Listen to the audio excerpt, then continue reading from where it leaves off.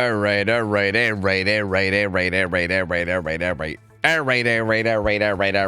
do some motherfucking scrims, man. How you guys doing? Hello, welcome. Hello, good morning. Happy, well, I guess it's not morning for anyone other than me probably, but good evening slash middle of the night for you guys. Let's hang out. Let's play some motherfucking games, man. 66, thanks for 21 months. Welcome back. Appreciate it, gamer. Thank you, buddy. Appreciate it, dude. Oh, yeah. Cole's going to be joining me as a co-caster, by the way. Let me just kind of get everything booted up and started. Dude, my chat is doing that thing where, like, everyone's name, it's not doing, like, the readable names, and I got to keep refreshing it until it works. Give me readable names, damn it. Is it working now? I think it is. Oh, it is. Fuck yeah. Thank you. Fucking Christ. Okay, anyway. Hi. How you guys doing? Welcome.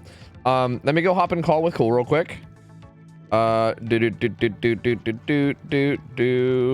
I was gonna throw your name in the title, but I wasn't sure if it was actually, I wasn't sure if the underscore was there or not. But glad to know that I'm not crazy. Okay, good, perfect. Perfect. No, I can see you now, Mock. Fuck you. No, actually don't even try. All right, I'm gonna hop on call with Cole. Just hop in whenever you're ready, man. And we can do it. Yo, what up? Hello, how's it going? good morning for you, I guess. Yeah, exactly. Pretty much, yeah. Here, let me give you a stream. Let me know if the quality becomes like really dog shit at any point. Just let me know. For some reason, like, for some reason when I stream games, I sometimes have to like turn down the quality if I have it like really high. Like right now, it's in like 1080p, 60 FPS. Sometimes it like doesn't let me, and sometimes that's gotta turn down the quality. So like, let me know if it's bad, and I'll change it. Oh no, it's fine. All right, sick. Well, hey, welcome. Hi. Let me take a look at the schedule. I'm not even 100% sure myself what the schedule looks like today, so let me just go take a look real quick. Oh, dude, there's a plague in every set. This is made for you, dude. This was literally made for you. Holy shit. And actually, 3 out of 4 are guaranteed, too. The only one that's not guaranteed is the very, very final game potential tiebreaker. Wow, that's... I see why you wanted to cast it. I think I understand now. It all makes sense. I saw all the homies playing tonight, and it wasn't until after that I saw we actually had plague sets. I looked at the sets only like early this afternoon. Dude, it kind of came out so perfectly. That's kind of hilarious. We have Overcome versus Effigy to start, Spirit, Plague, and then Artist tiebreaker. And then we have Empathy versus Calculated Miracle. Calculated Miracle is like a newer team. I think I saw Sin is on that team. Sin that used to be from Absolute Chaos. So I think that might be like a semi-reform, but I don't even know if any of the other members are the same. That might be a full new team, to be honest with you. So that's gonna be an interesting matchup because we don't really know what to expect out of that team. And they have Plague, Dredge, Freddy. Actually, Freddy tiebreaker, which is wild. It'd be really interesting to see that, especially with our new rules if we actually get there. And then DC on First Down versus Waifus with the Plague, Spirit, Artist, and then Primordial versus Faders with Slinger, Spirit, Plague. That should be a very interesting matchup. Faders have looked really, really strong, and I don't know, that one seems like it's gonna be close. So yeah, this should be interesting. And now everyone's giving me shit for pronouncing your name. Cole, right? Cole. I don't care how you say it. Okay, yeah, see? Cool. It's really cool. All right, I think these gamers might be waiting on me to invite because I'm an idiot and I was looking at the schedule. Give me a second. Cricket? Yes. Gamer? Yes. All right, so his first matchup is Spirit, and I believe Spirit would probably be on Wrecker's Yard. I'm kind of just taking what Dino said, and I'm just going to roll with it, where like whatever map sounds correct is probably the one that's being played. So I'm going to assume Wrecker's Yard. And yeah, with our new rule sets and stuff, like, what do you think about this? Because I'm pretty sure Spirit is still in the rule set where we... I'm pretty sure that we have her in the rule set where we still allow Deli and everything, right? I'm pretty sure we like allowed all that for all the S tiers, including Spirit, which was kind of like... That was an interesting decision that we were like making because like I wasn't sure, because I do feel like Spirit seems a little less powerful than like Nurse and Blight, right? So I was like a little on the fence about actually like going forward with that. But I mean, she is still strong. She is still able to snowball really really quickly, and I still think you can like put out pretty good results whether all things considered. But like, what do you think about this in terms of the balancing and everything? Like, how are you feeling about how this game's gonna go? The balance looked pretty standard to me. The only things that really jumped out were, I think, Champion of Light being allowed against S tiers, and then Agi being banned on... So Agi's banned for S tiers specifically. I think it's sometimes allowed for Spirit. I still think this should be like a 4K, or if you're getting outs, it's not that many stages. Spirit's a killer where you don't see it nearly as much as you do Nurse and Blight, and I wonder if to some extent that makes it a little bit survivors have a harder time playing against it because they don't get as much practice on it, and you're also never going to see Spirit ones. People are getting Nurse ones, they're getting Blight ones, but Spirit's weird in that regard. True, that's a good point. It feels like the only Spirit practice you get is from actually just doing Spirit scrims, which is like, yeah, also doesn't really seem super popular either. Yeah, that's a very good point.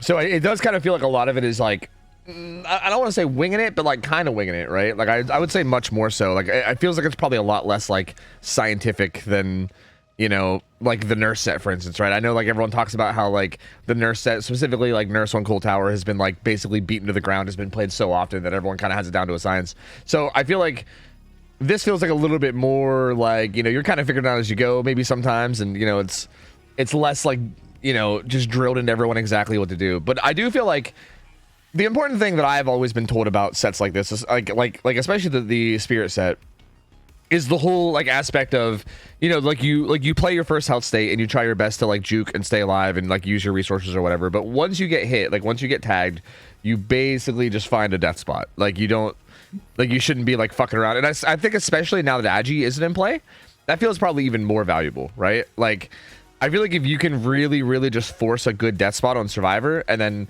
kind of force her to hook you in a spot that isn't very valuable, that feels like that might just be enough. Like I think if you could just do that consistently and then have like decent macro behind it, that just kind of feels like possibly GG right there, right? Like I think you could probably put her in a hard position with just that alone. Yeah, if you force her to use her power to hit you for the first health state, and you have your exhaustion up, there's basically no way that you can't get to a good death spot because of all the distance that you get before her power's back up. But you can kind of get almost baited into thinking like, oh well, I can outplay her power again. I just have to win a mind game, and then die in a worse spot than you'd want to. But you can basically just play in a very safe way on Wreckers, die in a deep pocket, and yeah, like there's no reason you shouldn't be able to get a good death spot, if you once your exhaustion's up. Yeah.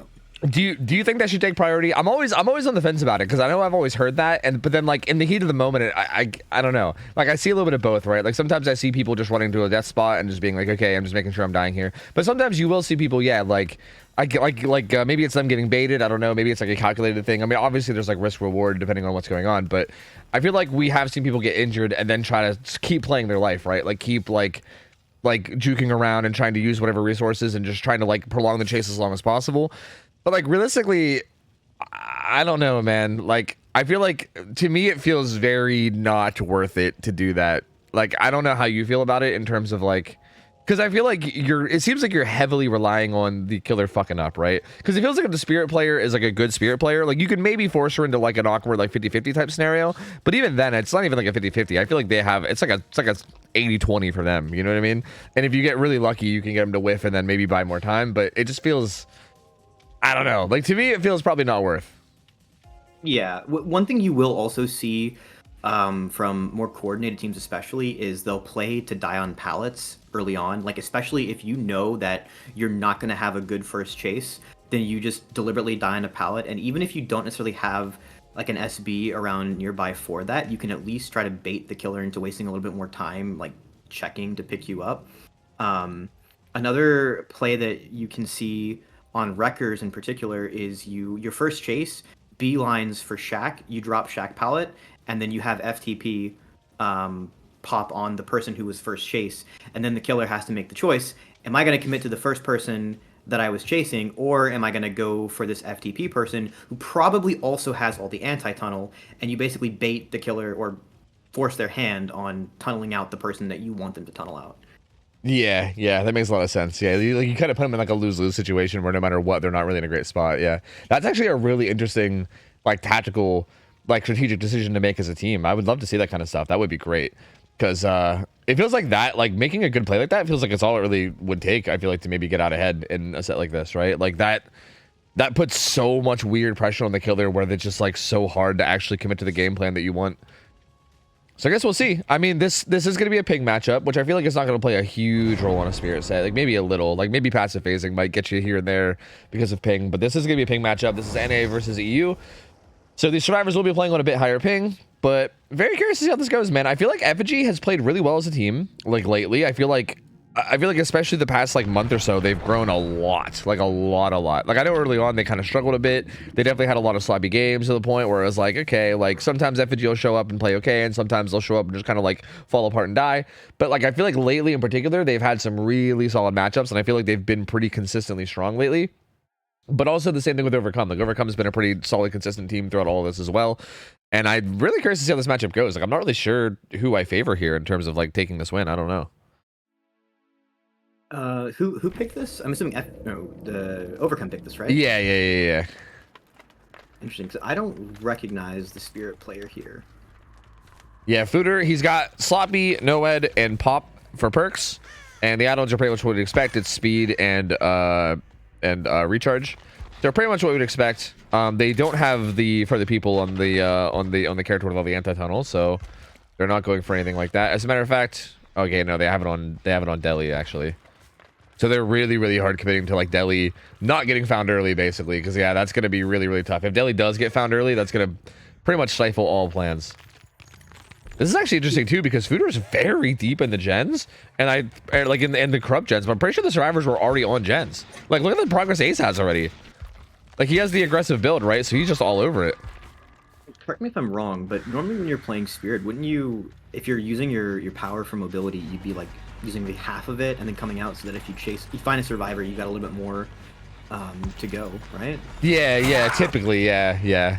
That feels like it makes, because yeah, if you use all of it, then you're like out of commission for so long, you know? But here he does find a hit on a critical, and critical runs deep into the corrupted gens. Critical did have the aggressive build, right? He had a very aggressive build with like Champion of Light and DS and Dead Hard and everything. Fixating on top of that. So you get so much distance while you're blending the killer with Champion of Light. Yeah, so nuts, man. So nuts. And he's going to get value out of that here. That slowdown from Champion of Light is brutal. Look at how slow the killer's going. Trying to walk. Oh, God, it's brutal. Yeah, I've actually been curious how, like, Champion of Light... Ooh, little greedy there. Yeah, see, like, this was an interesting choice, because I feel like Critical could have ran to the outer, like, pocket where all the corrupted gens were, but he kind of ran back into the map, and this is kind of the greed we were talking about. Because now he's gonna get a hook right on top of this gen that was being worked. And he's gonna get a Apocalypse Weasel down on it. And this is like a pretty good hook position, right? Like all this is all the progress that this Ace just got, right? Like he just got all this progress on this gen, and now it's basically just going bye-bye because he got hooked right beside it. So like had he just ran edge map and died like deep in that pocket, especially with Agi not being in play, that gen pops easily, and then we're down to 3 gens like basically right now. Ooh, they are in position for this though. Deli coming in for the pretty fast unhook. Yeah, alternatively you can try to play the 3 tile there, I think, but the Spirit is going to try and tunnel crit here, and I would have been really interested to see honestly a smash hit on the DS player.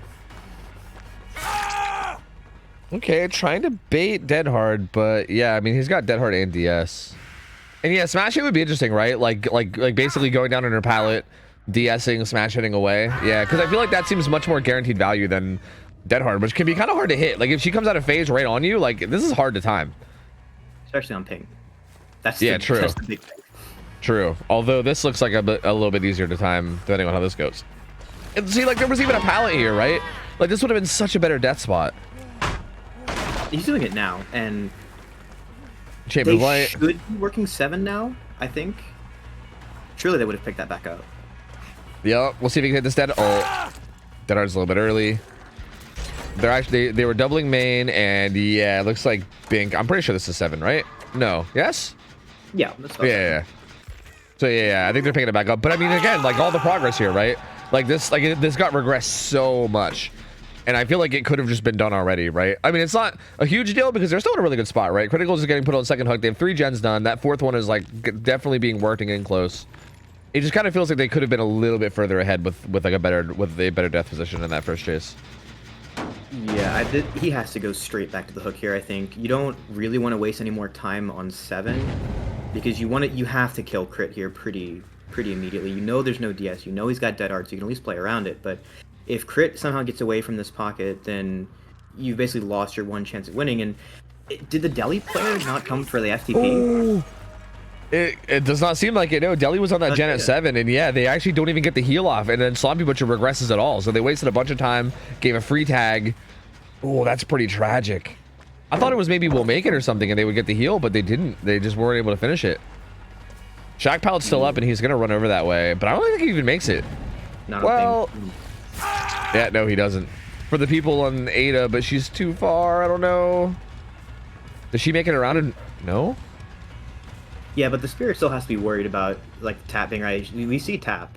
Like the Spirit can try and bait this for a hit, but I guess there's no one there. Yeah, he's gonna go and get the kill, and there is still kind of that 3-gen on the side where the corrupt was, like over on the right, but yeah, that's 7-gen. 7-gen's gonna pop. But yeah, there's still kind of this 3-gen off to the right. So now there's one dead. There's like a pretty like, it's not a great 3-gen, but it's a kind of loose 3-gen over here. At least is a gen setup, right? Like it's something to work with. So this feels like maybe not terrible for Fooder. Like it's not the best, right? I mean, I don't like the survivors can still definitely get out here, but I feel like you can definitely make something happen here, especially depending on how the survivors play. Like if they slip up a little. A lot of the pallets have been used, but the real problem is for the Spirit. If you're using your power at all for mobility, you're not going to have it in time to chase them when you get to the gen. And if the survivors are just playing as scared as possible and pre-leaving, now this is really unfortunate for Mitch because he just has nothing over here to work with, but he's at least getting as far away as he can, and I don't think Fooder's going to be able to really drag him anywhere to guard this. And they're doubling, which I don't agree with that choice. I feel like you're better off splitting. Or just ignoring the deep 3-gen and splitting. Yeah, I agree. I feel like I feel like this could have been much better if they had someone on this hill gen, maybe have them like pre-stealth right now and then force the killer into a rough spot where they like have to decide where they want to look for the stealthy survivor or like venture off and check on the other gens. But yeah, now he knows where they both are, right? Like can kick this gen with pop. I'm pretty sure saw them both here. So this is a ton of info. And the pop value scaling with the gen progress means that it's even better because of the fact they doubled it. If something's attacked, it's going to be a real problem. Yeah, like that gen... Sorry, I was going to say that gen at the hill at like 2 or whatever you would call that has probably regressed like a lot now, right? Like that gen is going to be losing so much of its progress. And I feel like you could have had this like split pressure between 2 different gens that kind of splits the killer up. It makes it hard for them to decide like what they want to pressure and what they want to defend. But yeah, now it's like they put all the pressure into that one gen, it got hit by pop, and now the killer just kind of knows, you know, like go back, get this hook, go right back to that gen because he knows they're probably pressuring it. And yeah, I mean, it's not a bad spot at all for the Spirit right now. Hot take, I feel like Mitch should have just ran deeper into 9 and just accepted death there. But because now he's going to get carried a little bit closer to this gen spread. This is a lot of a worse hook for him. And they're not going to have enough progress on this gen they were doubling before. The real risk now is if the Adam dies before the gen pops, which is likely at this rate, I think they should have left him on hook for longer. Now Noed is a very real problem. Yeah, that's definitely a little rough. I do feel like the option is either unhook them when they did or leave them on hook for longer. Yeah, like one or the other. And I do feel like if they were going to unhook them, I think their timing was okay because it was like right as the killer was getting to the gen with pops, that gives them some time to get away. I would have maybe preferred to see the survivor with Will Make It get the unhook though, so that way they can get them they can get them healed up, or even like for the people with Ada. Like I think either way, actually, I think they had 2 different options. I don't know who got the unhook, but I feel like either way they probably should have done something there. But yeah, now it's just I think they might actually get this. Oh, they're gonna, but Noed's gonna kick in. They might die to Noed after this. Yeah, I mean, it's kind of strange to like you have Deliverance, and then normally you want that survivor to be super aggressive, and they never did. It feels like after they got Deliverance up, they never had that player going for unhooks. So like they could have like if they had FTP'd crit after his second hook, I feel like the Spirit just loses right there. Yeah. Or even like, I would even argue like if they even just for the people Mitch rate, like just now, I feel like the Spirit doesn't like just flat out lose or anything, but you're in a much better spot, right? Like you don't have to really rush this gen and die to Noed the way you did. Like you can kind of take your time more. Like the Spirit can't really commit to that chase without losing the gen 100%. But if the killer downs Deli, they probably lose the gens anyway. Like it feels like no matter what, you lose the gens there with 3 people alive, right? Like basically no matter what. and you're either in a position where like the 2 fresh hooks can get out, or they go after Deli, and then I don't know, like it feels like for the people wasn't really like you like I feel like for the people and Deli, like that really powerful build that we saw on Ada here just wasn't really utilized like at all, to be honest. They're really unlucky. The question now is going to be, can the Spirit see that deep gate from on top of that hill? Yeah, I'm not sure. They seem to be kind of worried about the unhook too, but oh, I think so. It's like a little bit foggy, but I think so. Oh, I think she took it just before the light. Ada might be able to get out here. This gate is really far. Oh, never mind. She's heading down. Uh-oh. Well, but I don't think she knows. Yeah, true. There's no red light. Yeah, there's no red light. She's gonna commit to it now. This actually feels really good. I think that might be a good commitment. She's out. Yeah, she's out for sure. Honestly, not bad there though. I mean, like I think getting that fresh hook survivor out is definitely huge. Like that's pretty massive. Because I think this could have easily been 4K1, and I think even after they like commit to that gen, I think I feel like it almost should be a 4K0 at that point, right? So yeah, the fact that they at least got those three hook stages out is honestly not terrible. I mean, 9 stages, 3 fresh, not the worst. Really, not the worst. Yeah, it'll be interesting now to see for Effigy. I'm assuming it's Cricket playing Spirit. It'll be interesting to see if she stays with the Noed, or if she wants to slot in something like Ruin to just try and end the game before you get to end game. Yeah, it is interesting. Like in terms of like choices for perks though, like I guess it might come from that too, where like what do you run, right? Like for instance, if you're gonna take off Noed here, like do you run what, Spies maybe? Like Spies unironically could be very valuable in a map like this. Like I feel like that could be a decent option, but I guess it's just like with the new restrictions, I feel like it might be hard to even find a perk to run in replacement of that, right? Noed, like, and like I think Noed and having that like to fall back on might even just be one of the more powerful things that you have as an option, you know? Rancor. True. Oh, that's true. Rancor. That's a very good point. Yeah, Rancor is actually pretty nuts. That's a very good point. I don't know if it would be best in slot here, but it would it's definitely a fun full sended option. Yeah, no, I mean I agree. It's definitely a very, very interesting option for sure. I really do feel like Spies is an okay option too. Like I don't think that's terrible at all. I mean, you obviously could go with like the old Dying Light and everything too, which I feel like is also surprisingly not terrible, but that one's also one of those like more situational perks, but like I don't know, I do feel like there's some options. It just does feel like Noed, like you can kind of find yourself in a situation where you're like for instance, like I think that game, had that killer not had Noed, survivors get like, well, they actually maybe get a very similar result, but I feel like that opened that up to possibly be a 4K0, whereas I feel like without Noed, there's like basically no chance of that being a 4K0, you know? It's almost always going to be like one getting out. I've never seen Spies on Spirit before. Do you actually see the notifications when you're in phase? You should, because I think it's like an explosion notification. It's not like it's auras. I'm pretty sure the only thing you don't see is auras, so I think you would, yeah.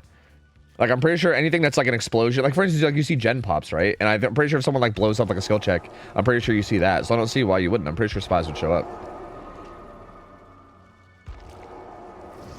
Also, yeah, Dino, I saw what you said. Yeah. Sorry, I had a pretty busy last couple days, but yeah, let me go take a look at it.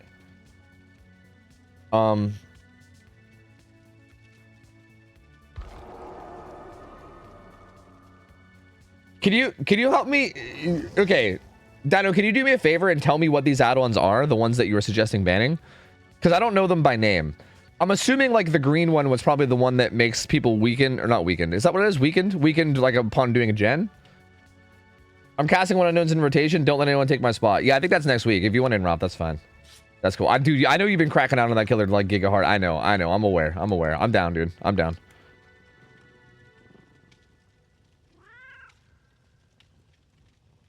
Yeah, so you have both ultra rares, a purple and a green in here. I just don't know what they are exactly, but I'll just say this much. I'll just say that I trust your judgment. So I'll go ahead and like let you have it if you want. Like I'm down. I think I just trust your judgment. I'm not gonna argue it. I'm not sure what exactly those add-ons do, but I think if you feel like they need to be banned, then I'm down to do it, and we can always like reassess later if we need to. I think that's totally fine by me. That is totally fine by me. Search everybody weakened, makes teleport combat cooldown faster, plus makes a decoy of Terius, gives 30% buffs to almost every stat. Oh yeah, after teleporting, then weakens survivors who finishes gens. Yeah. Those are all like kind of ridiculously strong. Yeah, you're not wrong. Okay, yeah, I think that seems fine.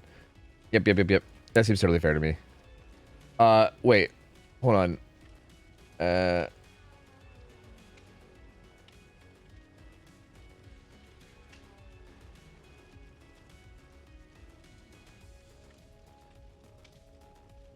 Yeah, I mean the whole lineup for killers I like. I see what you're doing with that lineup. I understand there's multiple killers that like got changes from the patch in there, so like yeah, I kind of like the lineup. I think it's really sick. I think the important ones especially. Yeah, I think for map for unknown too, I think I'm fine with like Cool Tower. That seems fine with me. Like why not? I mean, I think either Cool Tower or like Wreckers maybe, but I don't really see a reason to even go Wreckers. I think Cool Tower is fine. Like he's not really, well, I guess he's kind of a killer where you're gonna like tie tiles into each other, but I don't know if we want to give the survivors too much strength in that regard because I don't really know how strong he is. Like I'm not super confident that he's gonna be extremely strong. So yeah, I don't know. I think Cool Tower's fine. I think that should be okay. I'm cool with that. Yeah. You want the full chaos option for the unknown? Yeah. What, do you know what? Are you suggesting something like something else? Larry's. Well, that's actually something he suggested too. He said Larry's creates a pretty fun dynamic. So he basically said Cool Tower would be the most typical and fair one, but he said Larry's would also be an interesting one too. That's what Dino basically said in the channel. Sorry, I'm leaking our private balance discussion channel, but yeah, Larry's is an interesting option for sure. Because yeah, I do feel like that creates a lot of interesting situations. I think indoor maps in general are pretty interesting with him, right? Because I feel like it's a lot harder to like avoid the power with indoor with indoor maps. You're stuck in like tight corridors a lot more, and also I feel like it just gives him a lot of power in like a lot of different ways. So I don't know. I feel like maybe we can see him on Cool Tower first, and like kind of see how he plays, and then maybe experiment with him on different maps later after the fact, right? I don't know. I think Cool Tower first is smart. I agree with that too. Yeah, I think that's a good like let's set the bar and see how it goes, and then dude, what is happening to Milton? Yeah, I think that's a good way to like set the bar. Is there any other map that you can think of, Cole, that would maybe be good for unknown? Like I'm not really. We did a showcase for the killer on release day for DBD League with Night Owls and Synapse, and we tried it on Coal Tower, Wreckers, Larry's, DDS, and then the new map. And then I can tell you that Wreckers was a little bit of a harder map for the killer than CT was. Yeah. The killer was kind of playing like artist basically, where if you have loops you can chain, the power is not as scary. Exactly, So that's what I was CT is thinking. A little bit better in that regard. I don't remember how the DDS ones went, but Larry's was just really funny because I think one of the killers went like Trail of Torment Dragon's Grip and then tried the thing where you stand still and pretend to be one of your illusions. No, they didn't. Did it work? Almost. That's amazing. Holy shit. But That's actually fucking amazing. The big thing was like when you play Larry's, you're used to playing it like Ghostface, where you're trying to keep tabs on the killer at all times, but it's basically impossible to accurately do that if he's teleporting around. Yeah, because you hear the teleport sound, but you have no idea where he actually went, right? And especially because there's no vision. Yeah, like there's no like clear open lanes of vision for you to just look around. Yeah, that's really interesting, honestly. It feels like but I don't think I actually like that though. Like that, like to me, that doesn't actually feel like it's skillful in that regard. Then it kind of just feels like there's a lot of luck involved because you're like the killer's able to just teleport around, and then at any point the survivors are just like, I don't know where the fuck he is. Like I feel like it's harder to like. It feels like harder on the survivors in almost like an unreasonable way to me. I think, you know, like don't get me wrong, from like a chaos point of view, sure, but I don't know, from like an actual competitive point of view, I don't know if I like that.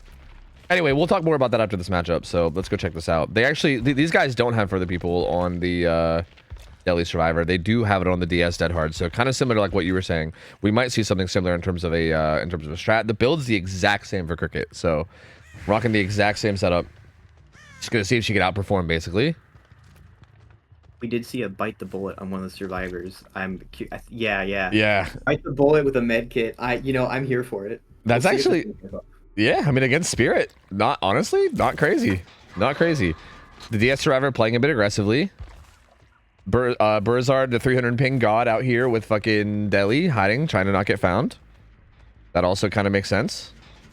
And looks like Yeah. This is dead hard DH FTP gamer. The corrupt is a bit odd. Like there's one gen blocked over here and then 2 on the other side. So bit of a weird split in that regard. There's like 1 left and 2 right. It's the double Vigos moment. I think Cricket spawned in the middle of the map and then you had people split. It's really kind of unfortunate for her. Blind coming through. Not Champion of Light though.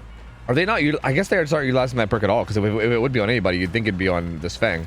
That's kind of interesting to see it not being utilized. Grass moving. Oh, that was good pathing from Proxer.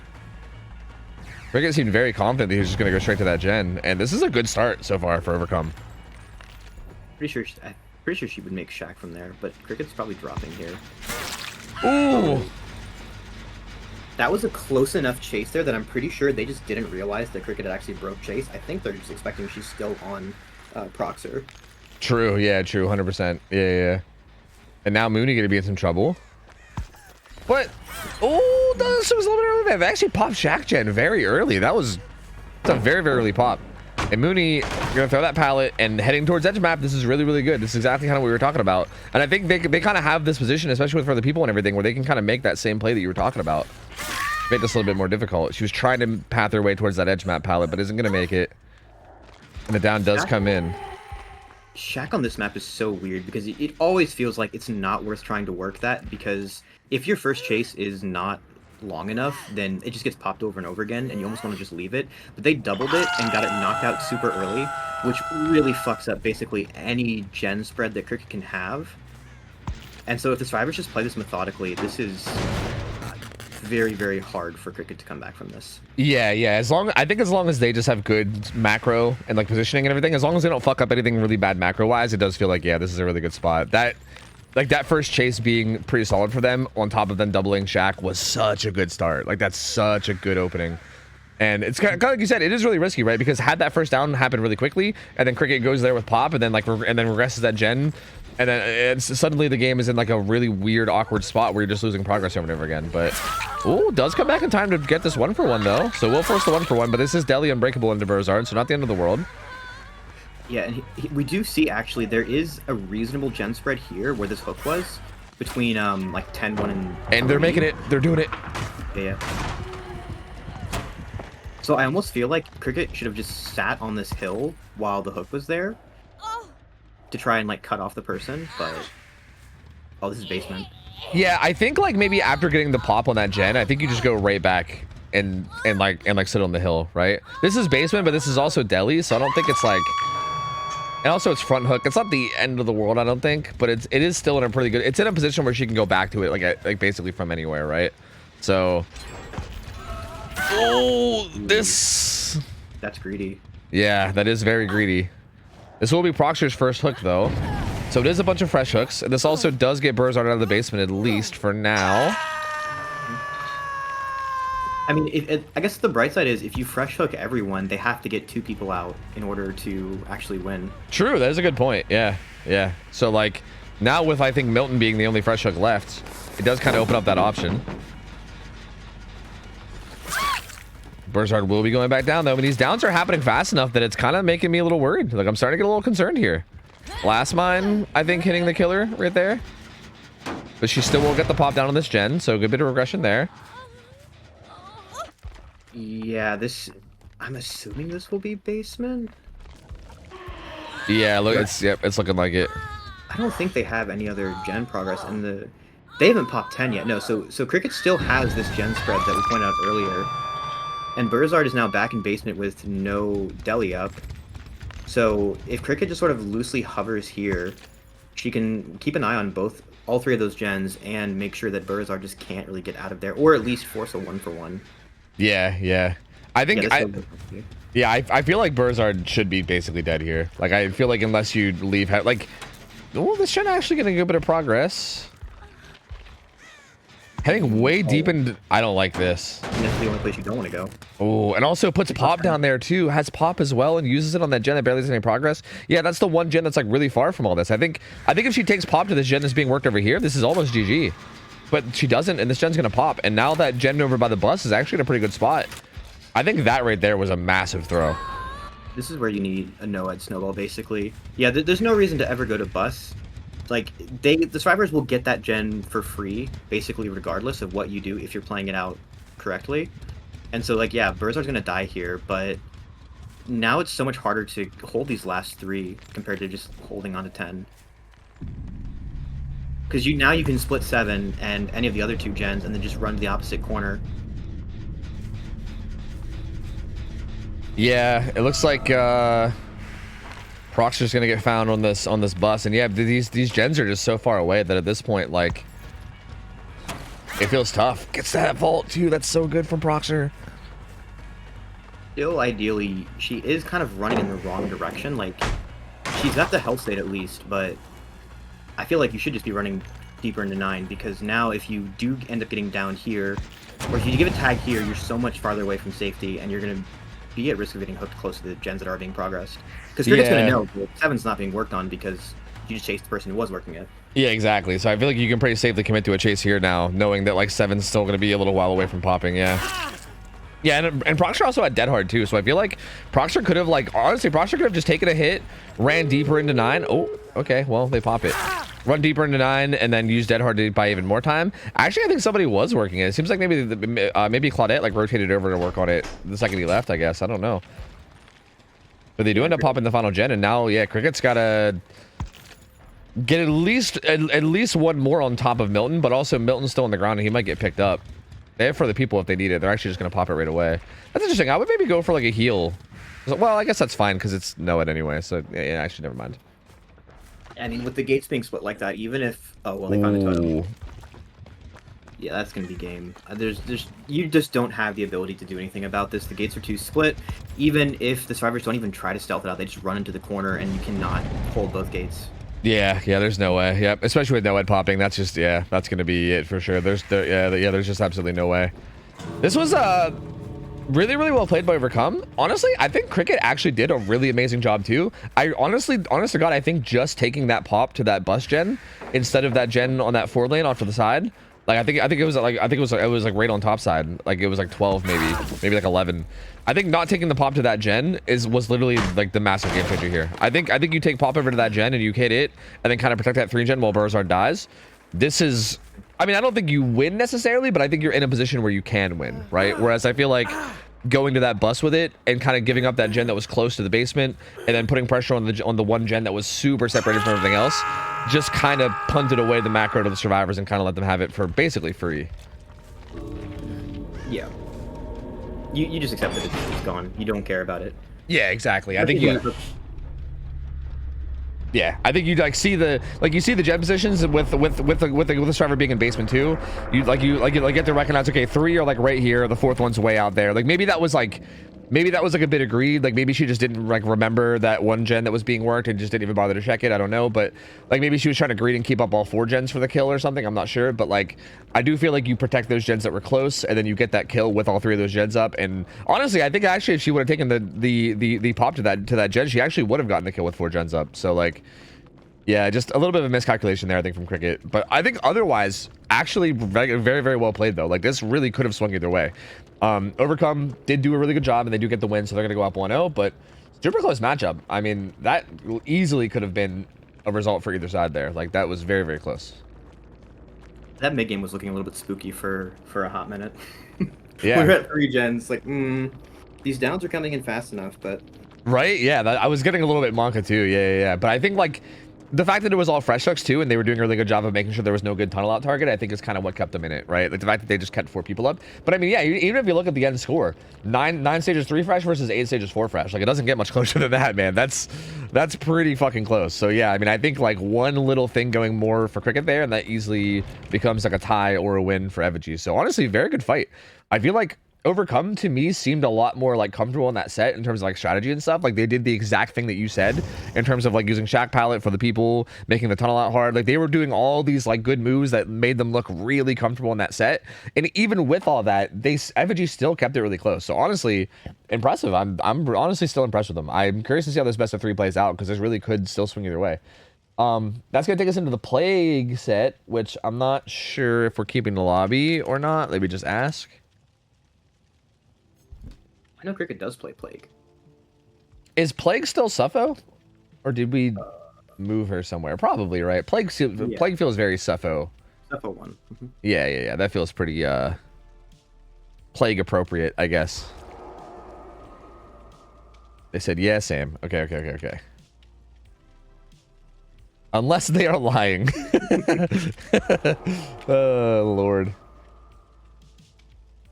All right, let me change it up. Plague, I believe, is in our tier 2 balancing, if I had to guess. Okay, yeah. That's going to prevent certain things like decisive strike and stuff from being in play for the survivors, as well as some reset perks, but it doesn't really matter too much against Plague anyway.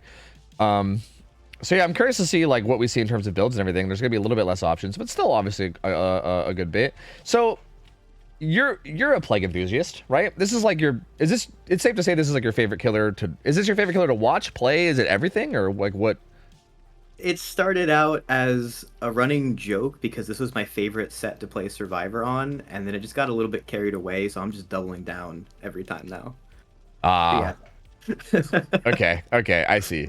Okay, but do you actually like it a lot? Like, is it like how much truth is there to it? I really like playing this set on the Survivor side, because it's a macro set where it's a little bit more. Like, I know some people don't like it as much because of the RNG that you can get on the maps that she's played on, but from the player perspective, I feel like it's not as punishing if like. So like if you're playing an indoor set, a Dredge or Ghostface set, and there's even one person on the Survivor team who doesn't know the set very well, or they don't have good comms, it's very easy for that to just snowball out of control and be frustrating. Plague is a lot easier to manage if at least one person in the call knows what they're doing, because it's just more standard map, you know? Yeah, that definitely makes sense. It feels like it does feel like just a very heavy like macro communication type matchup for sure, like much more than anything else. Obviously like there's always micro aspects in play in every situation that matter, but like yeah, it feels like it's very, very heavily macro, which I find to be really interesting. Thank you, Dino, for correcting me, by the way. Yeah, DS is allowed. I'm a dumbass. It's tier 3 where it's not allowed. Tier 2 it is allowed. So this is like the final tier where we do allow DS to be ran.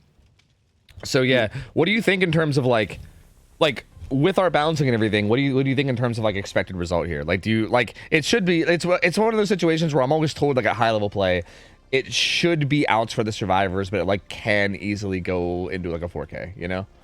It should be outs, but it very often isn't. Yeah, that's interesting. That's very, very interesting.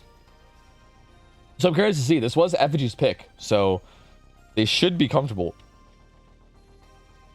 Oh, yeah. Also, yeah, that's true. Yeah. I did read about that, Dino. Yeah, apparently there is...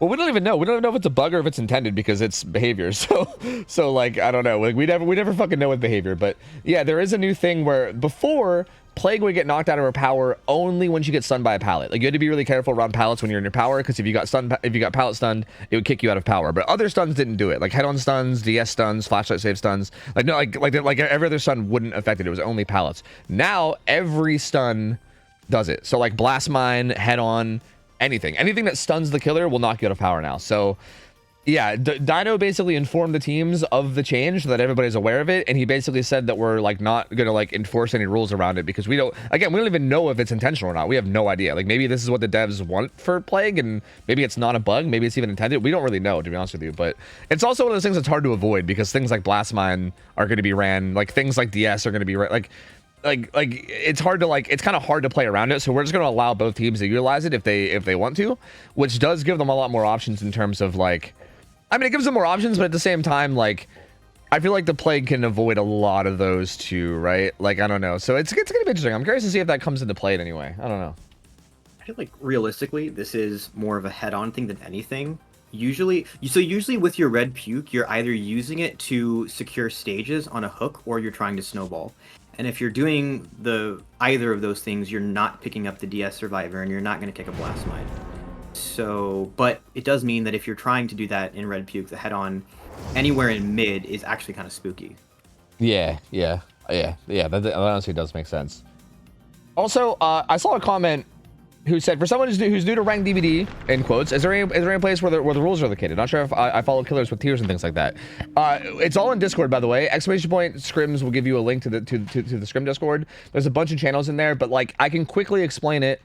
I'm gonna try to quickly explain it in the way that like Laser explained it to me a long time ago. Laser is like the head rule guy for like the biggest DVD league right now, and I had a conversation with him where he basically explained that like rules for comp, generally speaking, are made in a way where like we balance things depending on how strong the killer is, right? And like their strengths and weaknesses. We balance them by putting them on certain maps and like allowing and disallowing certain perks on both sides. And we basically are trying to create an environment where there is the most amount of agency on both sides, which basically just means that like the gameplay and decisions that you make in game matter the most, right? Like if we allowed a lot of like really strong overpowered things, then like that would make it so that like there's a lot less like important decision making that actually determines skill, and it's a lot more just like who can execute with said overpowered thing better than the other person, right? Like we want to create as much decision making and agency and like, you know, basically just like skill expression as possible, and that's basically what the rules are about.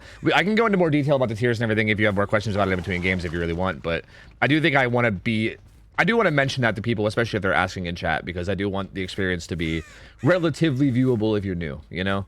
So sorry for interrupting, Cole. I know it's a long rant, but I just want to, that's something I kind of want to focus on if I can. The other thing I'd add to that is because both teams are playing both sides of this, whenever people talk about like, oh, is a 4K a win, is a 3K a win, in this context, just doing better than the other team is a win. So it's fine if the balancing for something means that you're expecting a 4K. Yeah. That's exactly true. Like I feel like if the killer's like expected to 4K, that's still fine, because like if one team can manage to get some outs, that's huge. And also like the killer can also like 4K2 instead of 4K1, right? Like generally speaking, it feels like the balancing is usually set up in a way where the killer has the tools that they need to succeed. But the survivors also have a pretty good chance too, right? Like it's meant to usually be like that. Obviously for some killers it's harder than others, like Blight and stuff that are just that are incredibly powerful. But even with Blight, I mean, it still is set up in the way where the survivors do have realistically the best chance possible at making something happen. So yeah, it is interesting. And I feel like if the rules are set up in a way where like the killer, these guys are waiting out Corrupt, by the way. I feel like they haven't seen Cricket. Like she peeped in her gens, went to hold the choke, and she hasn't actually gone to bottom side yet. So they're not in a pressure, and I don't know if they've noticed what the gen split is. They really have like a 3-1-3, which is ideal for them. Yeah, this is actually a pretty good gen setup. And now Corrupt's gone, and Cricket does have to venture into this bottom side now. And it's going to go puke on these gens. Is rocking the add-ons that we'd expect with Apple and Devotee's Amulet. So 20 seconds extra in Corrupt Puke as well as extra Fountain. How do you feel about the build? I mean, I think it's good. Like Agi double regression seems fine to me. Yeah, I think that fourth slot where Agi is can be any number of things. You can go Bam here if you want. You can go... I really don't like Eruption. People will still go it. If you're really concerned, you can go like No Way Out. You could go Barbecue, but you normally wouldn't. Well, it's normally just not allowed. And I don't know if Plague's a killer that can make that good use of it. Exactly, like... Yeah, that's a pretty good point, yeah. They got working with forever. I actually like that adaptation. Yeah, that's an interesting perk to see, honestly. Procs are gonna get found early. Is gonna... Ooh, was that... Yeah, 99 SP. Yeah, 99 sprint burst. We'll make it to this pallet as well. We'll throw that too. I'm a little surprised to see some of these pallets get used. Like, I feel like you could have just vaulted the long wall of that jungle gym and then taken your injury and then use the pallet afterwards if you need to. Because I feel like you're still healthy, right? And like you're gonna get injured eventually. So that was two really strong pallets being used. I think I just have 1v1 brain right now. I don't know, but like use the pallet gym and the jungle gym whenever they were already sick and were gonna get injured anyway, right? So like, I don't know. I feel like they could have maybe greeted some windows and maybe like use those pallets like when the injury was much closer. But I get that might just be 1v1 brain. That might just be 1v1 brain kicking in. I don't know. They're still doing really good. I mean, they have a gen on bottom side about to pop. 2 gens on bottom side about to pop. Also, Cricket basically got the worst possible map RNG because she also has split gates. There's one top, one bottom. Oh, that's rough, dude. That is rough. With the 3-1-3 split on gens, 2 gens pop bottom, so now it's going to be all about these top side gens. Like, these gens up here on top side are going to be the most important thing of all. Wait. So the injured survivor is running deeper into top? I mean, Ellen's got main, but if there's no SB, this could be bad news bears pretty quickly. Yeah, no SB. And this pallet was used. She should make this window, I believe. Oh, there's another window too. Oh my god, this setup. This Cepho pit setup though. Oh, tried to head on Sun, but was late. Yeah, I was just gone for the body block at that point. Yeah, that was interesting. Cause also with Agi, this you can take this pretty deep down into the top side. Like you can make up onto that hill. Yeah, that's on. It's a good play if you're not on ping, but well, now they know there's Agi for sure. Yeah, 100%. See, this is where I don't know if Spectator lets, so we can see Cricket's power. If Cricket takes the Corrupt Purge over here and just sits in top mid basically and holds the choke, she can at least force second here. But she might actually get down to Ada. Oh, this is actually really good. She keeps catching everyone and catching Milton in rotation here. That was pretty sloppy from Overcome to have him running up there. I don't think they were communicating properly where the killer was going in terms of vision and everything. And that's very sloppy. You can't do that unless Ada is like running by log pile. Yeah, I really want Cricket to grab one of these corrupt pools, man. There's one right there. There's one literally right there. Just go grab it real quick. I mean, to be fair to her, you can't go up this hill. Like, it would have to be Claudette. But if you're out in the open and Cricket doesn't miss any of her puke, true, you get back. Like, Claudette can't do this if Cricket doesn't fuck up. Oh. She actually went struggle. Ellen went struggle. This is now Claudette gets carried deeper into top. Yep, and they also have a survivor death hook now too. So Ripley's going to be really actually doesn't carry deeper. Maybe she didn't have any pain resses up there. I don't know, awesome. But just gonna rehook. I mean, that's not a bad hook position either, right? Like having it like top mid like that is really not horrible either. I feel like I would risk. Go ahead. I still would like to see corrupt puke here, especially now that everybody's injured and everything. I feel like you can just grab one of those and just hold mid map, and then they have very little they can do. This is an opening where you can even just start looking for them, because you know they're all going to be bottom side, but like the thing is, what are they going to do? Like, they've already done 2 gens bottom side. It's so time inefficient to just have everyone hovering there, especially if she doesn't even have the red puke. Like, you're just wasting time. Because now you spent all the time you spent bottom side doesn't matter, because she can do the same thing, and you were basically being held bottom by the threat of puke. Yeah. You sit here for second minimum. Yeah, I think you make sure second comes in, and I think then you can keep pressuring this gen at logs, which I think is exactly what Cricket's going to do. Cricket handling this really well from this stage, honestly, doing a really good job. And now he's going to pressure this Ada, and Ada is probably going to die here. I think even right there you could have. I think you charged that too late, but I think you should have easily died. She should still die. There's no pallet of this pallet gym. Also saw Adam too. Just gonna take the M1. Adam was running up towards the unhook, so probably gonna slug here. Oh, this is bad news bears. Oh, this is so bad, yeah. Oh, doesn't quite get anybody there. Just gets the read down onto Adam. Both these survivors are the fresh hooks. Slugging still. Yeah, I think you agreed. Oh, yeah. Bro, they might be just dead here. Ellen does have SB, but the question is, does she make anything? Yeah, this is where you pick. I think Cricket's making good choices here. Yeah. Cricket does seem to be making really good choices here. I like basically the way that she's handled the situation from here on. I think like again, I think a lot of this just boils down to that first down not going deep bottom. Like, I think if that first down just went really deep bottom instead of like looping around and trying to play those like double windows, if they would have just body blocked and they're taking some puke or whatever and made sure that first down came in like the whole way down by Shaq, we wouldn't even be in this position. Like, the survivors would be in such a powerful position, there'd be no chance. Ooh, baits that head on too. I gave it away. Yeah. Yep. Just here, I think. That's another pain res too. And this survivor's death hook. So like, this is just not even worth it at all. Like, why even bother with this? Because Mooney's just death hook now. So you just die. Like, you traded a life for someone that was still had a whole state worth of hooks left. Overcomes. Have the time. Overcomes just falling apart right now. Yeah, this is a little bit sloppy, and it's so hard for them to make a recovery here. I don't know if this is just unfamiliarity with the set, because it felt like they were playing a little bit scared once things started to fall apart. But yeah, now they're in a situation where they just were not able to pressure those gens.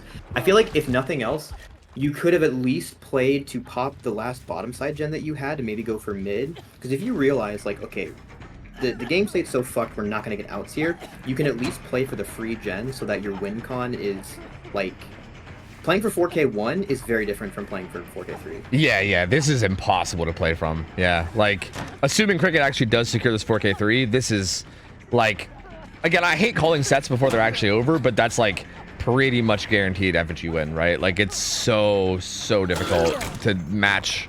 Like, even just matching it, right? Like, I mean, like, getting a 4K4 to win is, like, absurd. Even matching a 4K3 is absurd. Like, it's so difficult. Like, so yeah, I kind of agree with you. Like, I feel like, it kind of felt like everything just went wrong here for Overcome. Like, it felt like they were doing really good. Like, I feel like early game was actually very much in their favor. Like, the first, like, couple minutes of this match, like, with them winning out Corrupt, after Corrupt went away, they popped 2 gens bottom side, and then if Trevor got found top side and started running towards bottom side, and like, it felt like everything was going perfect for them, and it looked like they were in position to make this like this could have easily been like a 5-stage game for Cricket. Like, it could have been maybe even worse. Like, it was really strong positioning.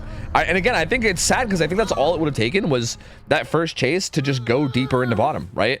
Instead of going for that like head-on setup or whatever, if they would have just body blocked, or even if the person didn't loop around and just kind of ran deeper past water tower and tried to make it as far bottom side as they could. I think that's all it would have taken for this to snowball into a really big result for survivors. But they kind of goofed up. They didn't, and then Cricket did such a good job. I mean, to her credit, like, she did such a good job of handling the situation, and like kind of taking their mistakes and punishing them. They also had a lot of positional mistakes around the unhook, where they kind of like somebody would get chased or run by the hill as somebody was rotating for the hook, and then she would just turn and, you know, puke on them. And like, there was a lot of positional errors on the survivors too, just after the fact as well. But it kind of felt like it all snowballed from that first death position. So interesting set. I don't know, very interesting matchup. You're something of a history buff, right? Yeah, a little bit. That choke point was basically no man's land because no one got past that alive. Yeah, actually though, like, unironically, they were trenched up. It was not happening, dude. Yeah, that was rough, dude. That was really rough. I think in that situation you can easily play for that last bottom side gen, and at some point you just accept that the person on the hill is going to die, and if you want to pressure a top side gen, you can. They could have pressured the one by the log pile. They could have pressured the one in the mid, and just as soon as you had a fresh hook on that hill, then you just let them die. Just decide who's the best person to die and try and get those gens out, because if Cricket just holds that, especially with the red puke up, you just can't. Yeah, 100%. Yeah, that's such a tough situation, but I do feel like it would have been super beneficial. I think, like you said, it would have been massively beneficial for them to maybe. Again, it's a hard thing to be able to do in the moment, especially because I feel like you never want to resign yourself to just like getting 4K, but at the same time, I do think it's an important thing to be able to recognize, because I think had they realized as bad of a spot they were in, and yeah, it's kind of like you said, if they would have like kind of just played for like the 4K1, that I think that would be reasonable, right? I think that would put them in a spot where they can reasonably try to tie that, or even maybe still win it. I mean, I don't think a 4K2 is completely unreasonable, right? Like, it's not common, but it's not totally out there. So like, I don't know. I feel like it would have put them in a much better position to make something happen here, whereas now I feel like it's looking a bit grim. A little bit grim. 4K2s, you can play for a tie at least. Which, especially since you've already, if Overcome's already won the first set, so a tie for them right now does not feel as bad as it would for Effigy here. Yeah, exactly. Because if you're going into the final set with like a win and a tie, that means you literally cannot lose at that point, right? You could only tie the overall sets. You can't actually lose at that point. So yeah, I mean, that would be a really great spot to be in, right? So yeah, I think even getting a tie there would be great. Again, now it's going to be very, very hard, like pretty much impossible. The survivors are gonna have to biff up extremely hard, especially considering they know the win con, right? Like I feel like especially knowing that all you need to do is finish 3 gens, like you don't have to really, like if they really don't care about getting people out here and they want to just play for the win con, they don't even have to like pressure both sides of the map. Like they can literally just pick whatever side has the worst, the like better or worse gen setup or whatever, and just do those gens, right? Like if there's a 4 gen top and then a 3 gen bottom, you just do the 3 gens bottom and then you win, right? Like there's no like need to even try to play the split map the way that you normally would to get the win con. So it's pretty brutal, man. Pretty tough spot. I feel like if you're Posture Killer here, like I don't even like, how do you handle this if you're Posture Killer? What do you do? Bam, double apple, full send it. Yeah, actually, I think that's really all you can do. Yeah. And then The only way you're gonna do anything here is if you just get red pube downs early on. You can't play the game out normally. yeah, that makes a lot of sense, honestly. Like hope to catch people off guard with like double apple. Maybe yeah, I don't know. Just try to get kills like ASAP, basically. Just try to get like multiple downs, maybe get some like slug pressure going. Hope that they biff up a little bit with like positioning. It feels like really the only thing that you could get going. Like I feel like if that doesn't happen, because I feel like you basically do have to all or nothing it, right? Like more than likely it's probably not going to happen that way, and then you're probably going to get like outed or whatever, and it's going to be like, man. But at the same time, I think you have to try, right? Like otherwise, what's the point? Yeah, I mean, even if you have the grossest topside 5 gen the world has ever seen, high conditions on the other side of the map. Yeah, exactly. So, yeah, I mean, it just doesn't, like, it feels like there's no good play. Yeah.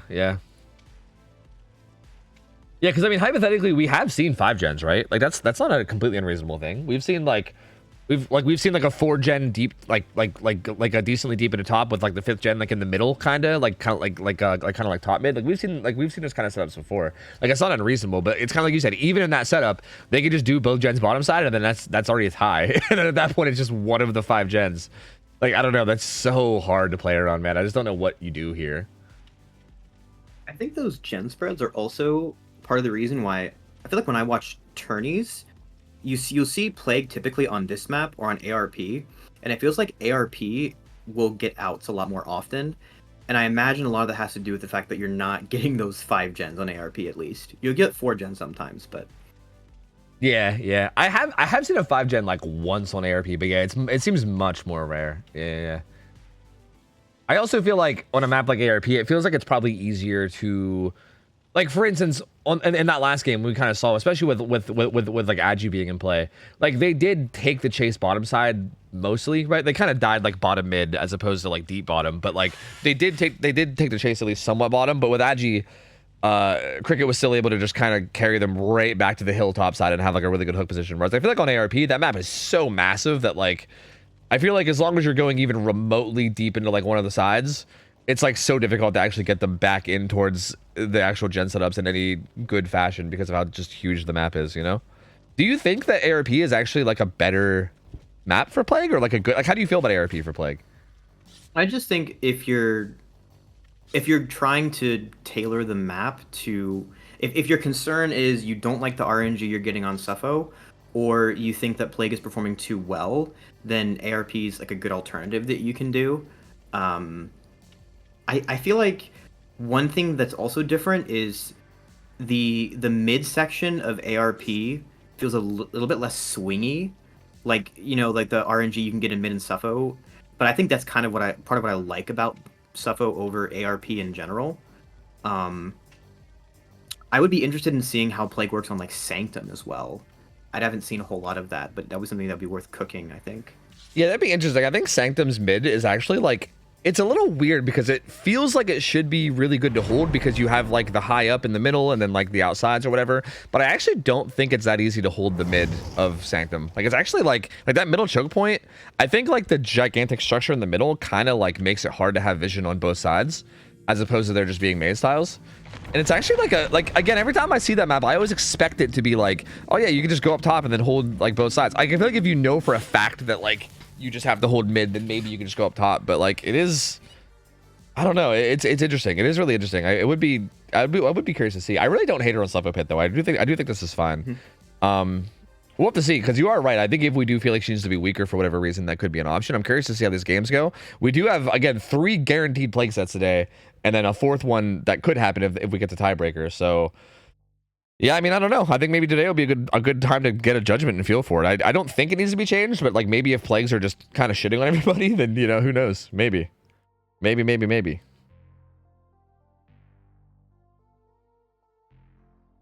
I think part of it might also just be I think the filler tiles on AutoHaven maps are maybe a little bit weaker against Plague. Like we're not seeing the urban evasion tech tonight so far, but Yeah, true.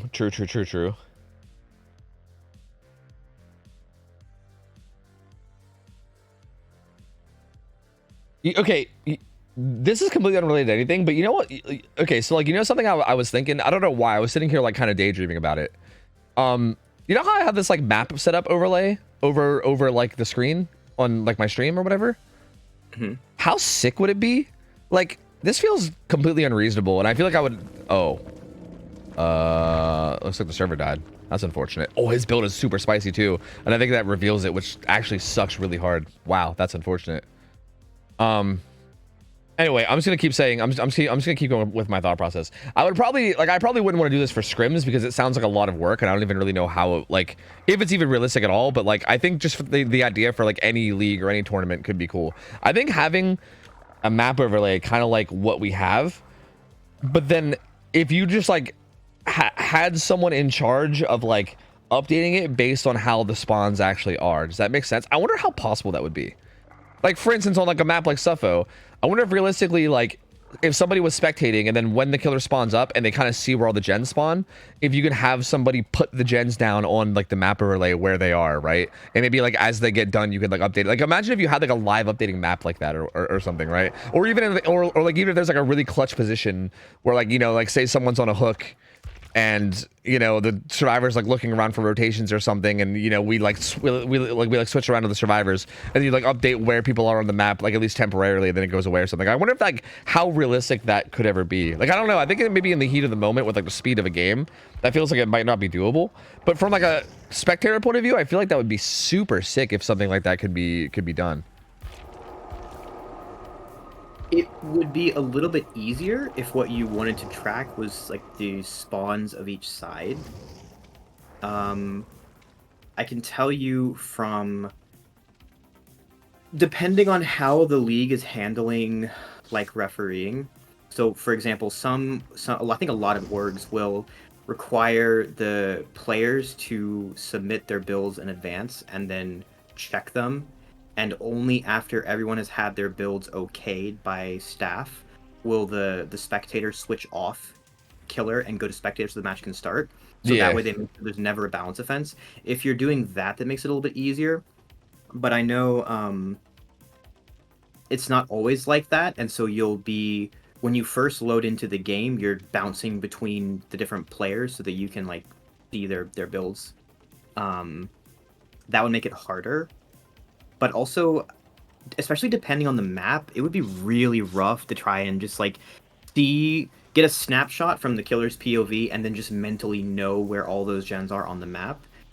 Dropping them on the overlay should be... Wait, actually, the maps that you're using, are they like... How are they being dropped on your OBS? Is it just like an image that's being uploaded over the... Yeah. It would have to be changed to like an actual overlay, like a stream elements overlay for this, hypothetically, right? Like if this, I mean, again, I'm not like actively planning on doing this. It's more of just like a brainstorming thought, right? But yeah, like right now, I'm just using like like I'm updating it just through like an image capture that I just like, and I just change it to like a different image when I go to a different map, basically, right? And that's it. And I also have it slightly transparent. But yeah, I think we would have to like, it would have to be like an entire stream elements overlay, kind of like the scoreboard. Right? Like for instance, like the actual scoreboard is like a like stream elements overlay that like pretty much every scrim mod has access to, so they can go in and like update it, and then it just like live updates without me having to do anything, right? Because they can basically go in and update it and then save it. And I think it would have to be something like that, where you have like this as like an overlay that they can like go in and like play with or whatever, right? And I feel like, for instance, if you did do that, right, they could even like hide the map until they have all the gens in the right positions, right? Until they're like confident in the gen positions, and then show it once they know all the gens are right or something, right? Like hypothetically, you want to do something like that. So I feel like there is like some options in terms of how you can handle it if you really wanted to. I don't know. It was just like an interesting idea that I thought about, because I feel like from a viewing point of view, like sometimes I'm like a little unsure if like things like, you know, the sides of the maps and the gens that people are doing and like how important it might be, you know, like maybe talking about like you know like these 3 gens are close top side and these guys are bottom side. And I think being able to show that with like an image on the screen of like really showing it in terms of like showing the gens being there and stuff, I think that could be really interesting. But yeah, that I don't know. I feel like it might also just be a little out there, so yeah, who knows? Maybe I'm just talking out of my ass. I don't know. If you wanted to do proof of concept, I think that would be easier to implement if you were doing it over the VOD. So like after you stream the game normally and problem team. That's a good start, all things considered. And it's basement. But yeah, I think I get what you're saying. Like I think if you wanted to like make like an upload like the highest quality possible, you could do something like that, just like with like editing. Yeah, I do agree with that. This is a really fast down though, and this build is interesting because he didn't rock double apple, but he does have apple amulet, and it's ruin undying spies. So very aggressive. Just like once info, and then once to put a bunch of pressure down and hope that ruin undying just keeps all the gens down. I would have maybe liked to see Ruin Undying Pain Res instead, because Pain Res is allowed here, right? So like I feel like that extra aggression might help a lot in terms of keeping the gens from popping. Like again, like the info from spies, like it's like I say that, but like maybe the info from spies might end up like being super clutch here and might end up like giving the win. But I feel like, to me, Pain Res feels like the option where you're just like guaranteed to get good value, you know what I mean? Yeah, I mean that was also just a really big throw from Nia. Like, okay, so you're holding the check spot there to see where the killer's approaching from, but if you know the killer is approaching at that point, you just assume that she has wall hacks and play for the window. Like you don't need to be that greedy. Essentially, the only way that the Plague is going to win this is if the survivors make a huge mistake. So you can just play the game normally and don't give her that opening. Yeah. Don't be greedy. True, 100%. Yeah, I do think that was a pretty big fuck up. Proxer actually just bloodlust in this pallet. Critical did buy a good bit of time though here. Like did force bloodlust 2 for that down, which is going to be a lot of gen progress. Actually, well, okay, actually maybe this is the idea behind Proxer Killer. Maybe he's just not planning on hooking. Maybe that's why there's no pain res. Maybe he's just literally going for a straight up 4-man slug and that's it. Yeah, very likely. Interesting. Because you also have a limited window of time where you can use your red puke, and you don't want to use any of it hooking. Yeah. So the spies might be trying to catch people like trying to stealth out your red puke more than the beginning of the game, because you don't really need the help holding choke. But once things get a little bit chaotic. Yeah, this is interesting, because I do think you're right. Like if spies were to pop off right now and get a bunch of like info, and if Proxer could just get a bunch of downs with it, that actually could work out.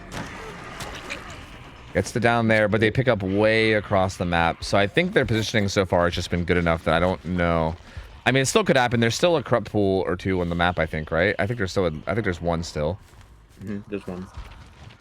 I mean, if you're survivors here, you almost just don't. As soon as if you can survive the second corrupt purge, then you're just chilling.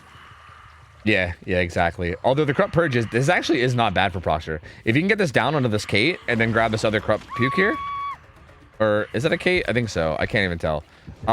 If you can grab this other corrupt puke here, this is actually not. You actually could do this. I mean, he has to go straight to the right gen, because otherwise Ace pops Tycon here right away.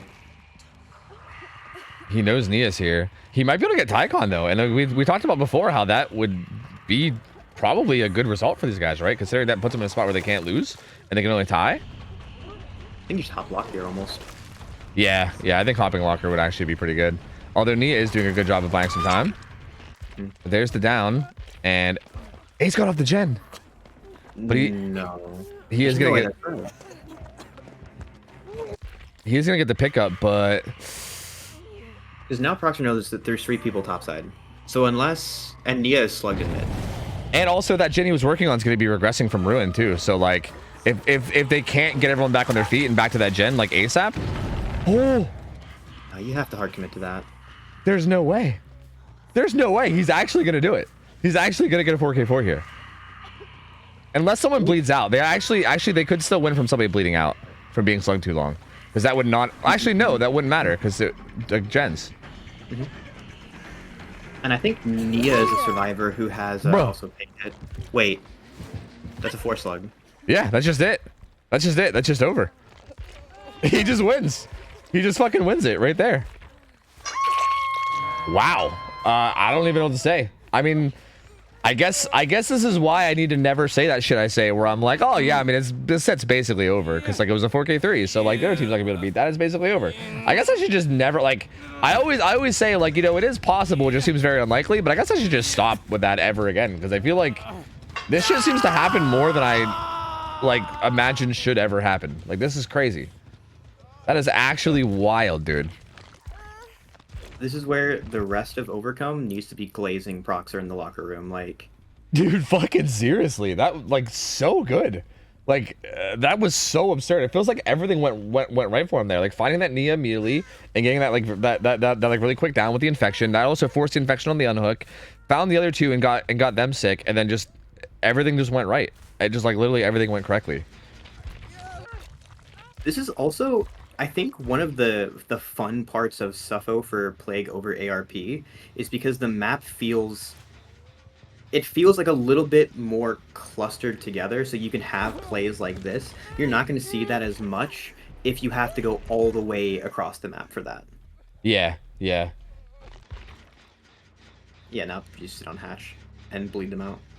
Yep, 100%. This was wild, man. I mean, the build makes total sense now, right? Like I was talking earlier about how I think like pain res should have been ran instead of spies, but like I get it now, right? Like the idea was to not even go for hooks at all. Like just you just don't even bother with hooks, and you just go for the 4-man slug out, which again is risky because I feel like this could have like again like there's many little things where if they didn't happen, this wouldn't have worked, right? Like for instance, if Proxer didn't find that Kate.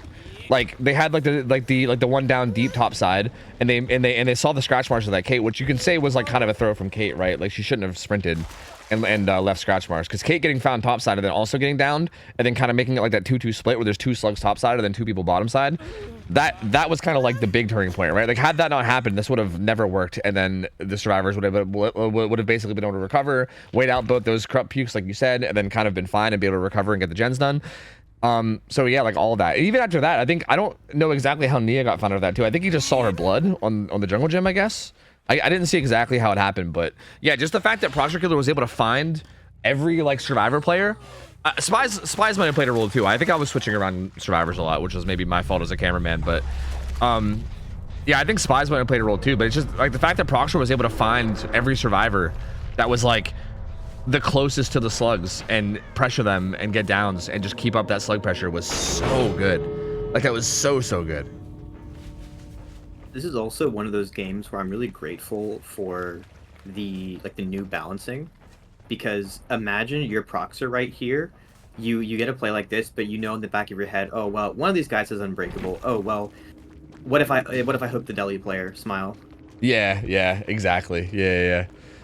Yeah, that definitely makes it kind of tough because they just have so many more options. I mean, hell, if we're going like with like the really old rules, then there's even more ridiculous shit that could have been ran, right? If we're talking about the real old rules.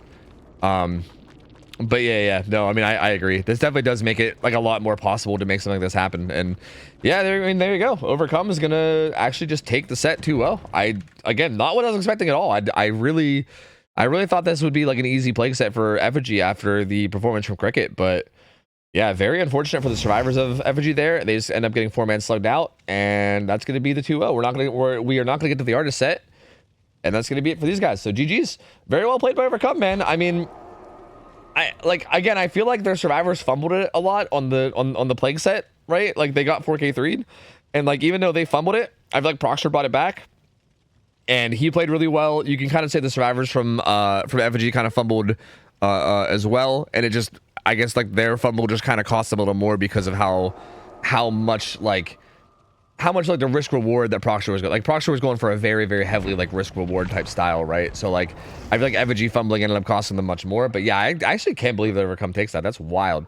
So 2-0 victory for them, and congrats, man. That's gonna be the win for them. Really close set though. Like I thought that was gonna be a close set. It wasn't close on the way that I thought it would be, I guess. Like the Spirit set went kind of the way I thought it was. The Plague set, I didn't think both teams would get annihilated by Plague. It's not how I thought that would go, but I mean, I guess that's how it goes. So there you go. Overcome 2-0. Very, very close matchup though. Those teams were very, very tight, like very, very close in skill, and I think that was a really, really good matchup. So GG's. Both of those teams doing us a solid by sparing us from Artist. What? You don't like Artist? I think Artist is one of the most cringe killers in the game. Really? Interesting. Mm.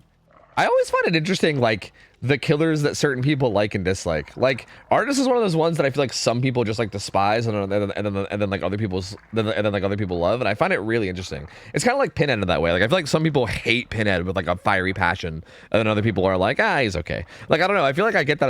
It seems to happen with killers a lot. Artist is a weird one. Like, what is it about Artist that you hate so much? Well, like I feel like with like Pinhead specifically, like even if you're getting fisted by him every scrim, it's at least an interesting game.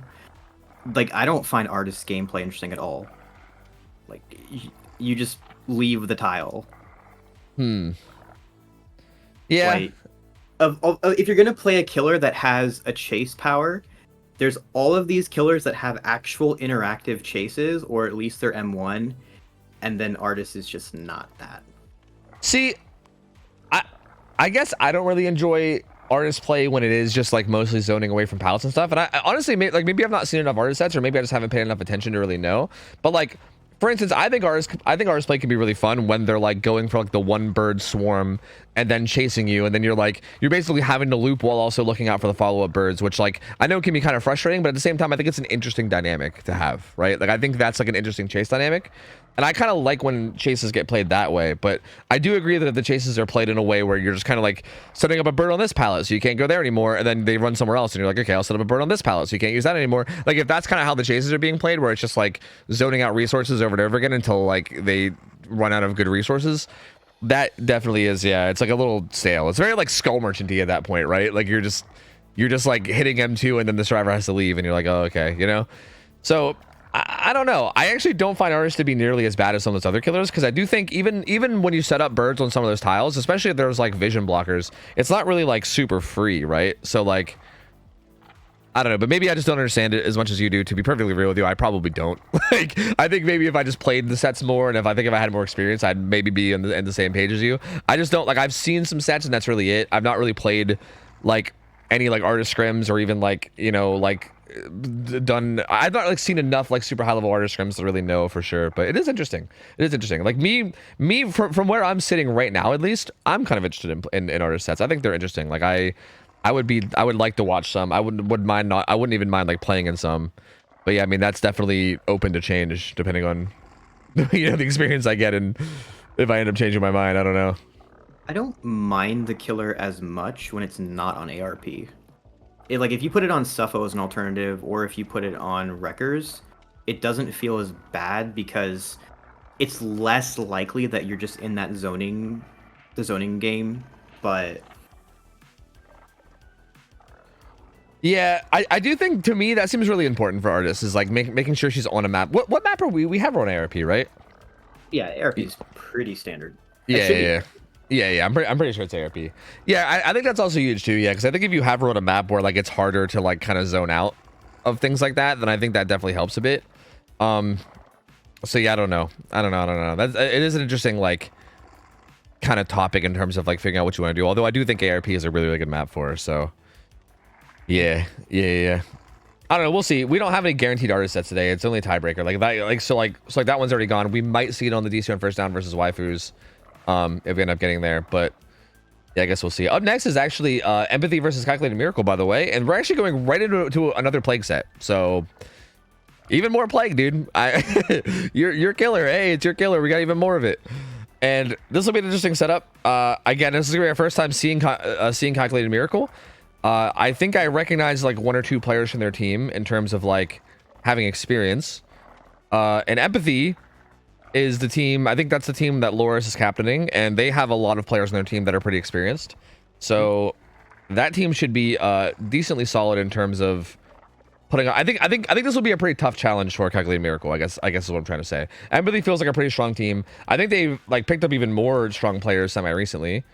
Yeah, actually, I just went and looked and they actually posted their roster. I see a lot of people in there with like decent experience. They picked up a couple. Like, apparently Ham does on their team now, and yeah, like Finesse. Like they have some very good players on their roster. So yeah, I think Empathy here is going to be. In my opinion, again, without really knowing much about Calculated Miracle, I would say that to me it seems like Empathy should be the favorite just because I know that their team has a lot of experience on it. Then again, I also just don't know enough about Calculated Miracle to really say for sure. But I think this will be a interesting matchup for them where they're going to have to really. I think it'll be a good chance. It'll be a good chance to show what they can do, right? I think if they put up a really good fight here or even win, then it's really going to establish them as like, okay, this is a very solid team that we're going to have to look out for in the future. But I also think like if they kind of struggle in this set, I don't think it's going to be like terribly like. I don't want to say surprising, but like kind of, yeah. Like it's not going to be like a crazy surprise because they're going up against a team that's very experienced. So this will be an interesting test to see how they do. I'm assuming this is Dino's way of litmus testing Calculated Miracle. Yeah. It definitely seems that way. Yeah. Like I feel like the teams that you go up against when you're like a newer team, I think it probably, if I had to guess, I would guess it probably depends on what they said in terms of like their sign up, in terms of their experience. You know what I mean? Oh, like their hours in game. Well, hours in game, and I think you could also like say how much comp experience you have as well, like on the form, I believe. I'm pretty sure they have all that info. So like if you're a team that like has already played comp a bunch, like you can say that whenever you make your team. That way we know to like put you up against like more experienced teams. You know what I mean? I didn't really change. Oh, Dino said Calculated Miracle actually played once before when I took over scrims for a week. They seemed pretty solid. Oh yeah, that one day that I had to cancel. Oh, who'd they go up against, and like what was the overall result? I mean, I know that's not like, I know the overall result doesn't always say anything, right? If you say like, oh yeah, they 2-0'd or they got 0-2'd against some team, I guess that doesn't necessarily mean everything, but I'm curious to know how they did. That's interesting. Can you put alerts for just like 2 minutes? Wait, what? Do you want to hear the slobby meow meow or something? Yeah, here, I got you, man. Here. All right, alerts are on now. Go nuts. Okay, well, I have never seen this team play, and I don't recognize any of the names, so this is going to be a complete new experience for me, at least. Interesting. Yeah, I don't really know what to expect out of it either. I am curious. Dino said that they seemed really solid, so I'm excited. Empathy is like one of those teams.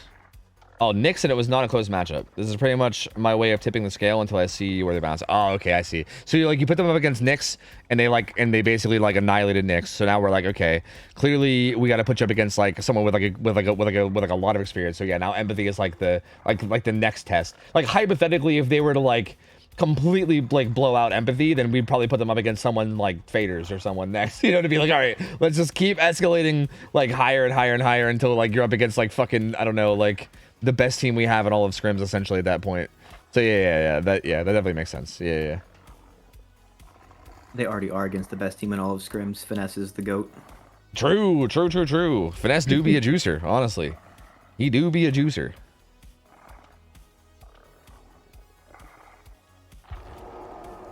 Oh, all right. Lobby's up from Jinxie.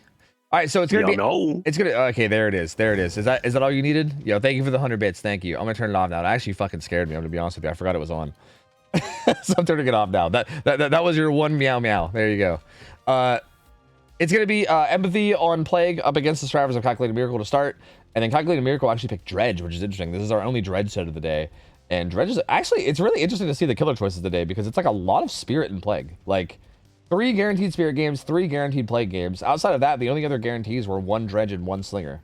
So even with our 7 killer lineup, not that much variety tonight, which is interesting. Like I don't know, but we are gonna get our we're gonna get one of our 2 non-Spirit, non-Plague sets after this with our Dredge set, and that should be interesting. But yeah, first off, we're gonna see how this Plague set goes. It's gonna be Jinxie on Plague, and let me make sure that I have people added here because this might be a me thing.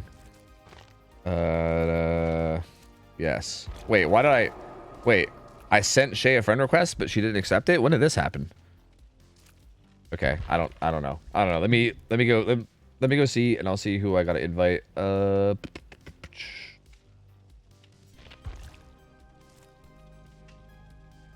This is where I do the thing where I look at a gigantic list of names and try to find one of these names that are in Discord. So give me a give me a minute while I struggle at this. Oh, never mind. Not a struggle. Nailed it. Fucking nailed it. I'm so good. Sick. I do feel like Dredge is a fantastic set where if you play it, you can bank on how many other teams don't. Because if you play that set and they don't, you basically get a free win. Yeah, it does seem like one of those kind of sets, right? Like I feel like especially with teams that are like kind of newer, because I would expect like most like really high tier teams to have like a lot of experience in that set, because it's not terribly uncommon, but like I do feel like especially if you're newer, like it does feel like even little things like how to play like the pallets as Dredge versus how to play against the Dredge on those pallets on Midwich, right? Like even like little micro things like that feel like it's one of those things that you have to just feel out a lot, right? Like you got to get a lot of experience and feel it out and kind of get used to it. And if you're not super experienced, then you're just not going to be comfortable in it, and it's going to make it very easy on the other side, which is interesting. Because do you think that might be what this is, right? Like, do you think maybe that's like a favorite killer of Calculated Miracles in terms of like practicing or something? Like maybe they just really enjoy the set and they practice it a lot, and maybe Empathy isn't quite so practiced there, so that could end up being one of those like kind of like free win-esque sets, you know? I mean, it's either that or they want to throw in like a wild card. True. Yeah, true. But like Dredge is definitely I feel like this is not an easy set to pick up for either side. But like if you compare it to Ghostface, I feel like Ghostface is significantly easier to actually execute from a killer perspective or a survivor perspective when you're first learning it, because it feels a little bit more normal. But Midwich Dredge, even if you like, let's say you know the clock to that map in theory, it's so easy for that map to become an absolute shit show. Oh yeah. I've seen games even with like the best teams in the world that just like will like you fuck up like what like you kind of get tagged a couple times, and then the killer like finds a reset, and then it's just it just falls apart. Like everything falls apart. I've seen that happen so many times that even like literally like top 3 teams in the world. Like I've seen like fucking Calamity, Elysium. I've seen so many teams just like make like one little fuck up and one little like one little mistake, and then it all just falls apart. That being said, I mean, I think the balancing they were playing with was much more strict than what we have, because I think we have Dredge in tier 3. So like they still do have like exhaustions and stuff, as opposed to like what like those teams were playing with, which was like bare minimum. But still, regardless, it still is like the same kind of general rule still applies, right? Like if you kind of just get tagged a lot, especially with the killer most likely running sloppy, like they most likely will be, and then like if you kind of just like take some downs with the crazy mobility as well as Nightfall, like Dredge can really quickly snowball if you're not careful. Yeah, anyway, exhaustion. Oh, we're played, right? Yeah. I was gonna say, like we're getting real deep into the Dredge set. I mean, look, I'm excited for the Dredge set, so I ain't too mad about it. But yeah, let's not get too out of ourselves, because we still have this Plague set to go still. So yeah, we will see. Jinxie's gonna be playing Plague, and this is their choice of killer, so they should be likely confident here. There are multiple like good killer players on Empathy, and I know Plague is one of the killers that like Jinxie specifically plays. Interesting. I actually didn't know that. I know Jinxie plays like a lot of like Billy and a couple other killers, but I didn't expect Plague to be one of them. That's kind of interesting. I guess we'll see though. We're gonna be loading in. So here we go. This will be kind of setting the pace for the best of 3. And we'll see what they can do here. We just saw 2 Plague games before this between Effigy and Overcome, where it was just complete massacres, man. 4K3 and 4K4. So I guess we'll see, man. We'll see if the survivors can manage to put up a good fight here. It does feel like, again, this is one of those sets that's very punishing, and I feel like if you're like kind of sloppy at all on the survivor side, this could very easily like slip up and get into pretty crazy snowball territory, like we saw. So curious to see, again, Calculated Miracle kind of being the like, especially for me, the more like unknown. Apparently we had saw them on the one day that I had to take off, so like some people had already seen them and kind of know what to expect. I have no idea what to expect. I literally don't know at all what to expect out of this team. So yeah, man, this will be an interesting like opening test, I think, for them, like seeing how they do against like Jinxie's Plague, right? Like that's a tough matchup, and I'm curious to see how well they do. Oh, they're already appealing to the power of Thirst with the Sable pick. True. True, dude. True. Although they did put the cat ears on it, so like I think that kind of ruins it. I think they I'm sorry, they kind of goofed up. It is what it is, you know.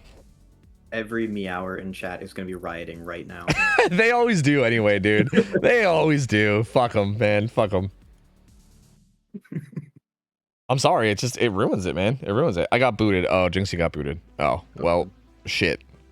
Well, shit. Sorry. Gonna be a little bit of a delay. Hold on. We're gonna have to remake lobby and get everything going again. Sorry. Just give me a minute. Give me a moment. How is Sable in terms of like loudness and stuff? Like, is she actually like a good, like, I know for like comp a lot of times like that's usually what comes into play more than anything else, right? I mean, some people will just pick characters that they like, but a lot of times people gravitate to like Ace and Ada. I think it's like stealth as well as like outfits that blend. I mean, I know she's a fucking goth. She has a bunch of dark clothes, so she probably blends pretty well, I would assume. But like, oh, she's loud. Oh, she's super loud. Oh yeah, then I imagine comp teams probably aren't going to be fighting for Sable then. I don't know, like maybe scrim teams because it doesn't really matter as much, but yeah, I don't know. You never know. I've seen Xeno run that like god awful Vittorio fit with like the bright blue, like shirtless, bright blue everything. Oh god. Like some of it depends on the set. Like if you're playing like a regular killer on Wrecker's Yard, it doesn't really matter. True. You're not gonna get a stealth advantage, but like I like playing Lori against Spirit because her sounds are really inconsistent, not because she's quiet. That's interesting. Yeah.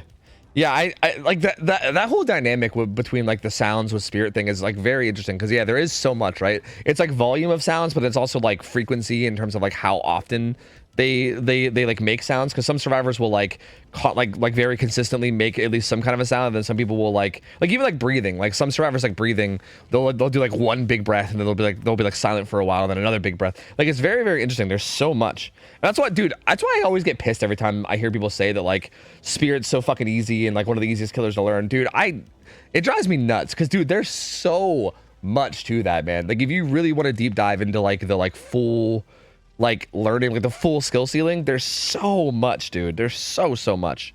Like it's kind of ridiculous, to be honest. So I don't know.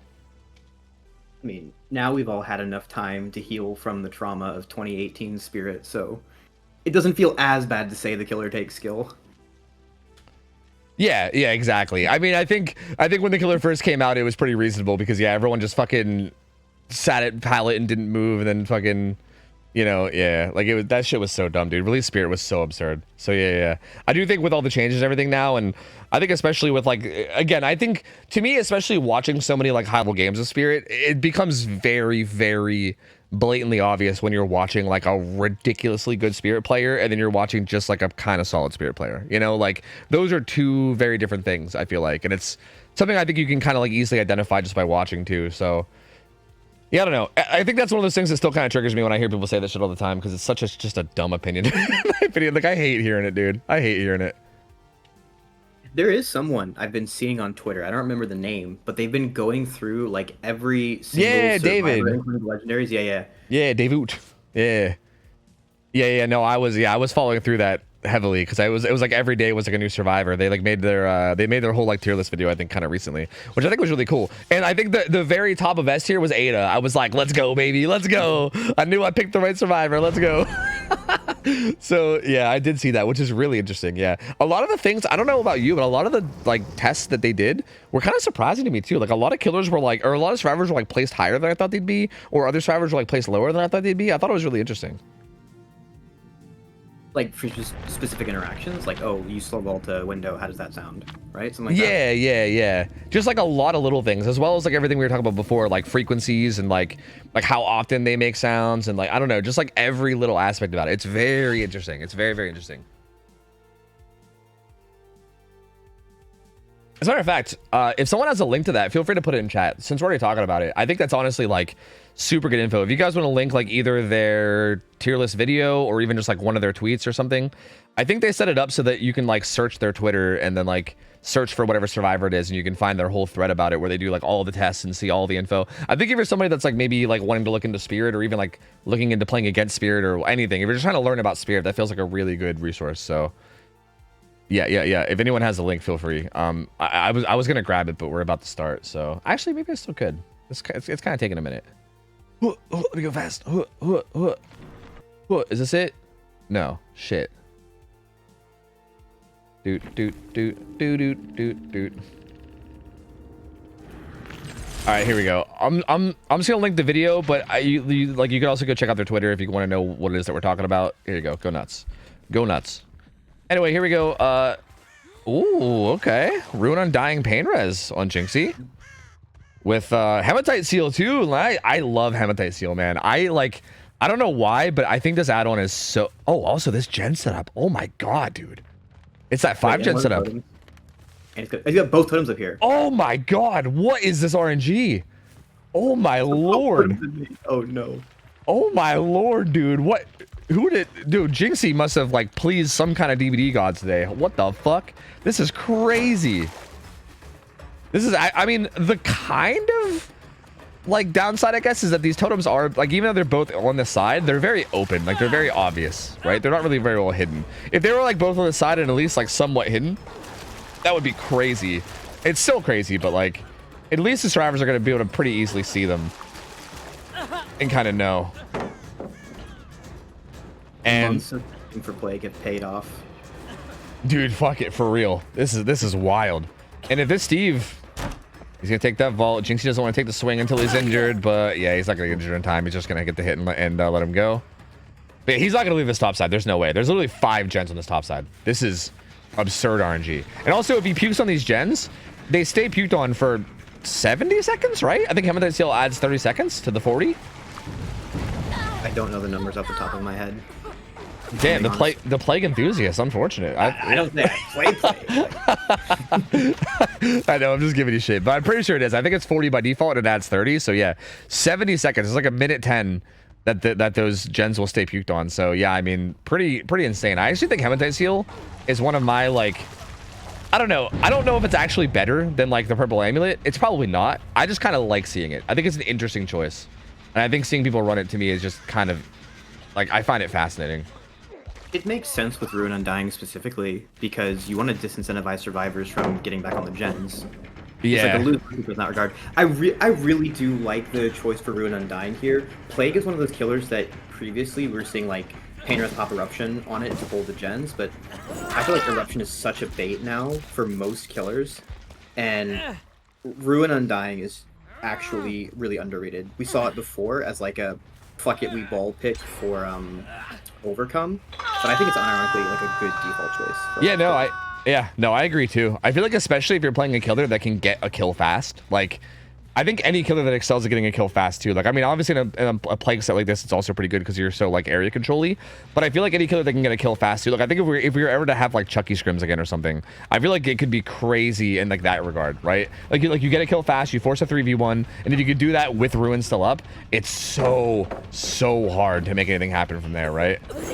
And this is going to be a down in the top side in the gen setup. So this risky play, I don't really like where this Sable like stayed here. I think having main is actually really like okay, because you can kind of vault main window and then kind of just use the distance of main to make sure that no matter which side the killer comes from, you can get distance towards mid.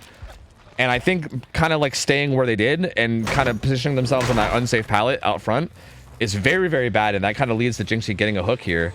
And they didn't even break Ruin either, so there's the puke onto Michaela, so they're all going to be injured now. And yeah, now Jinxie's in such a strong position, dude. This unhook comes in, but they're both injured. But there's like no safety here. You've got no fillers around the hook. You've got a double window, or LT, I guess. Like, you don't get to go anywhere from here. Like, you can't hold the choke as well from the fact who's in the corner, but if you're just in the area, it doesn't matter because you come back and they don't go anywhere. And Jinxie still has that one red puke if he needs to confirm something. Like, okay, they're going to pop this gen probably because there's no pain res on Sable, but like, do they even though? They might go down for it. They will die for it. Possibly 2 people. Ooh. No, you don't make it. They don't die for it and they don't get it. It's regressing with Ruin, and this hook's going to come in and probably pain res it.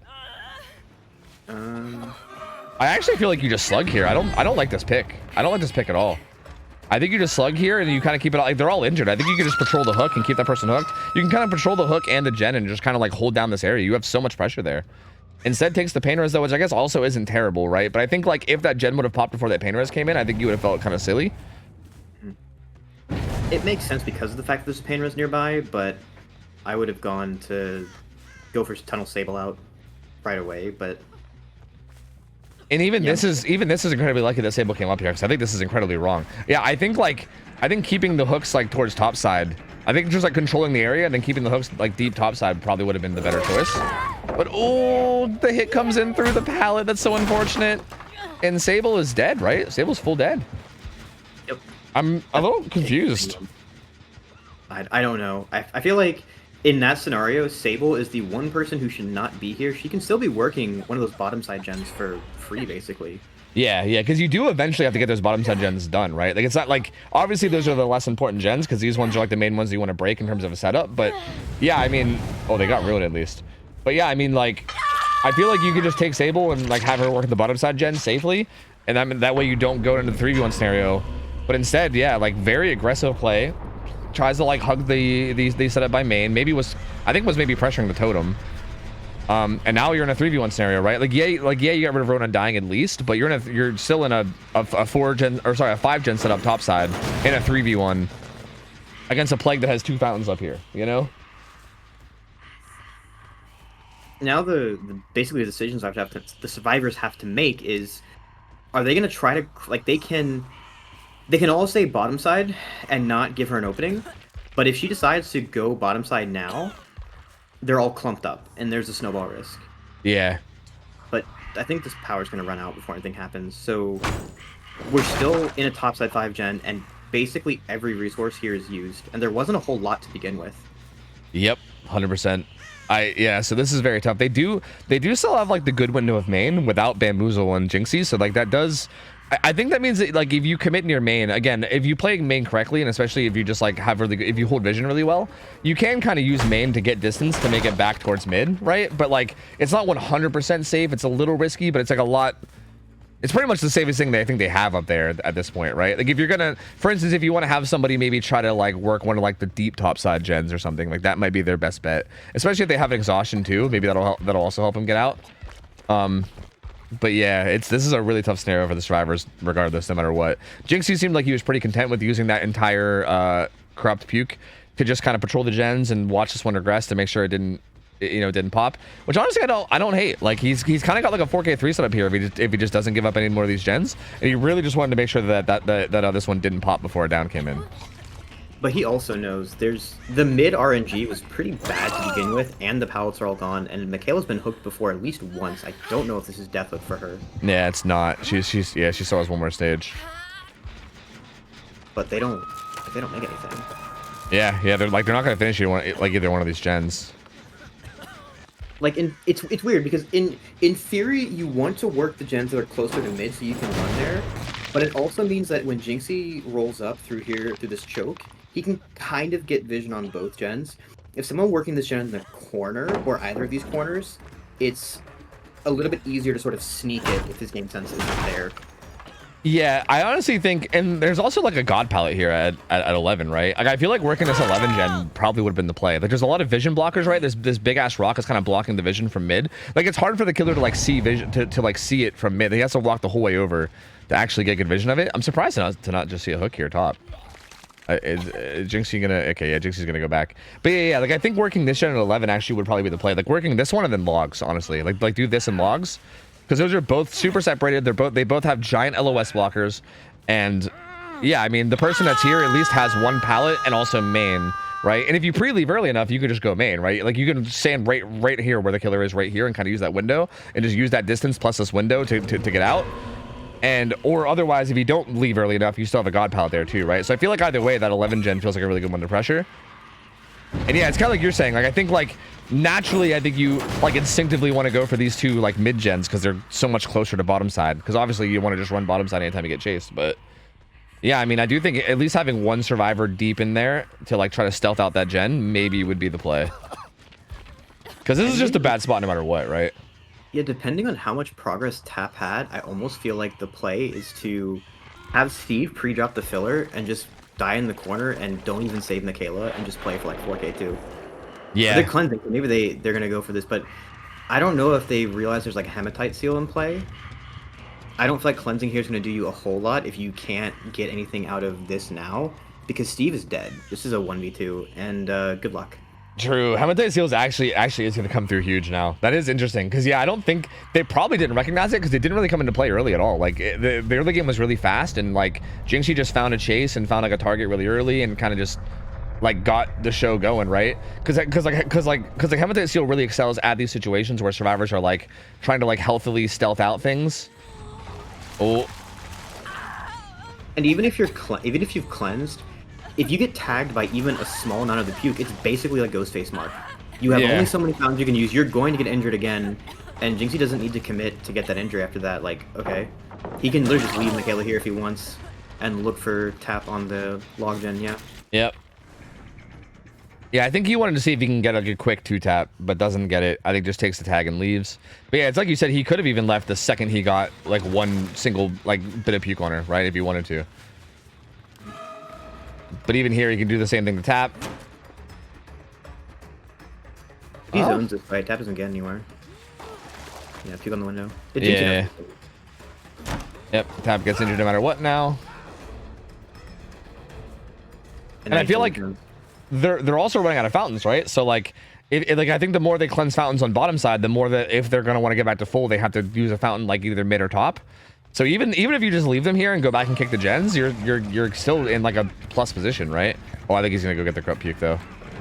They have there's at least one uncorrupt fountain where Jinxie got his first red puke, and unless Jinxie just hard throws, there's no way you're gonna cleanse that. Yeah. Right there. So they can't even go for like the we cleanse every fountain and now. I like this play from Sin though. They're finally on that gen 11. I think if they would have did this earlier, I think it actually would have been very, very fruitful and they probably would have got it done. It might be a little too late at this stage because I think, especially now, Jinxie doesn't have a whole lot to do at this moment other than just check on the gens. So I think he will come over and check on it, especially, and now he also has power up too, which is even more sketchy. Sprint burst is up. Honestly, even this I don't like. I think you'd play that pallet. I think you play that pallet against the corrupt puke. Like, I think you try to go for like a stun or threaten the stun and just try to buy time there. I actually don't even like trying to sprint burst away there because your sprint bursting can do like an open field against corrupt puke plague, right? Like you're not getting away. Like you're not going anywhere. I think that pallet's probably the strongest area that you're going to be able to find. And yeah, I mean, I did like the decision to pressure that gen, but I feel like it came in a little too late. I think if it was earlier, it would have been good. I still think it was good regardless. It's just, I think at this point they're just so far behind that almost nothing gets them the win other than like making a huge play, right? Like I think if maybe like if Sin gets like a stun on the plague there with the pallet, like knocks them out of power, and then like buys a bunch of time for, you know, tap to come back in and work one of these gens, like maybe something like that. But other than something like that, there's really nothing that gets them anything here because they're just so far behind. Michaela is on death hook, so that's why we're seeing a slug. But I mean, realistically, if you just kill Michaela now, are you really that worried about getting 4K forward? Smile. Yeah, or even like 4K3, because like the only thing that would change, like hypothetically, if tap were to get hatch here, the only thing that would change is like if your survivors then get 4K3'd, you would lose as opposed to it being a tie because, you know, you would have all 12, or sorry, they would have all 12 health or stages and you would only have 9, right? But yeah, I mean, realistically, as long the win con for you would still be the same, which is just finishing 3 gens. So yeah, I mean, I do feel like it's hard to say, right? If this was like a tournament with like a bunch of money on the line, I would completely be like, yeah, do what Jinxie's doing and make sure you get the full 12 stages just to be 100% safe.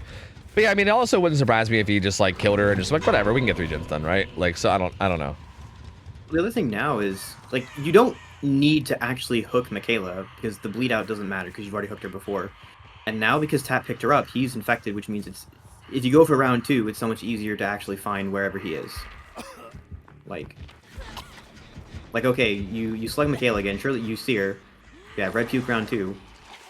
Ooh. And then... Oh! Well, Tap got pretty far from that.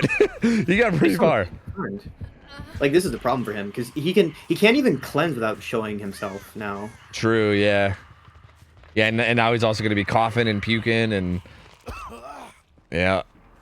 He is way down by Shaq though. And again, I mean, I feel like, to be honest with you, I don't think it'd be crazy for Jinxie to just check Shaq, right? I mean, we all know that's where Hatch is going to spawn, so you kind of have a good idea that like if he's going to be hiding somewhere, that's probably where it's going to be.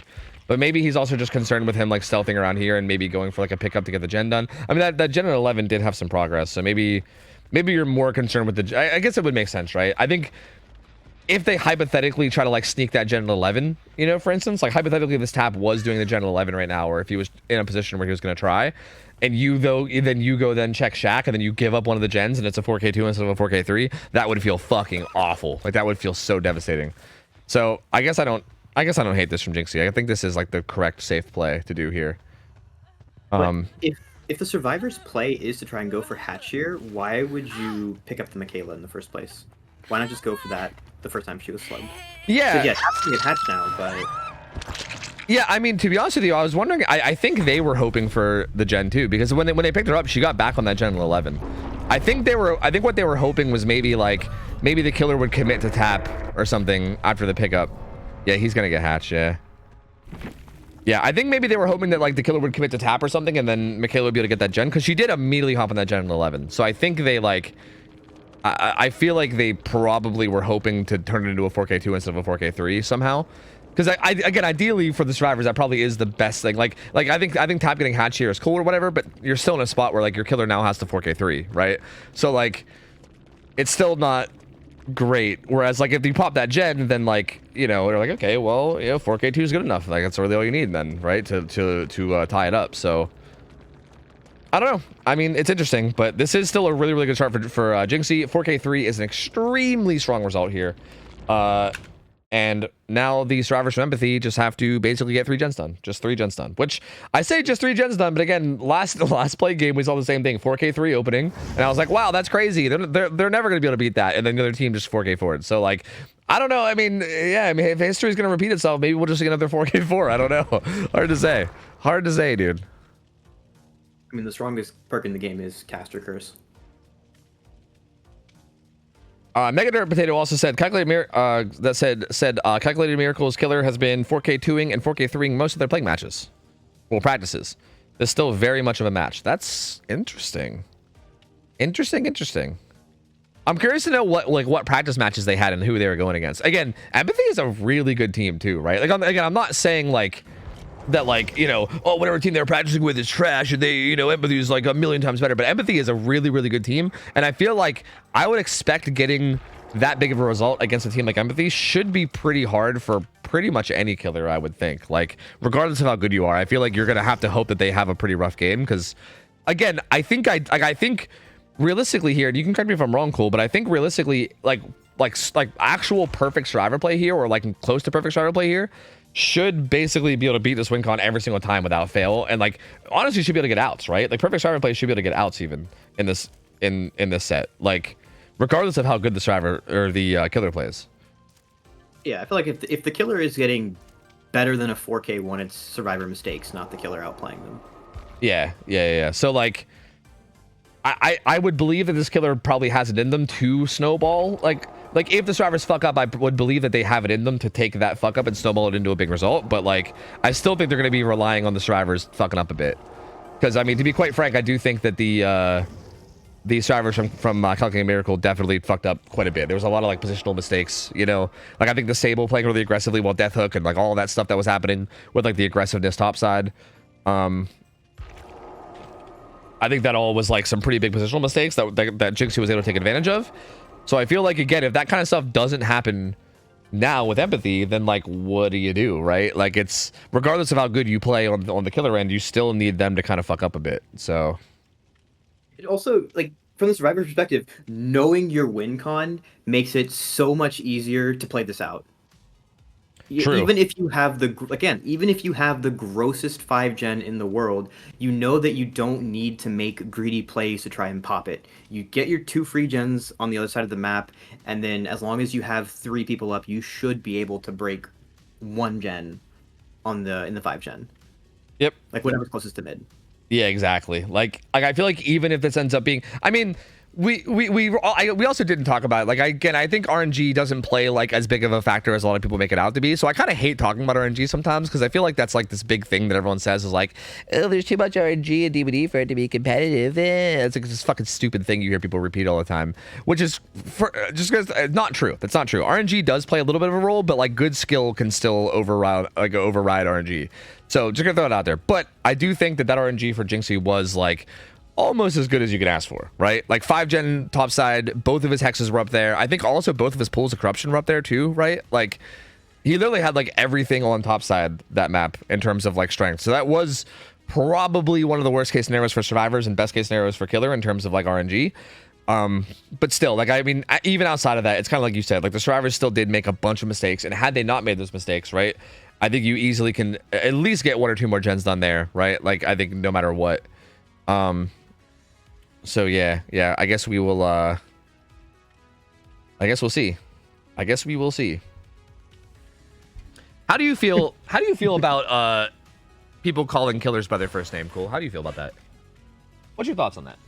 It's not weird if you don't make it weird. Really?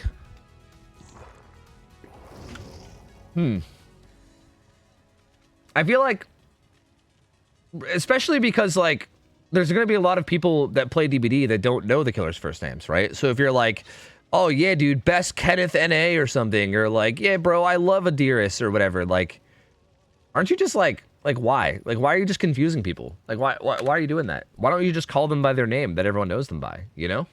Okay, I think this is my take here. You know how there's all these discussions about like separating the art from the artist? I feel like it's okay to call the killer by their name if it's a good killer.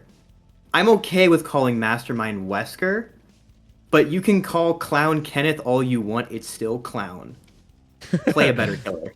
Okay, so your take is more like the quality of the killer. That's interesting. I don't know. I feel like people call Mastermind Wesker because he's a license, right? I think licenses get that because they're licenses. Like I don't think anyone knows Wesker as the Mastermind. Like it's like how no one knows Freddy as the Nightmare. Like no one's gonna call Freddy Krueger the Nightmare when they know him as Freddy Krueger from the fucking movies. You know what I mean? So like, I don't know. I think with licenses, with like licensed characters, it's obvious. But I think like not like, can you think of any non-licensed character where like it makes sense to call them by their actual like first name as opposed to just what they are? Like, to me, no, I don't think so. Like the Legion simps, I guess. Oh yeah, I guess if you're simping really hard for one of the legions, then maybe, yeah. Because I think that's one of the ones where it actually kind of matters because they do have names and they're like separate legions, maybe. But I do see. I think it's mainly non-native English speakers that do this, but I'll see like Wesker called like MM for short reasonably often. Yeah. Well, I see that typed a lot, but I don't know if I've ever heard it said. Like, I don't know if I hear people say like MM, you know? That's kind of more what it is. But yeah, I do see that typed. I think that's more of just people being lazy typers, you know, like not wanting to type things. There's like MM. See, like, now I'm just picturing Mastermind with like the fucking Eminem Fortnite skin. I don't even. This is way too cursed. I don't even know what you're talking about, and I think I'm kind of glad that I don't, because that does sound horribly cursed. Fuck that shit. No, thank you. No, thank you there. See, like Dino's saying Evan, Philip, Julie. See, like Julie's the only one that kind of makes sense because again, like there's multiple different legions with names, and they like the skins kind of determine their names, and also like even like their voices are different, right? So that one kind of makes sense, but none of those other one makes sense, man. Like again, like your average DBD player, if you say Philip to them, they're gonna be like, who? Like I feel like you're just I feel like it's just people trying to be quirky, you know? They're fucking yeah. Anyway, it's fine. That's fine. We'll get into it later. It's fine. Here we are. Ooh, okay. Eruption. So it's funny you were talking about this because I kind of agree with you that Eruption just feels like a trap perk at this point. Like with the anti 3-gen setup being what it is, I think it's really like Eruption. I think the only time I've ever seen the anti 3-gen kick in and actually like play a role in a match is matches that have Eruption in it. I think that's the only time. I think if Eruption's not in play, I don't think I've ever seen the anti 3-gen actually play a role if Eruption's not in play. Like I've seen it come close to kicking in and maybe even kicking in, but then not actually determining the outcome in any way. But like with Eruption, it's just so easy to get to 8 events of regression. So the one nice thing about Eruption for this set is if you do decide to like commit your tunnel out, if they run other side of the map, you at least have like that ranged regression on it. Oh, this can be really bad. This was a really... I wonder if there was a tell there, like a crow or something. I mean, that's the obvious, like, rotation spot, right? Like, obviously, when you start chasing somebody, the people that are, like, kind of holding bottom mid are going to try to sneak through, like, that choke point. So that might have just been really good game sense, but I wonder if there was some kind of a tell there that, like, let Cheesy know what that was. But, yeah, that was massive. The aggressive apple play. This is the double apple bam I was expecting from Overcome's killer. Yeah, and this is... Problems team. This is the exact kind of start you need here, right? Considering that you need a 4K4, this is the exact kind of start you need. So... You can literally hook Loris on top of Nos's body and then just sit there. Well, no, actually, you really can't, though, because... Yeah, because of the win con, yeah. Yeah, like, I think if this was the first killer round, you can do that and guarantee, like, a big result, but I think based on the win con that's needed here, you kind of can't, yeah. That actually wasn't a pain res on the Loris either, and if this isn't a pain res either, although it does kind of look like they're targeting a hook in particular, rather than going basement, so I imagine this is probably a pain res. What does this RNG look like? It doesn't look like it's that good for the killer. It's a 3-1-3, basically. And I think the gates are split, too. Yeah. I mean, the gates shouldn't really matter too much, right? Because it... Yeah. It's just psychological, you know? Yeah, true. It's still just like, yeah, like, how's my RNG? If it's bad, then fuck me, right? But this is still really strong. I mean, both survivors are topside, and Cheesy can just hold this middle area now, right? And they are. Which is interesting. Like, how do the survivors handle this? They're so far, they're just... Yeah, they're just saying, hey, hope you guys enjoy hanging out on Hook. See ya, we're just gonna pop this gens. I mean, I guess hypothetically, if they pop both these gens, then one more gen would be... This confirms Tycon if they get this done, right? And then at that point, it's like, you're kind of putting pressure on the killer because they're like, okay, I can't really just sit here and camp these guys the whole way to death, because what if they just double a third gen and then I lose, right? This kind of forces the killer's hand to have to come down and actually defend shit. Yeah, they have to hold the choke, but I think Jake made his way down. It's like, yeah, these survivors go second. He knows now, but these unhooks come through, and so all you have to do now is just die bottom side corners long enough for Jake to do another gen top side. But if Loris has to be careful here because she's the one who still has a pain res on her. Yep, she's going to be heading back into the map, actually. This feels a little dangerous, but just trying to take the chase away from Nos, I believe? And Young will come into Nos. Yeah, Loris is going to be dead. And they actually never popped that gen at 1. There's a gen at 1 that has a bunch of progress, but they never popped it. Which is interesting. I think it's gonna get pain res again. And that's pain res, yeah. That's kind of interesting. I thought Jake would hop right back on it, but he didn't. If he's not seen, though, now there's the risk of Jake getting back on this gen, and Casserole knows there's 2 survivors on bottom side. So you can't really spend too much time here because of that pressure. Yes, 50. They're not even doubling. Wait, no, this is Jake on a different topside gen. Yeah. That's on a different topside gen. That's on, like, top left. If you're 3-split here, like... I actually... More difficult to play. I would have liked to see more stealth from this Jake, maybe. Especially with him knowing that Plague is here. But maybe he just feels good enough that if he gets chased, maybe he just feels like he can buy these guys time to double, like, 2 different gens bottom. I don't know. I think they're expecting that once the Plague leaves topside, then she's going to have to do a more thorough patrol of bottom side. So it's fine.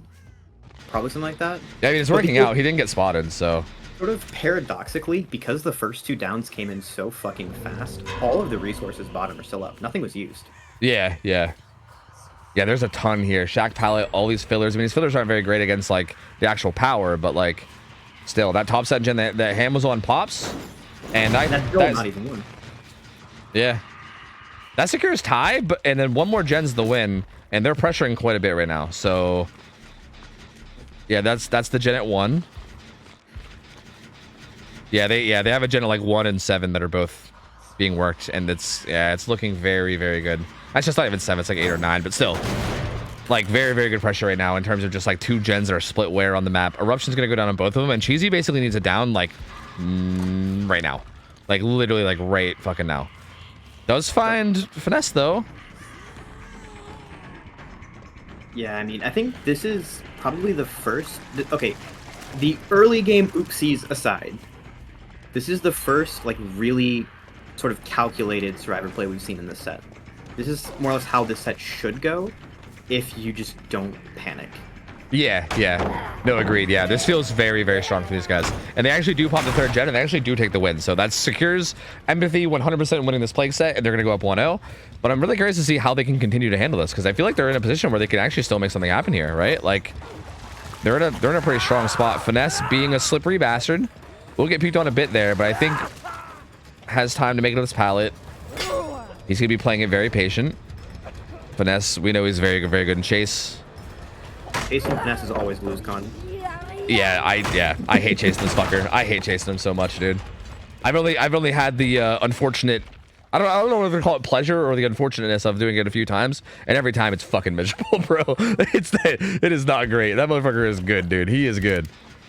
And yeah, they popped 2 more gens, and Nos is currently doing a gen, I think, bottom side too. So they're actually in a position where they can get outs here, I believe. I cannot tell you how many times we've scrimmed against killers who are like, nah, I'm never chasing Finesse again. Bro, that's how I feel every time I chase Zappis too. Like, fuck that guy as well. Like, there's so many people that are like that, where there's like certain people where I'm just like, nope, I refuse. Just can't do it. You just don't do it. Like, it's just not a good idea. You have a list? No, but I should maybe make one. I feel like I have a mental list in my head maybe, but I don't have like an actual list. I feel like I probably could compile a list pretty easily though, you know? I remember hearing about like a collection of Pyramid Head players, like on West servers, I think, that had a list of people to tunnel like between themselves. Oh god, dude, there used to be lists like that back in the day. I don't know, that's kind of been a thing in DBD for a long time. Back in the day, there used to be like Mori lists that killers would have for people that like I think some killer players would be like unreasonable about it, but then some people would do it for like people that like ran infinites and shit, because back in the day infinites were fucking super busted. So like if somebody like consistently ran infinites, you would bring a Mori and more of them or whatever. That kind of shit has happened through DBD a lot. But actually, I mean, okay, back to the game though, they actually get out with 4 stages. This ends up being 8 stages, 3 fresh. That's really not a bad result for the plague here. Yeah, yeah. Like realistically not, yeah. Like I also think that like had the win con not been what it was, I think this play could have probably gotten like a 4K. Like I think like the early game probably could have been played differently if they knew, like for instance, if this was the first match and they didn't have like a set win con that they had to reach or whatever, they probably could have played that early game a little bit differently, and the result probably would have been even bigger still. I think they played around the idea that they had to get a 4K4, which kind of made them make some decisions that they otherwise wouldn't have. But yeah, I mean, still solid play from Cheesy Castro. Really not bad at all. Like, very, very good plague player. But yeah, I think you can really see the experience from this team, man. Like, they really, really handled that well. Again, kind of like you said, felt like they were just really calm and in control. Didn't, like, panic or make any, like, bad decisions. They kind of handled that situation perfectly. Pressured things where they needed to. And yeah, I mean, the killers just kind of felt like his hands were tied once it got to that, like, mid-late game, you know? They kind of felt like there was just nothing they could have really done at that point. If you're not playing to win con there, that should be like a 3K minimum with the start that you have. It just feels so bad. Yeah. I honestly, I would expect like a 4K1, to be honest, is probably what I would expect that to turn into. Like, hard to say, but that was it was like an insanely strong start. I mean, actually, probably even better than that. Like, realistically, there was 2 hooks bottom. One of them was like super deep bottom, and then you basically knew that the other 2 were top side, right? Like, that's insane. You can basically just hold that mid.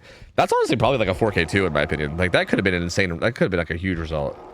They also had both gates on the shack side of the map, so you're not getting outs if it goes to like the end. Yeah. Get outs for that. Yeah, 100%. Yeah. Well, that's gonna take us into set 2 though. This is gonna be the Dredge set. This is gonna be the only Dredge set of the day. So excited to see how this plays out. So Dredge is one of those killers that, like, in a lot of comp leagues, he's in the tier of balancing where they don't allow anything, like no exhaustions or anything like that, like super strict balancing. That's typically what he's in most leagues. I didn't want him in there for our scrims because I feel like, I've seen even like the best teams in the world crumble like with those like restrictions and stuff, and I feel like we are allowing a little bit, like we allow exhaustions and stuff on the survivor side, so they still have some tools that otherwise you might not see in most comp Dredge games, but there is still a good bit of restrictions, right? There's a good bit of like reset perks that aren't allowed and stuff, which is going to make it very, very valuable if the survivors are kind of just like eating tags for free. It still could snowball very, very easily. But yeah, this will be an interesting set. I'm very curious to see how both teams handle this. I think the exhaustions being up and desperate measures being up are the big thing here. And if I can have a hot take here, I'm kind of glad that there's more up for Dredge, because this is one of those sets that, like, from a viewer perspective, if it's being played properly, can be really miserable to watch because it becomes a slugfest very quickly, and you'll get to a point in the game where you've got like 2 or 3 people injured or slugged at all times, and the dredge is just trying to grind it out on those terms, and it's really not a whole lot of fun to watch at that point. Yeah, that feels like it happens very often, actually. Yeah, like a lot of like slug. I feel like especially if a kill happens, right? Yeah, like if there's like a tunnel out and it goes to a 3v1, it's just like slug city from there. Yeah, you're just like slugging people, using your like mobility to get around and try to cut people off on rotations to pick up the slugs, like trying to find resets. Like yeah, it does end up in like this weird situation where it's just constant like slugging and trying to find people. So yeah, I mean, I kind of agree. I do feel like that might make that a little less prevalent. I mean, it might still be a thing anyway, but I don't know. It should be interesting. I feel like there still is going to be snowball potential, right? But I think there's more tools in the survivor's hands to help them out to not fall to that. So we'll see. We'll see. I feel like, do you expect to see anything weird here in terms of like add-ons for Dredge? I mean, I would probably expect like Mouththinker's Skull and maybe like Broken Doll, maybe is probably what I'd expect, something like along those lines. But I mean, I don't know. I've seen people run things like Hattie's Calendar and Automarian Writing and stuff. Like, is there anything that you think is like likely to be seen? I think those are the ones you normally see. Yeah, I feel like I've seen like burnt letters maybe once. Oh, I don't even know what that is offhand. I was like, well, I don't remember what it was either, but I remember looking and be like, nah, that's not fucking worth it. There's no shot. Yeah, I can't really imagine anything else that would be worth it beyond those. Yeah. Like, there is some other funky stuff that exists that you could maybe consider, but like, yeah, I feel like those ones that I named have got to be it. I feel like the most standard seems to be Broken Doll, Mouththinker's Skull. Like, that seems to be the most standard from what I've seen. Although boat key's allowed too. We do allow boat key, so like, boat key could also be a good option for the extra teleport speed out of like Nightfall or whatever it's called. So maybe. Does the speed matter that much on Midwich in particular? I don't know. To be honest, I've not played enough Dredge to know. I feel like on non-Midwich maps, yeah, I definitely think it's much better. But yeah, you're not wrong. The Midwich is a pretty small map, to the point where even if you're going from like one corner to the other, it's like still like half the size of any other map in the game. So yeah, it really might not matter as much on a map like this. Yeah. I feel like Hattie's Calendar would be way more meaningful, if that's what you're going for on the locker plays. Because what are the odds you're going to get more time saved from the teleport speed than that you're getting from the lockers? True, that's a really good point. Yeah, because they do kind of do the same thing, right? It kind of gets you out of the locker faster. I guess boat key just gives you value even if the locker's not locked, whereas Hattie's Calendar only gives you value when the locker's locked. I guess is maybe the argument, but yeah, you're not wrong. I do think Hattie's Calendar is going to kick in on times that matter more, whereas yeah, probably not. I still think like even beyond all that, I think just Mouththinker's Skull, Broken Doll with like I think the extra time in Nightfall and like the extra charge towards Nightfall probably is the best choice anyway, you know? But we'll see. Cheesy gonna be on killer here. Let's see how the survivors do. Let's see what they do and how they do. Oh, Blast Mine's allowed. Yeah, I believe Blast Mine. Oh, he's got the hooves, bro. Okay, and also yeah, so the add-ons I was saying, Broken Doll and Mouththinker's Skull. And Eruption again. This killer seems really like Eruption. Pop, Eruption, and Sloppy. Although I don't really hate Eruption on this set. If there's one set that I think Eruption maybe does make sense on, this might be it. Yeah, you can sometimes see Surge here. The main reason that you're not going to see Pain Res as much is because the RNG can be really wonky. Now, if I recall, the killer burns Oak, so maybe it's not as bad. Yeah, I think the killer has the option to burn Oak, unless we change that. I'm not 100% sure, so... But yeah, still, I mean, it still can be really bad, though. Like, I think even with an Oak, it can still be pretty brutal, man. There's very often you'll find yourself in a position where you just cannot get Pain Reses no matter what you do. So yeah, I do think, like, dropping Pain Res seems fine. I think another choice could be, like, No-Ed, but if you're confident that you can end the game before you get there, then obviously you might not want it, so... That's gonna take that hit and run upstairs. Not opting to go for the God Palette or anything. Just gonna go upstairs. Has Lucky Break. Or, yeah, it's Lucky Break. That is Gnosis scratch marks.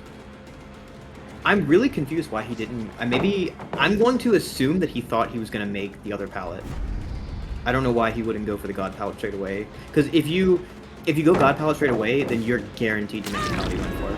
Yeah, exactly. I found it a little odd too. Yeah, maybe he just thought he had the distance and he didn't. I don't know. Gets a good mind game on Nos there on that palette too. But she's just going to hold W out of here. So that little zoning tool there, not really going to get much value. This kind of feels like a death palette. Just going to zone and kick it. I don't really like that choice. I feel like you could just play that palette and get it down. Yeah. Although this one kind of feels similar too in that regard. Okay, unless Nos juices the fuck up, I guess. This palette's like one of the worst ones in the whole game. I mean, this should be a down. Okay, there it goes. But Nos managed to buy some time there. They pop one gen, they're resetting. Loris is also working on a different gen as well. So decent progress so far. I really like the choice to bring Visionary here. I'm assuming someone else has Deja as well, but... I think Deja's banned here. Oh, just here, that makes sense. Yeah, but Visionary, even if you have Deja available, this is one of those maps where it can be really rough to try and just track and remember where all of your gens are. So even if you have Deja in play, that's only going to tell you a portion of what some of the Visionary can tell you, and you don't want to end up in a scenario where you just have a bad gen cluster in late game, especially against like Eruption or Surge, once those resources are down. Yeah, 100%. This was everything that just happened in the game was interesting, by the way. The killer like teleported away from the hook as someone was running up to it. Maybe just missed that. So Nos gets off the hook and is relatively unscathed. I think they're trying to get the reset on her. And then Finesse maybe just wasn't expecting that or something and didn't really see the killer coming, even though it was kind of in his vision. And again, he kind of gets caught off in a bad position, and he's going to be in trouble here. I think he's just going to be going down. Yeah, he'll be going down. He actually that was interesting. He like locked that locker as the teleport came. I don't really know what the timing was there, because I know if you're locking a locker as the killer teleports, you should get killed. He was like locking that left locker, but the killer went to the right locker. I don't know. I really don't even know what happened there. That was weird, because I thought that should have killed him, but I don't know. It didn't. Oh, and Nos gets found again, who is the survivor who was on hook before, and that's a very fast tag too. I mean, these survivors are doing, at least they're trying very hard to get these resets coming in so that you don't have that snowball. It's paying out reasonably well, because the main thing that you want to make sure that doesn't happen is you have 3-4 people injured, and then he just snowballs from there. So even if this ends up being a 4K1, you're at least preventing like the 4K3 or 4K2, and it makes it a lot easier for your killer player to play around that.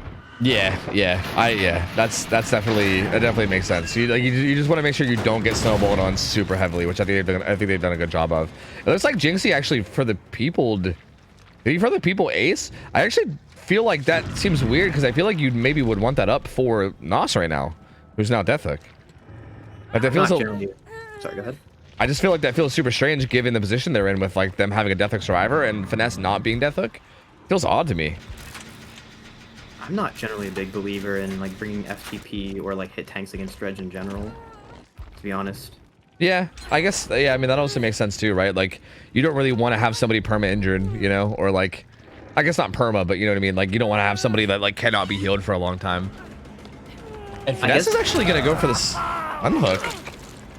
I think the reason, so they FTP Finesse because they specifically want him to be the one to save.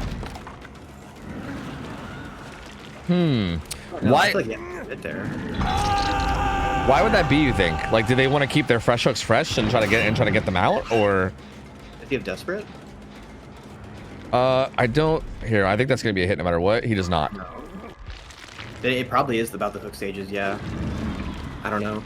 Good fake there from Loris. Another good fake from Loris. This palette is super dog. Like, again, you should be dying here pretty much every time. There's the hit. And Killer just gonna go right back.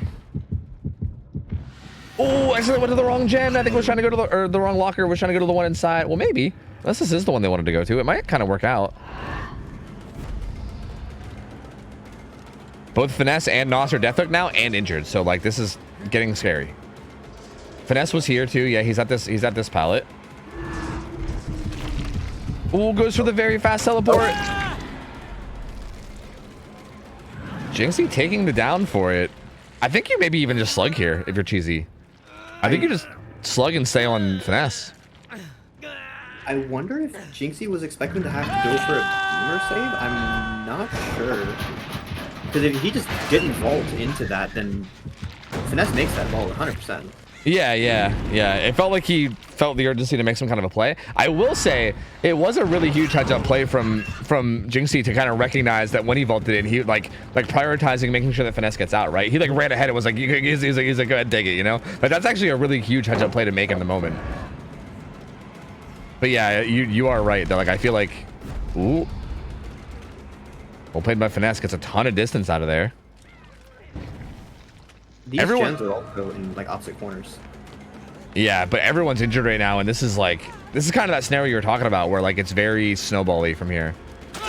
There's like a surprise to see this too. Like Nia was out in the hallways with no endurance or anything, and was injured. Like and death hook. Like downing Casey here doesn't give you. Nia wasn't death hook. She was fresh because that was Loris that got the unhook, I believe. Yeah, but still, I still feel like Jinxie's not death hook though, so it's still kind of the same vein, right? Like you're prioritizing someone who's only going to be going into struggle and also had like the built-in endurance when you had it down right there in front of you in the hallway, you know? There's definitely a case to be made for trying to go for freshes there. Yeah, 100%.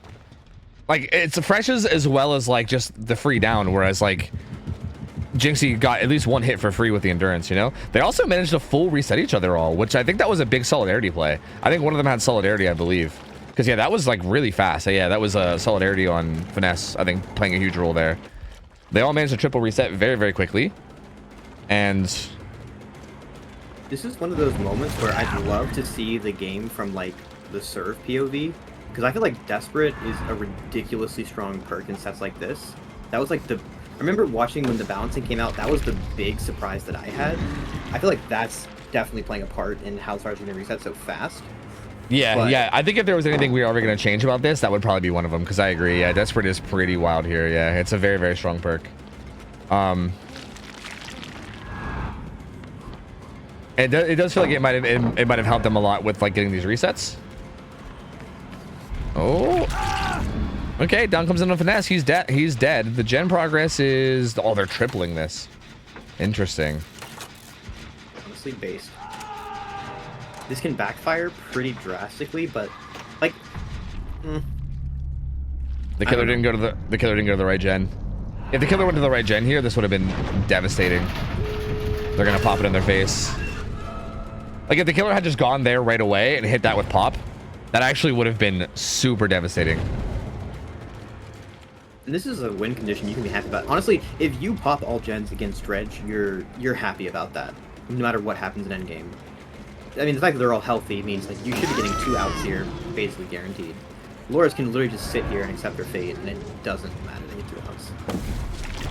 This is kind of a shame though, because Loris is the fresh hook. I think ideally, like this is why Cheesy targeted this so well, and I think they did a really good job. I think Loris could have even like maybe played this a little bit differently and just like literally not even played that pallet, just kind of ran the wall, let themselves get hit, and then run towards the gate and have them body block for them. Because I think getting that fresh hook out would have been really massive. That's 3 more stages, and they actually might even still go for it. Because I mean, they're both death hooks, so like if they can even trade their lives for Loris's, they would actually save 1 hook stage, hypothetically. Yeah, if they get this gate open, then they can guarantee a 1-for-1 here as long as Nos doesn't give a tag. So maybe that's the play they're going for. But yeah, otherwise you can't just have one person hover as her bodyguard no matter where the Dredge goes. But now, yeah, this is not really anything that Cheesy can do about this. The only thing would be the approach. Wait, yeah. Oh, I think you can get a tag right there. Wait, why not? Yeah. Oh, the 9-inch sprint burst. And they just run this case. There is a world where Cheesy can like catch Loris off guard if she gets the wrong read, but no, they're not. Yeah, no, not gonna happen. Nos body blocking. Yep, and they're gonna be out. Yeah, so I actually managed to get it. They didn't even trade anybody for it. See, I thought they were gonna have to trade somebody, but yeah, they don't even trade anybody for it. They actually just get out with I believe that was 1, 2, 3, 8 stages. I believe 8 stages. Yep. Yeah, 8. Yeah, 8 stages, 4 fresh. Honestly, yeah, I mean, still a good effort. It's like still a good round from Cheesy. Honestly, like very, very well played. I think there was a few like a few decisions just in terms of like who to chase and where to go that I think if they were a little bit differently, this could have been a different game. Like for instance, there was that one point where Jinxie ran in and like took that down while there was still Nightfall and Finesse vaulted through. I think you could easily just slug there and kill Finesse, right? I think if Finesse dies there and you still have the slug of Jinxie there that they have to handle too, like that's a lot of pressure. And if you can get that kill with all that pressure, you can probably just like turn that 3v1 into something big. Like I feel like there was a couple decisions like that throughout the game. Like that was just the first one came to my head, but there was a few places where I feel like if the killer would have made a slightly different decision and maybe tried to like get a kill or choose a different target, this could have maybe been more. But regardless, I mean, really well played from the survivors. I think they handled the situations they were in really well. They also like even like microwatts, a lot of the pallets that were kind of weak, they managed to play like the amount of value they got out of that one pallet in that one room that's like really dog shit.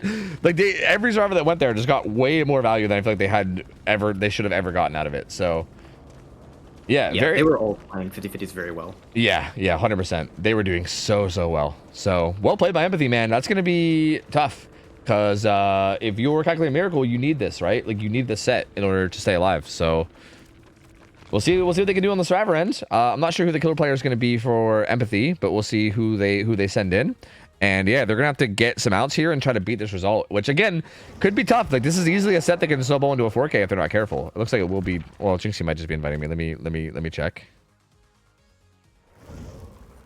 Looks like it will be Jinxie.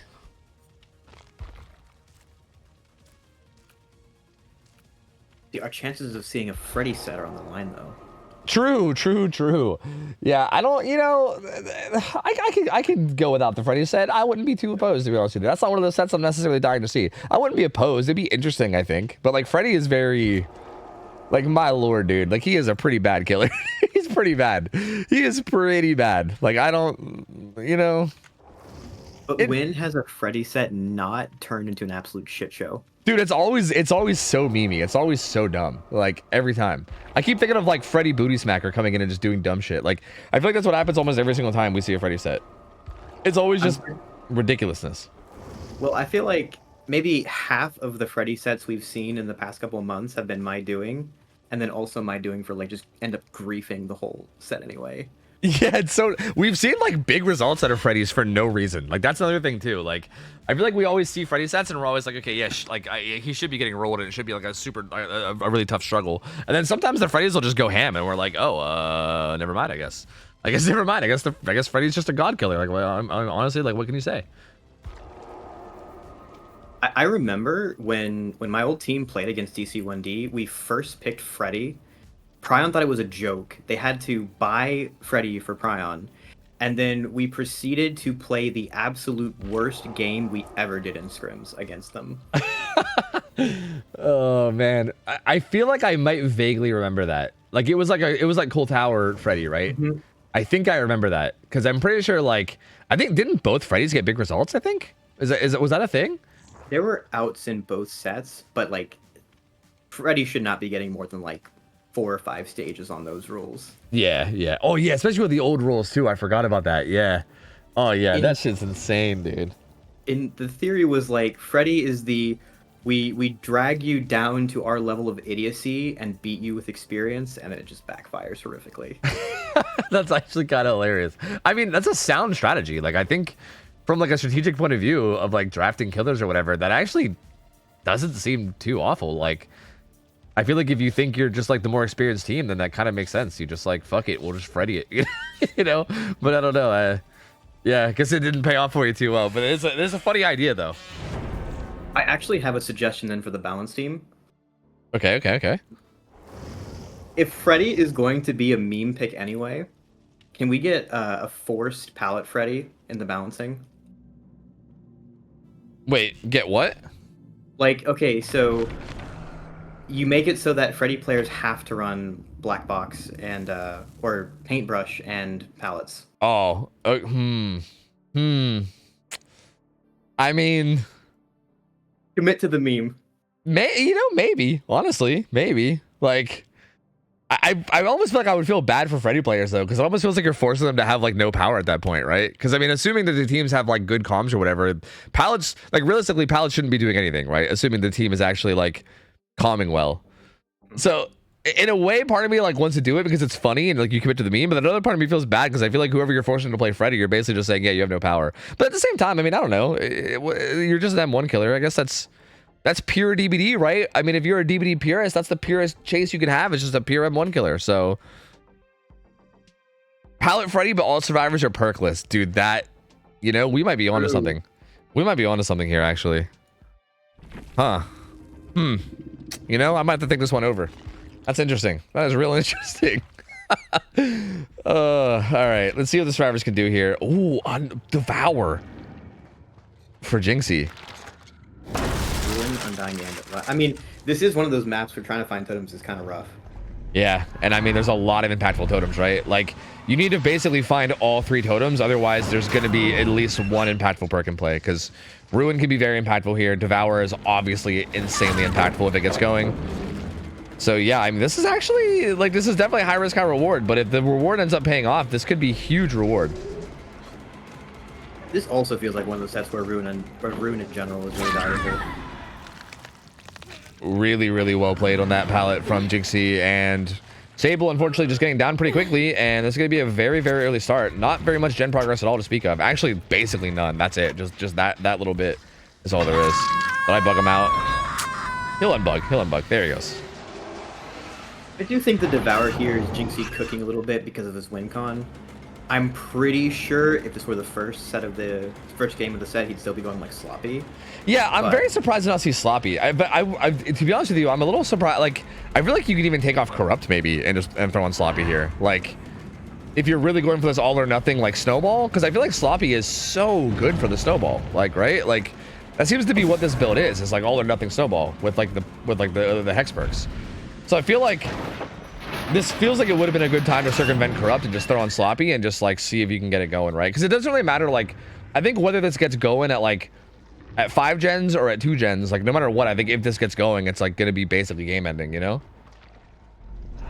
Yeah, I mean, I do remember reaching out to Rats, who's a bit of an indoor map specialist, when the sloppy changes were announced. To say like, hey, you know, is this actually going to affect what people bring? And he's like, no, I don't think so. I can't think of a world where... It was in the context of Ghostface, but I imagine it's similar here, where it's not really going to matter if that 90 seconds wears off. You've gotten what you wanted out of it. Yeah, exactly. Like the 90 seconds is basically the value you wanted regardless. So yeah, I agree.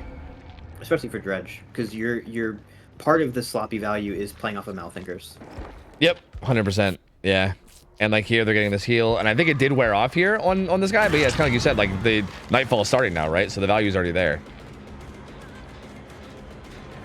And oh, the double. And down goes Sin. This will be hook stage number 2. They did break on dying, so Undying totem is gone.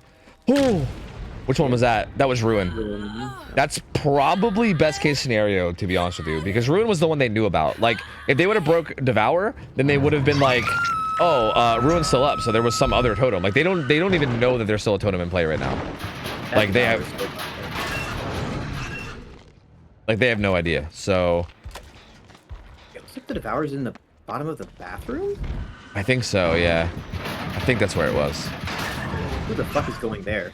Yeah, right, exactly. Like that palette's like just such a death zone. I feel like somebody might end up trying to stealth there at some point or something, but like, yeah, that's a really awkward spot that I feel like no one's gonna really be going to. Very good zoning here. Kind of forcing the hit onto Sable. I feel like Nightfall being active with Devour Hope up is like the spookiest possible outcome. Oh yeah, dude, that's gotta be like the worst position you could ever find yourself in, right? Like, there can't be much worse positions to be, especially on Midwich against Dredge, right? Like, if you're like a survivor, that's gotta be one of the worst positions that you could ever find yourself in. Midwich, fucking Dredge, Nightfall, Devour 3. Like, my lord, just no matter what, you're always in danger of dying at any point. That's why you use Reshade Smile. Exactly. Ooh, good fake there from Sable. Gonna buy a little bit more time, but I think we'll still go down. And that unhook, they're still at 5 gens. I didn't even realize that. They're still at 5 gens. How? I mean, I guess they've been taking time to reset and stuff, but still, there hasn't been that much regression. There's just been Ruin regression, right? There hasn't been like any pops or anything like super impactful. The downs are coming in just a lot faster, and the survivors are doing a good job of staying healthy. Like, they are I think they are making the correct play in not greeting and getting those resets off, but that's also coming at the cost of these gens being done. So really the only difference that's happening here is Jinxie's just getting downs faster than Casserole was in the previous game. Yeah, that makes sense. Yeah, and I think Ruin also being alive during the resets helps a lot too, right? Like Ruin just got broken recently, so even when they were resetting before, that was like regressing gens a little bit with Ruin. But now, like, see all those, like, again, it's kind of like you're saying, I think resetting was the right play, but in a weird way, I think resetting also plays right into what Jinxie wants, because now all these full health survivors are just like juicy targets for this Devour, right? Like, you're gonna get so much Devour value now, and this is when they're gonna find out. Look, he's like, they're gonna know. They're gonna find out. I would laugh so hard if he missed that, and then this totem got cleansed. That would have been so funny. If he was like nodding, and then it just cleanses right before it gets the down. That would have been amazing. But there's the down, and I feel like if you're the survivor team now, that's got to be like panic mode, right? You're like, what? Excuse me, what now? Devour? Oh, fuck, you know? Ooh, smash it. And both survivors, you've got 2 survivors on Death Hook, so it's kind of a win-win for Jinxie. Either he gets a kill or he gets a fresh. Yeah. This is a really tough spot for the survivors here. I think they basically need to find Devour like now. We're also going to be going into Nightfall soon too, like very, very soon. So yeah, this is getting. He only needs 9 stages. Yep. Yeah, he doesn't even need to like get the 4K really. We're so used to seeing Dredges playing for like how many gens they get a 4K on. Yeah, exactly. Yeah. And there's a down to Steve. He's a fresh hook, so he'll be getting put on hook. Both Sin and Rose are both injured and Death Hook, and they're actually just sitting on gens.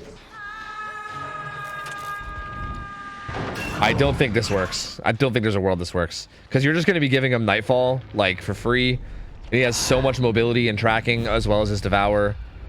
I don't think there's a world where this works. Oh, Killer Instinct. Yep. Gonna get some vision here on the science gen, and again, this driver's Death Hook now, so bounce landing, I think. Oh, but it does actually get him away.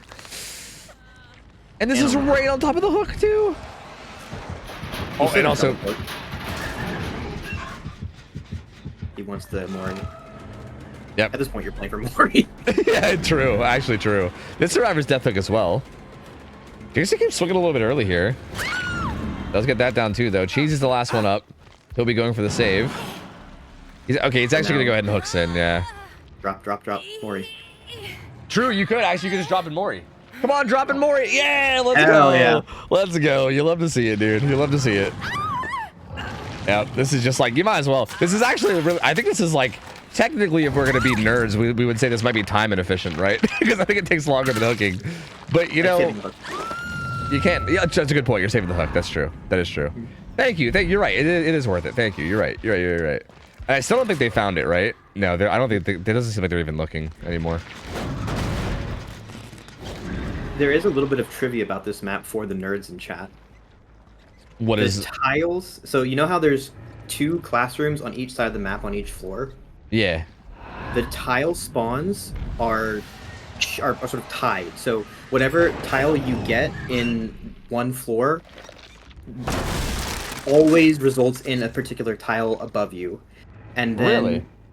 So like the tiles, so there's also different tile sets where like the tiles that spawn at like 3 and then 10 are one set, and then 4 and like 9 are a different set. And so the tiles that you can get on this map that spawn dead zones, like the classrooms, can only occur at one of those tile sets, and I forget which one it is. Yeah, so like, so basically what you're saying is like, if you know those really well, you can be like upstairs at like 10 or something, and you can know, like if you recognize the tile, you can know that there's a dead zone like downstairs 3, basically, is what you're saying? Or like downstairs 4? The important thing is you can know which rooms can spawn a dead zone, and then if you were really nerding out, you could like memorize like, oh, if I see this here, then I know there's a dead zone above or below me. But, yeah.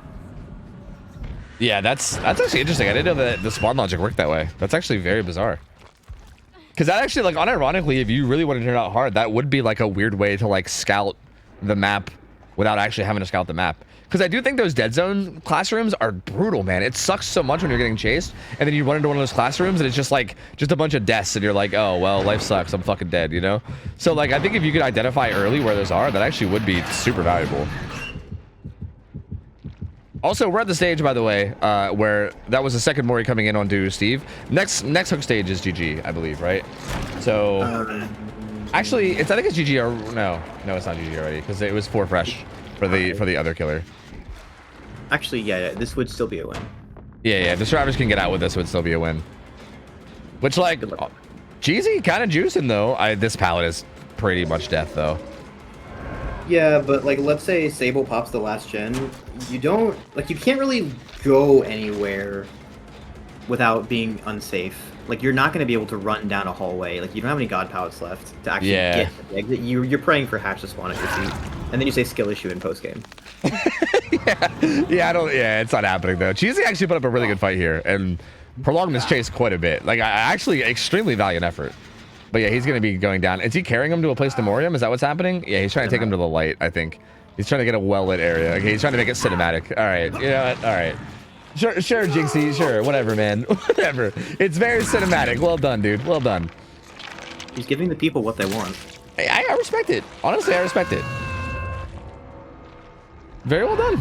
And Sable might have a chance of getting out, but even that seems pretty unlikely unless they get Hatch, which they could. But I think that's going to be Empathy 2-0ing here, right? I think that's going to be 2-0 in the Calculated Miracle. Empathy wins both sets.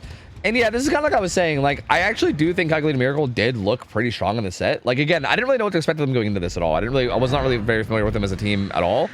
And this set went basically how I thought, but maybe even a little bit better for Calculated Miracle. Like, Finesse is Finesse. I mean, like, Finesse and Jinxie and all these survivors on Empathy they're very good, like, players. Like, everyone on Empathy is a very, very good player. It's a very good team. So this was a pretty tough test for Calculated Miracle, I think. Like, this is a pretty good, like, showcase to see, like, really where they stand. But the fact that they were able to keep these, like, relatively close and keep up relatively well with Empathy, like, this is a very, very solid team. So cool to see, man. I'm excited to see them going forward more, and hopefully they keep practicing and, like, grind, because I think this team really has a lot of potential. You can tell they've been practicing. It definitely did not look like when you have a team coming in, like, fresh out of pubs, and then, like, everything just goes disastrously. Yeah, exactly. Yeah. Like you definitely see that kind of stuff a lot. There obviously was a lot of, like, there was, like, if we'll be frank, there was a lot of holes and things, right? Like, there were, like, for instance, in the Plague set, we talked a lot about, like, the aggressiveness of, like, the Death Hook survivor playing topside. Like, there was a lot of things like that where you're just like, oh, like, those are mistakes that really shouldn't be happening. But yeah, it wasn't, like, super bad, right? It wasn't, like, as sloppy as you do see from, like, very, very newer teams. Like, they definitely have some experience in that. It kind of feels like they're in that stage where they're, like, kind of ironing out, you know? They're trying to iron it out and, like, really get consistent and get everything down. But honestly, exciting to see, man. They played really, really well. Empathy just a little bit ahead, and they take the 2-0. So well played by Empathy. That's going to be a 2-0 for them. And yeah, I mean, Empathy's a super good team. Not really that surprising to me. I think this team is extremely talented, very, very experienced, and not really too surprising that they 2-0. Again, I think if you're Calculating Miracle, I think you can just feel good about the amount of a fight you put up there, right? This was kind of like a test set, I think. Like, I think Dino put them in the set for, like, a test to see how they do against a team of, like, Empathy's caliber. And yeah, I mean, that being said, I think going into that set, maybe knowing that they're not necessarily the favorites, or, you know, maybe that they, like, on paper shouldn't have a crazy good chance of winning, I think they put up a really good fight and kept it really close. Those are also both sets that rely a lot on your game sense and your comms, which are things that are not easy to do flawlessly when you're starting out, which I think also means that if they're going back to, like, review the sets they played, it's a lot better from, like, an improvement perspective to go over, like, okay, you know, where did things go wrong? What can we do better?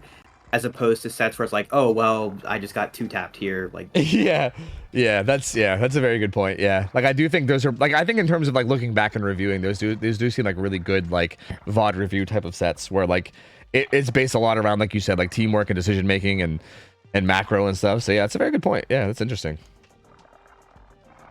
We got to see what's going on now, because both of these best of threes that we started with were 2-0s. So we're a little bit ahead of schedule. The next set is not scheduled till 10. But if they're ready to go early, I mean, I'm down to go early. We just gotta wait and see. We gotta wait and hear from the teams. If one of the teams is not ready to go now and they need some time, like realistically, if they want to, they can say like, yeah, no, we're scheduled till 10, so we're gonna wait till 10, right? Because realistically, yeah, like they might have work or something, they might not be able to. If they're not available, then we'll have to find some way to fill time, which we could maybe figure that out. But So what you're saying is there's a chance of the Freddy tiebreaker anyway. maybe, yeah, maybe, possibly. Yo, what is the text that's really Is there text at the bottom of the screen that I'm showing on stream right now? And what does it say? I'm too old man to say it to see it. I don't know what is it. Bottom left, you mean? Yeah, what's it say? It says credit to user something for background image. Oh. I can't read the name. Oh, credit the guy That's for the background the thing. image. Oh, okay, sick. Never mind. All right, I thought it was. I'm gonna be real with you. I thought it was like some meme. I thought it was gonna be some like really dumb meme that someone threw in there. That's actually just wholesome. Never mind. That's wholesome and probably appropriate. So good. It's okay. I'm an old man also. I understand your pain. Hey, to be fair, my OBS is like, dude, the OBS preview is super small. So like, all right, it's not super fair for me. All right, like cut me some slack here. I'm empathizing with you, you know, in honor of team empathy. Thank you, dude. Thank you. Are you gonna pretend that you're an old man? Wait, I don't know. How much younger are you than me? Are you a fucking little zoomer compared to me, or like what is this? Are you joining me in the old man club, or what is this? I just turned 28, which is still like retirement house by comp standards. Yeah, true. That's a good point. But by comp standards, that's true. Comp is filled with like people that are like fucking like 16, 17 and shit. That's a very good point. Yeah, I'm so far gone. So I don't know. I literally lost a player to junior year of high school, and it was like, all right, well. Yeah, like that's so wild, man. I couldn't even imagine. Like that's so strange. I don't know. Like it's strange, but it's also not, because I guess it makes sense, right? Like those, if anything, like that is kind of appropriate for what kids would be doing, but I don't know. It feels weird, I guess. It looks like DC on first down is not ready yet. Let me ask.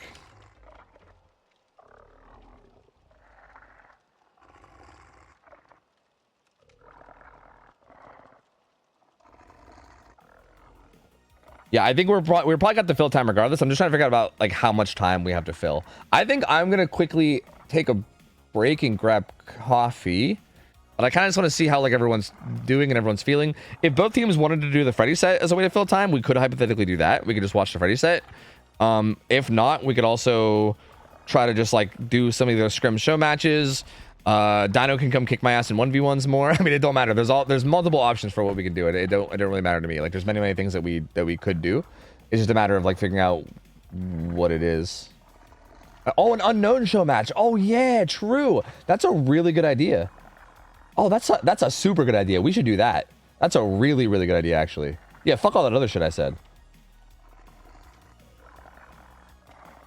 Huh. All right, yeah. I mean, if we have, I mean, I'm assuming we're gonna have the time because I know the DC on first down said they're not ready yet.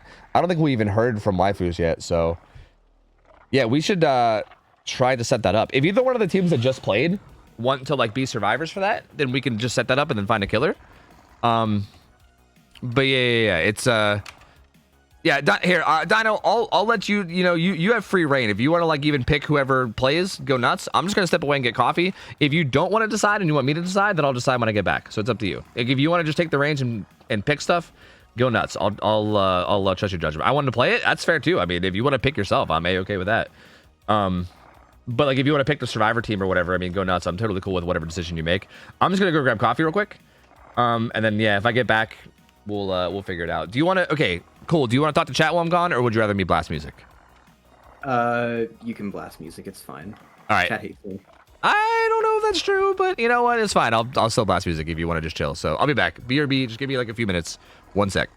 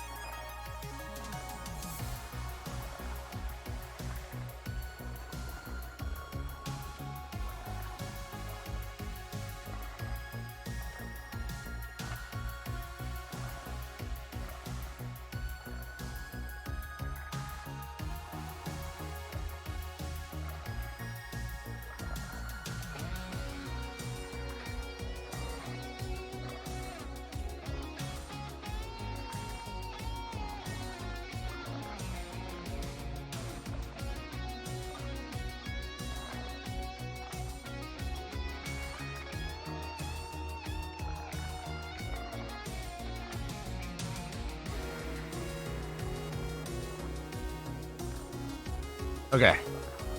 All right. I'm back. Hello. Hi. Wait. Oh, not in Discord. Hi. Hello. I'm back. Yeah, I'm back too. Hello.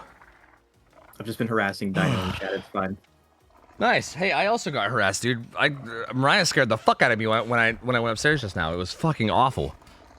Holy Christ, dude. So wait, do we have plans in terms of like what is happening?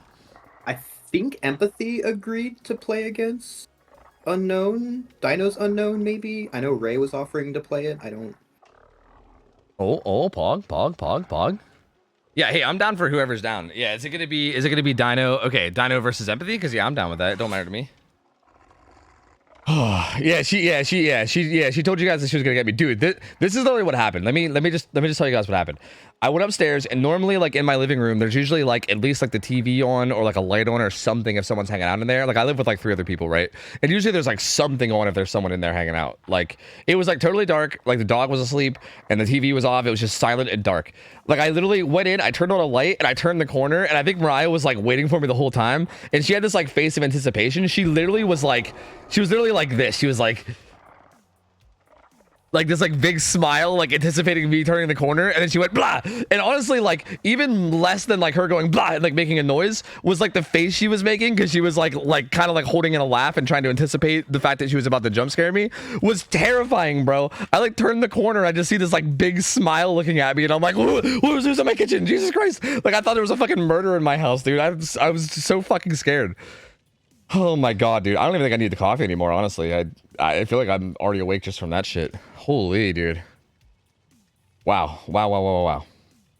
Let me come back down though. Hold on. Let me just chill. Let me relax. Let me take a breath. All right. So we have Dino playing Unknown, and it's against Empathy Survivors, yeah? And I think we're doing this on CT, yeah? I think we're just gonna do this with the rules, right?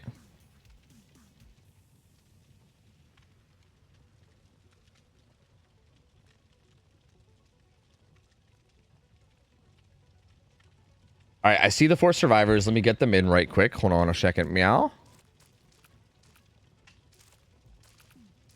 No, I did get coffee. But what I'm saying is I don't think I even need the coffee anymore, dude. Like I think I'm good. I think I could just run without it. I think that was enough of a wake up, you know? Like I was getting the coffee to try to give me energy, but bro, that was like all the energy I could ever want. Like I think I'm good. I don't think I need energy ever again ever. Why am I not finding anybody to invite? Ah, they'll join. It's fine. I'm sure they'll join. It's fine. Just following the rules I just made. Okay. So, yeah, the rules you just made. So this is tier 2. This is tier 2 on CT. There's like some add-on bands, which are like both ultra rares. Oh wait, both ultra rares. The purple that gives you a bunch of like increased like action speeds after you teleport, and then also the green that gives you a weakened upon doing a gen. So those are all gonna be banned. It's gonna be on CT, and I'm curious to see how this goes. Like I have no idea what to expect out of this. Like this is one of those like very it's an unknown set. That wasn't even on purpose. It's obviously an unknown set because this killer's so new. I literally don't like. I couldn't even begin to guess the results that we would see here. I don't know at all. Do you have any kind of a guess, Cole, on how you think this might go? It should be a 4K. CT's a pretty strong map for him, I think. Interesting. See, I do feel like CT does seem pretty good because like you can't really tie tiles together very well, right? Like if you're kind of stuck at like an isolated tile, or at least like relatively isolated, right? Like I know that not like everything is super isolated on Cool Tower, but I think it's like more. It feels like tiles in that map are a little bit more isolated than a map like Wrecker's Yard or something would be, right? So, yeah, it does feel like if you're kind of stuck in an area and he's kind of zoning you in, like kind of keeping you there by zoning you, it does feel like his power is strong enough that he might just be able to force the kill on you no matter what. So yeah, we'll see, man. But I also think Unknown's kind of weird because I think if you like, for instance, if you just kind of fuck up like one like power usage, and then they break out of weakened, and then you're kind of in a weird spot where you have to like hit them twice again to kill them. So it's a bit odd. It's a bit odd, and I'm curious to see how it goes because I think this could be super snowbally on either side. As I recall, this was one of the more this was one of the maps that had the best results for the killer of the showcase that saw on Tuesday, I think. Like Wait. the fact that you can zone people easier on this map was part of why like it was a stronger killer result than like Wreckers. Yeah. That definitely seems to make sense. Yeah, Wreckers is a map that like is very anti like zoning you into a tile because there's just so much connected. Like all around the middle, there's like so many fillers into shack, into maze tiles. Like there's so much you have there. Yeah. So I don't know. Considering those are the two maps that you probably would expect, I feel like yeah, this feels like the stronger map for the killer. So I guess we'll see. Yeah, I don't know, man. I don't know. I think this could be very interesting in terms of how it plays out. Yeah, Scribble, I think they already explained it to you, but yeah, this is basically the map that we're playing on Cool Tower. This basically explains like this shows like the clock callouts that the teams use in terms of like how they call, like for instance, if we say like there's a generator at 1, then we're talking about like the top right corner of the map based on main being like the top and shack being the bottom. And I kind of pull these up for every map that exists in terms of like, so that way people know what we're talking about when we say things like top side, bottom side, and things of the like. So, yeah. What killer is it? It is the unknown. Do you think there's anything we see here in terms of like, in terms of like perks or anything in terms for unknown? Like, is there anything that you think we will see? Like, is there anything is there going to be anything unexpected, or do we see like just the typical stuff? Like, I don't even know if we would see like, I mean, he's not really that M1-y. I was gonna say maybe even like sloppy, but even that I don't think, because I don't think he's that M1-y. So,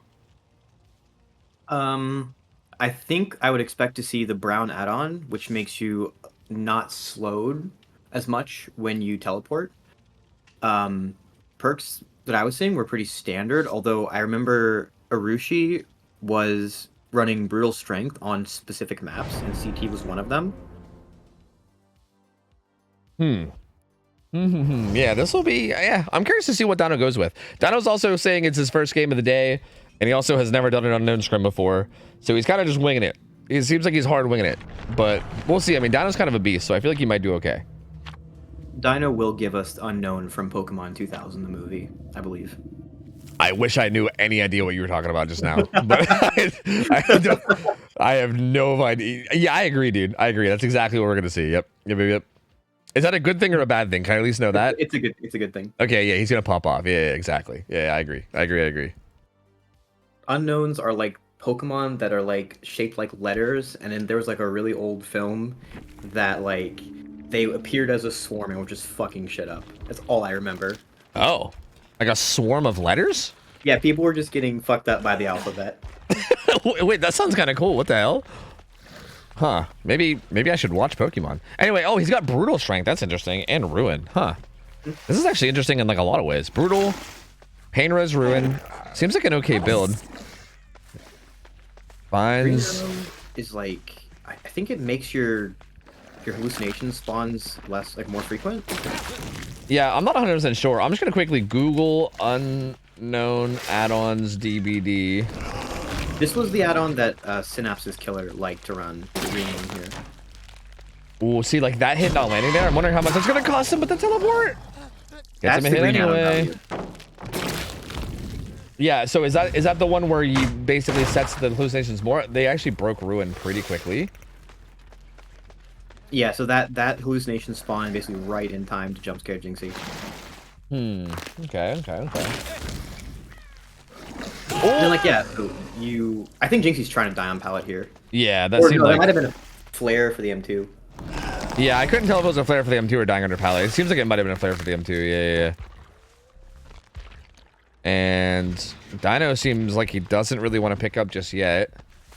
Baiting a little bit. There is a striver nearby in Finesse. He's got Lithe in a window. And yeah, he's going to vault it. Yep. Beautifully done by Finesse.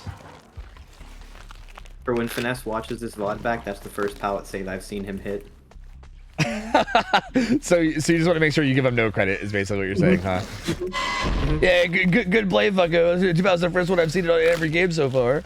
No, it's progress. It's progress. True. It's a good point. I'm gonna be honest with you. I'm still trying to figure out these add-ons because I can't find it on this guy. Oh, that was a good tag one to Finesse through that window. I'm sure the brown one is where you're not as punished for teleporting to yeah. The Yeah, green one, that's- I'm pretty sure, is like 15 seconds off your hallucination. Oh, that was a good Timer. down. Oh yeah, it's like 15 seconds off whenever you make somebody weak or whatever, Oh, right? When you yeah, affect yeah. someone with weakness, I think. Yeah. Yeah, okay, yeah, it makes sense. Yeah. Because, yeah, it gives you more hallucinations, and then you can use them better, which makes sense. It does feel like, I was wondering how much of this was going to play into, like, people actually, like, dispelling the hallucinations, too, right? Because I feel like if you're consistently dispelling the hallucinations, it feels like it can definitely be hard to, like, keep them active in good places. But also, if you're constantly putting out new ones because you're a green add-on, then, like, it feels like it might be hard for the survivors to keep up with, too. One of the fun aspects of this killer, maybe that's sarcastic, I'm not actually sure, to be honest, is because the hallucinations spawn where you're chasing people, it's like, you chase someone, you burn the resources down, you have hallucinations there, you hook them nearby, and now you can kind of leave, especially on a small map, and then you can port back to the nearby the hook. Yeah, that is true, yeah. That is kind of what's happening here, which is very interesting. Even right there, like, I feel like him getting that tag one to Loris and then even just hitting her with power and then leaving feels really, really good. Because now, like, if he finds Loris again, she's going to be in a position to take damage from power, or she has to kind of go out of her way to, you know, not to, like, break out of it, right? Which either way is a good thing to have to force. And, oh, he tried to shoot, but it didn't work. But Finesse does go struggle, and both survivors are still, and, oh, actually didn't do damage. He just broke out. That was actually so close. Jinxie broke out of that right as that came in. That was like so perfectly timed from him. Yeah, I feel like it's so easy to play this killer really oppressively on this map in particular. Because there's this aspect here where Dino can just sort of hold the choke, and like, what do you do? Yeah. Let them die. Yep, exactly. He's able to just kind of like launch the cannon at everybody that comes by, and yeah, it feels very tough to make anything happen. Oh, that one unfortunately hit the wall and didn't go where he wanted it to. But he does have everybody weakened. Looks like Jinxie is like at least a bit broken out, but they haven't really gotten a whole lot done for this. Like, oh, I missed that, but I'm pretty sure just fucking Kobe got that down on Dolores. And did he injure Nos too? Oh no, I'm so sad I missed that. I'm pretty sure he just got 2 damage states. I think he downed Loris and also injured Nos with like a fucking long range Kobe. I think that's what just happened. Oh, dude, I'm so sad I was switching cameras for that, dude. I fucking missed it. I mean, I saw it kind of, but it was like as I was switching. I'm pretty positive that Nos was full health, healing Loris, who was injured. I'm pretty sure at 5. I'm pretty positive. And he like Kobe'd a fucking ball into there and got them both. That's insane, dude. That was actually a wild play. I kind of want to see that from one of their point of views. I wonder if they like, if any of them have like a POV of that. I feel like Loris probably does. Because that was probably wild looking. Rob, I think she usually streams when they do scrims. Yeah, and yeah. Clips a lot of things, so I'm certain that someone has record of this. Yeah. I would hope so. But now, so now like Finesse gets out and he's death hook, so he's just gonna be doing the Gen at 11 and trying to play safe. But still a pretty good position. I mean, he has Jinxie still hooked bottom side, and he's still just kind of holding this mid map and pressuring it. He's got to lose 3 gen bot side. He's got no real reason to he's got no real reason to leave. And the killer has, if you're precise with the, I probably can't call it that on stream, but if you're precise with the power, it's so hard to actually approach the killer with, because you're being hit from range basically. It's almost like it's comparable to Huntress camping, at least from range, except he never runs out of ammo in exchange for being not quite as lethal. Yeah, exactly. But you do always have to be worried about it. Like Dino is just kind of like, he's doing a really good job of just kind of protecting this hook while pressuring around it, right? Just trying to like take shots at people when he can. Like, and he has put a lot of pressure down. I mean, that first hook situation with Finesse was rough, man. They had a bunch of people surrounding the hook, even like that, right? Like landing that right there on the Finesse, huge. That puts so much more pressure on him. It makes it so much more dangerous for him to do anything, because now he can take health states, right? And he will. He'll get hit right there. And there's just so much damage coming in. They do end up getting the unhook. Now Jinxie and Finesse are both... Oh! Didn't quite wait long enough, though. Tries to get the hit through the wall, but Jinxie wasn't quite past there yet. Oh, but kind of catches him out of position here, and we'll get the down, and that's going to be a kill into Jinxie. He doesn't have anything to help him. Yeah, he's going to be full dead. That's the gen at 11 popping. So the 3 gen... Okay, I thought I bugged him. The 3 gen bottom is still there. And I think there's even still a gen at like 9, right? Like, I think even the 4th gen is not that far off. And Loris is injured at 5. And Dino's here. Getting this down here and getting this hook here is going to be huge. Ooh, teleporting down towards top. I think at that point Dino just wanted to get to top side and make sure that she couldn't get away. Oh, breaks free. Oh, yeah, Loris will actually get away.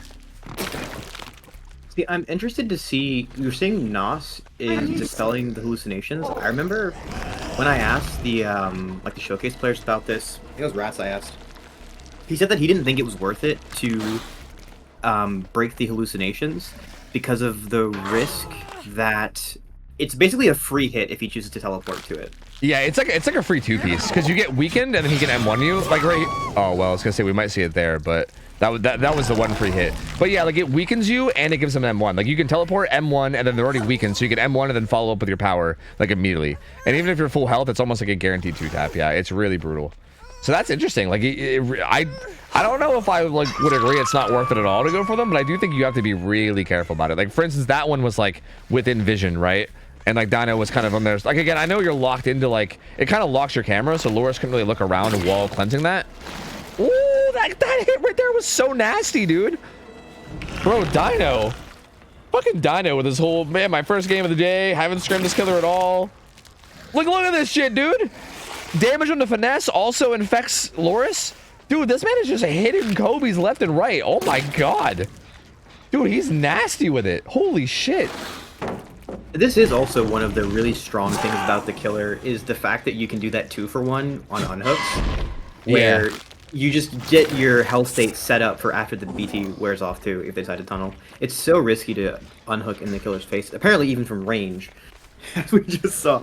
Yeah, it's actually wild, dude. Yeah. Like to be fair, they do get the unhook, but oh my god, dude. Bro. Dude, Dino is nuts. And he gets the teleport, and that's the down. Yeah, that's gonna be 4K too. That's gonna be 4K too. That's just gonna be it. It's just gonna be over right. It's just gonna be over right there. And yeah, they're all gonna back out. That's insane, dude. Dino actually popped off so hard here. I do like wonder how much of this was like. I feel like the early game for the survivors felt very sloppy. I mean, again, keep in mind that like both sides are kind of just winging this, right? I don't think either side has like very much to maybe any experience in the set. So like. I think both sides are kind of feeling it out and probably aren't going to be doing everything correctly, obviously, just because of how new everything is. But I do think like that early game, like for instance, that first hook on the finesse was very disastrous for the survivors. Like it felt like all 3 of them were kind of like running around near the hook and like running back and forth and trying to pressure the hook, but then also like getting hit. And it felt like finesse went basically from like initially hooked like and being like full like both stages to being like death hook and almost about to die and like needing an unhook immediately. And it feels like there was almost no gen progress in exchange for that. You know what I mean? Like there was a little, but not a whole lot. Like not as much as you would expect from a situation like that, especially considering the way that Dino was kind of just holding down that area. Like you'd think that they would just completely slam the gens on the opposite side, then force the unhook, try to take the chase bottom. You know, like I don't know. It definitely felt like it was very sloppy from the survivors as well. But regardless though, I mean, very well played by Dino. Like he hit some nasty shots, man. That was nasty. Holy. Yeah, I mean, I'm down for more. Sorry. Go ahead. You might say their game plan was a little bit unknown. Yeah, stop it. Knock it off. Stop it, man. I don't need this. Bro, I feel like Ralph always does this shit too every time I bring him on. He just always does these stupid puns, bro. So I don't know. Is that just like is this like a style of casting? It's just like looking for any pun you can. Is that a thing? Are you a pun caster? No, I'm actually not. My job is to pretend to know things, usually. And someone else is actually excited, and that's the dynamic.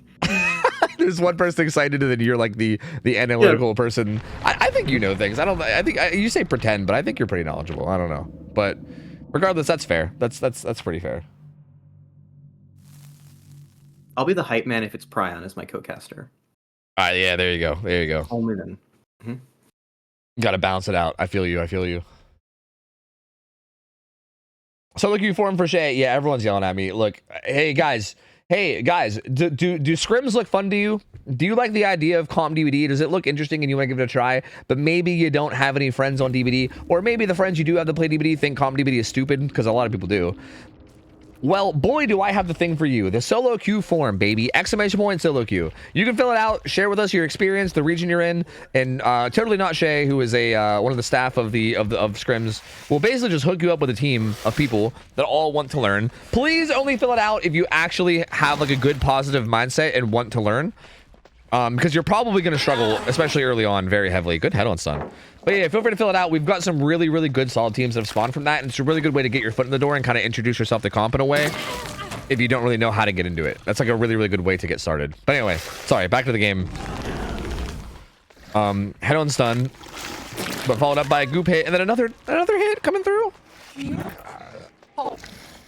I mean, this at least looks a little bit more normal from what you'd expect to see from a CT set. Bro. Oh, well, we don't talk about it. Dino just landed shots though. Like, it's tough because he'll shoot it in front, right? And as a survivor, it's like your decision's hard because you either have to like you have to run back towards the killer to dodge it, or run into it and die. But if you run back towards the killer, then you might also get M1. He does have a little bit of a cooldown. Like, I do think Nos there could have like ran back towards him a little bit and then still made it to the pallet. It's a very finicky thing to like work around. And I feel like, again, a lot of people in these games probably don't have a crazy amount of experience with this killer yet. And I think that's kind of showing. Yeah, I wonder how long it takes to get used to like even the range on it. Yeah, yeah. I feel like from the killer point of view, it's not really that bad. Like, I feel like even just playing it like just for like 3 hours or so on like Tuesday, I feel like I was already getting pretty used to it. Like, I wasn't like perfect with it, but I definitely was getting very consistent to the point where I think if I just played it for like a few days, I'd probably have the range pretty down. Like, bam, that's another really good hit there on the Jinxie. Gets him injured and then also gets him weakened. So Dino just consistently landing him. And he's got a 3-gen around here. It's kind of an open area also where the 3-gen is. Well, actually, it's a loose 4-gen if you count this big one. And Nos is kind of hooked in the middle of it, which is really unfortunate. I think part of the reason why this map seems so brutal to play its driver's side of this matchup is it really feels like it's so easy for the killer to just do this. I mean, yeah, like that's unfortunate, but the basic game plan of just sit on a hook and sort of proxy camp with the goop out is so miserable. Yeah, it feels very strong. That did like, okay, so while that was a nasty shot from Dino, and I don't want to take anything away from Dino, I also, like, again, I can't, she's probably unlocked her, right, with head on? No, actually, she's not. I can't help but feel like a lot of this is also like heavy misplaying from empathy. Like, you'd think that who's on the hook there would be calming that, right? And be like, hey, he's gonna launch a ball towards the gen at like 7, so like if you're on that gen, look out. But like, because yeah, he walked right up to the hook and then just launched it right over to a gen that they were doubling, and then they just like they took a down and then an injury, or that was it, a down and an infection? I don't know. He basically got 2 people with it. He got a health state and then a weaken on 2 people. So like, that's like, it's so huge. I mean, you can calm, like, oh yeah, he's looking this direction, he's going this direction, but I don't know how easy it is to tell if he's actually got his power out when you're looking at him from behind. Yeah, that's a good point. Actually, it's not even that easy to like know he has his power out, even when he's looking at you from the front, to be honest with you. It like makes a sound, but it's not like super obvious half the time. So that's actually a good point too.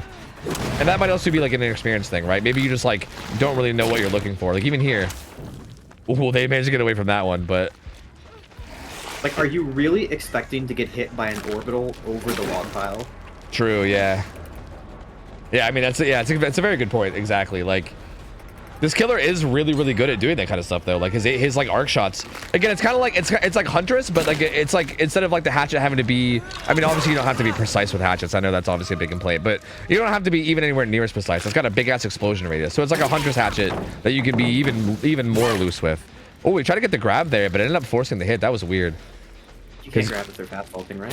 No, on a pallet you can. Yeah, it's just on a window you can't. Really? Yeah. You can absolutely grab on a pallet vault no matter what.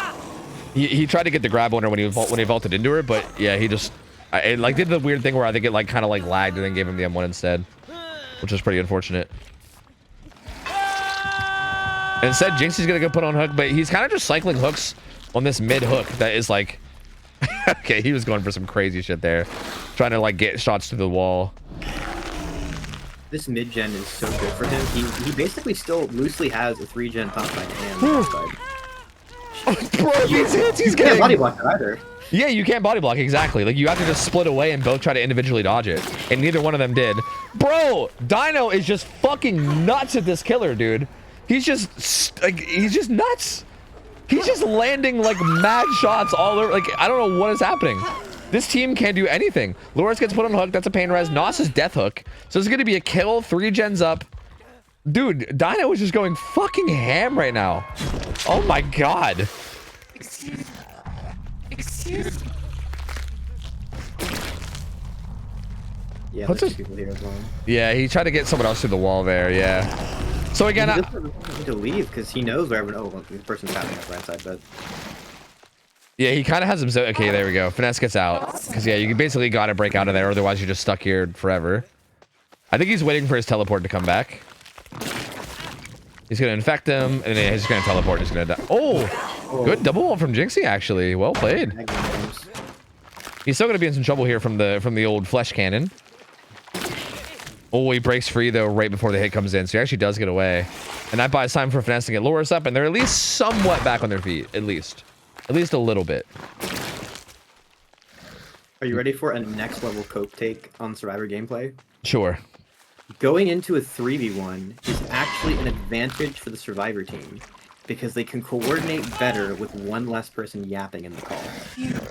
You know what's interesting? There's been so many like games I've seen, whether they're like tournament matches or scrims, where it feels like when somebody dies, the team just like turns up and like plays so much cleaner. And I've always wondered like why. And I think you're right. I think it's like it might be like the one person yapping, but it might also just be like I think trying to coordinate 4 players versus trying to coordinate 3 players is obviously like harder, right? Like if you're trying to coordinate like if you can imagine there being like 8-person teams and trying to coordinate all 8 people, right? Like that makes it so much more obvious sounding because it's like, yeah, that's insane to try to coordinate. But I think just trying to coordinate one less person, whether it's like the comms or not the comms, I think is kind of I think it shows because I've seen that out of like a lot of teams where like when it gets down to a 3v1, people play much cleaner, you know? On the advice of my lawyer, I'd like to clarify that Nosila is not a yapper. She has very good calls and is a wonderful teammate. Please don't kill me. Oh yeah, I think I didn't realize who was actually dead. You better watch yourself, dude. Oh my lord. No, don't worry. I think I got what you're getting at, okay? All right, don't worry. I think I understood. Good shot on the Jinxie though. And yeah, they're trying to get some gens done, but he's just in such a strong position. And Jinxie's actually death hook. Oh, I didn't even realize. And the teleport. Yeah, and dude, like this mobility, right? Like even that shot was a little bit off. If he would have put that where he wanted it, he might have been able to get the infection on whatever server was here. Like I feel like Dino's really showcasing like how much pressure this killer really can put out. Honestly, it's kind of wild. If everyone in this game is down, I would maybe be interested to see this killer on non-cool tower, because like this has felt like very dominant, and I wonder how much of it is like from the map being cool tower, right? Like there's so many like lines of vision, as well as like we said with like the tiles like being like not really isolated, but like a lot harder to tie into than like other tiles, you know? So I wonder how much of that is like playing a factor to this, as opposed to this just being the strength of the killer, you know? If you want to try it on a different map, I think DDS is an interesting one for it. Yeah, that actually is interesting, because I feel like the M1 part of his kit becomes a lot more powerful, whereas like his power becomes a lot less powerful because of how many things you can tie into it. It's the weaken on Dolores, putting down a he's putting down a hallucination, as well as gets damage. That also adds 6 seconds. Yep, and very fast 2-tap there.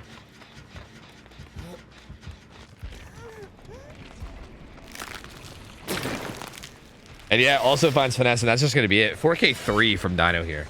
Dude, Dino is just like, again, the amount of shots that he's landing that are just like double hits, like he has gotten so many crazy shots in these games.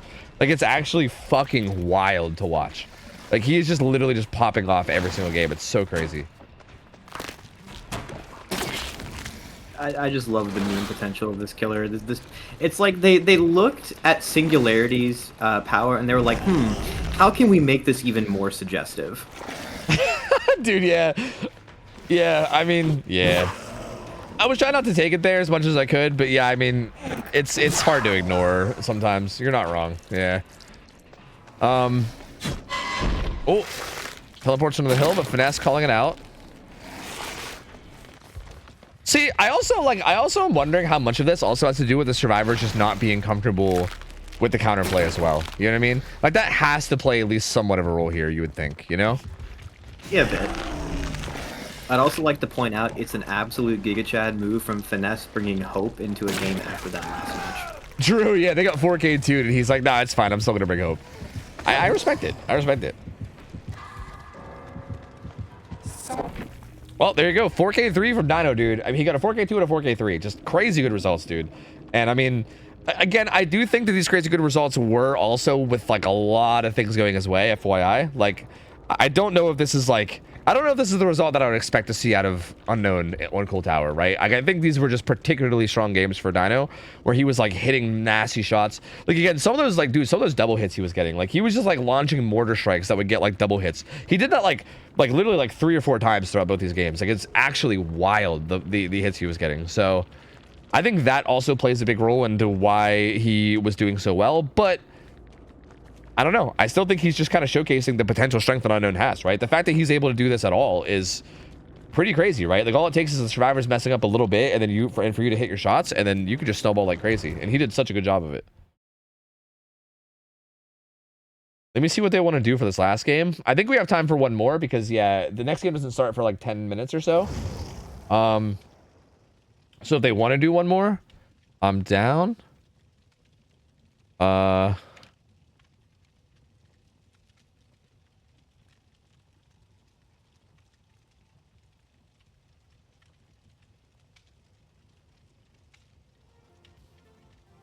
I guess we'll see. I definitely want to see him on a different map, though, if we do another one. So apparently the secret to Dino's power is touching grass. That's crazy, dude. That's crazy. There's no way. DVD players don't touch. They don't touch grass. Oh my god, I can't speak. Groaning 2 is interesting. That one is like, would that one be? I think Jinxie has an issue with that map. Yeah, it certainly seems that way. Yeah, certainly seems like he is not about it.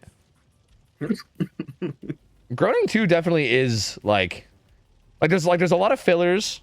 It's like a somewhat decently big size map, which I can't even tell if that's like good or bad for like, because he does have really good mobility, right? So like sometimes map size might not even be that big of a downside for him. You know what I mean? Like, I think he might be able to do okay depending on how it goes.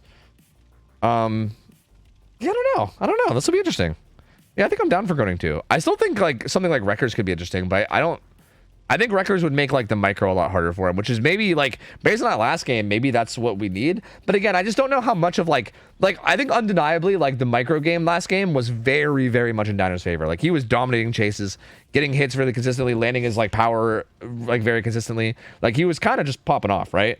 But I'm not sure how much of that popping off was like the map and like the killer, or how much of it is just like the survivors not being comfortable with the killer yet, you know? Because like, it does feel like there is some room for the survivors to be kind of slippery and elusive with him.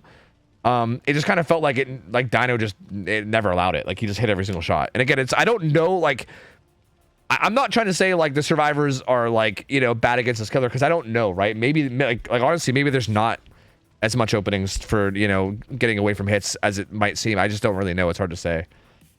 So I'm curious to see. I felt like in the first game, part of what went wrong was the survivors like kind of having not really a game plan at the beginning, but then the second game they almost did, but then it went even worse somehow. So no, I see that. Yeah, because I do think the first game, yeah, like, I think had they gotten more value from Finesse's hook in the early game of the first game, I think the survivors are actually in a pretty good spot to like do something big there, right?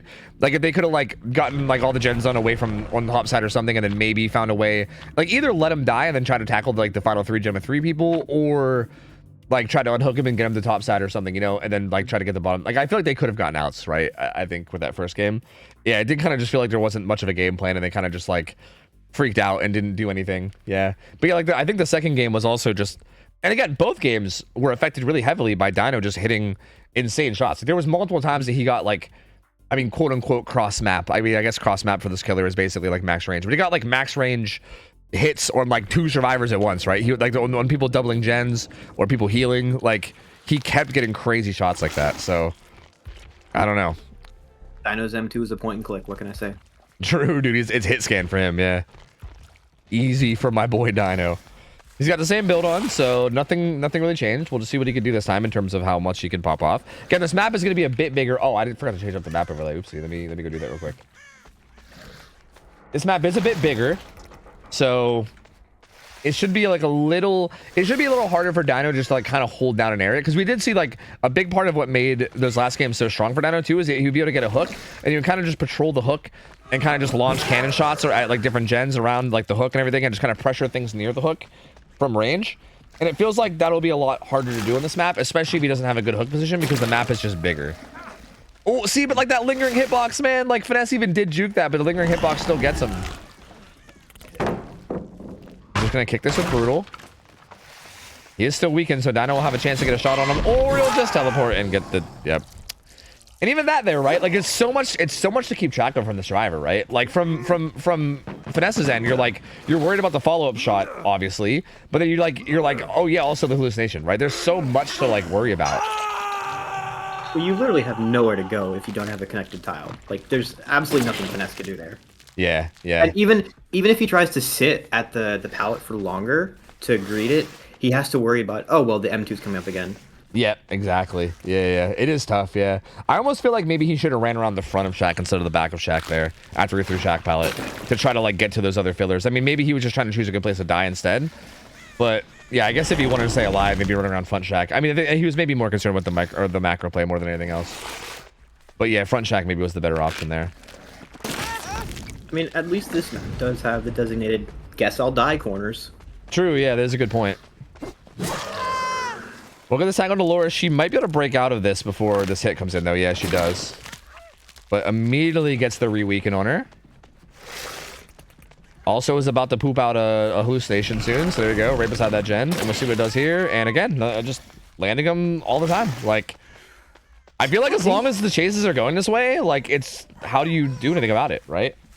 That was, I think, slightly a misplay on Norris's part. Like, because once you've already been tagged, you don't want to break LOS because you need to not, like, you need to see the killer to break it off of you.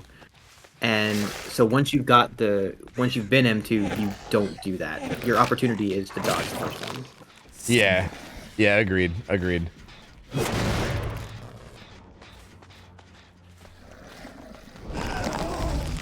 Now I'm going to leave a hallucination there. He has a couple different places he can teleport to, but he's still just pressuring the map. He's not really going for like a tunnel line or anything just yet. Just kind of pressuring around. Finds Kate, but he's actually just going to go back to the hook. Loris has been on this hook state for about half of it, so I think he decides he wants to try to secure struggle. It doesn't really seem like anyone is in position for this. I think maybe Ace was heading for it, and then when he teleported back, he was like, okay, never mind, I'll hop on a gen. I feel like this feels like another strength of Unknown that maybe I'm just not realizing too. Is that like his teleports are so like they're so quick, and I feel like they're so hard to predict. Like for instance, right there, like it's hard to know what he's doing, right? You're like, okay, maybe Dino is like not even protecting this hook at all, and maybe he's just leaving and like, you know, patrolling these gens. But then he can like instantly at the drop of a dime just TP right back to the hook, and then bam, he's like right there on top of it. So I feel like if you're trying to decide on things like, I don't know, do we send a survivor for the unhook, right? It's like it seems like it's hard to make like decisions like that when you don't really know what the killer's doing, you know? And he can kind of like flip it on a dime at any point. Yeah, it's not reactable at all. You basically have to predict, and the fact that like sometimes the hallucination spawns mid chase, it's like it feels so weird when it's like, okay, you have like your normal chase camera angle and all that, but then you're also having to look behind you to look at the killer. But then what if he has the hallucination spawn like almost in front of you? Ooh, for the people. Yeah, exactly. Like there is just so much to it like that. Yeah, like this killer, it just seems like overwhelming, honestly. Like, oh, such a good play from Dino, dude. Like really, really showing how strong this is, man. TP's way away to like an unsuspected location. Jinxie just didn't even know where to look for it. Hits him with a range shot coming from some direction that he had no idea was even coming.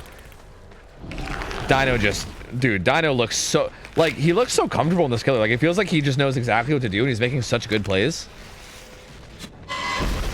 It feels so bad. Like, how many of these interactions does it really feel like the survivor like actually misplayed, and how much of it's just, well, couldn't really do much there. Yeah, like, it's tough because I feel like, okay, so from the survivor point of view, I think you hear the teleport, right? Like, I'm pretty sure no matter, it might be global. Is it global? You guys can correct me if I'm wrong. Even in chat, feel free to correct me. But I think, like, when the killer teleports, I think you might get, like, a global sound that's like that skirt sound or whatever that happens. Well, maybe it's not global. Maybe it's only when you're close. I don't know. But I know that you can hear it sometimes as survivor. I just don't know if it's global or, like, maybe it's, like, only from a certain range. But, for instance, if Jinxie was able to hear that skirt, then I feel like he could have then recognized, like, okay, the killer isn't where he was before, because he was still, like, his camera was still pointing back towards the hill where, like, Dino was before, right? So he, like, wasn't even expecting the shot from Shaq. But, like, if he heard that skirt sound, then he would maybe know to, like, look around and kind of expect the shot from anywhere.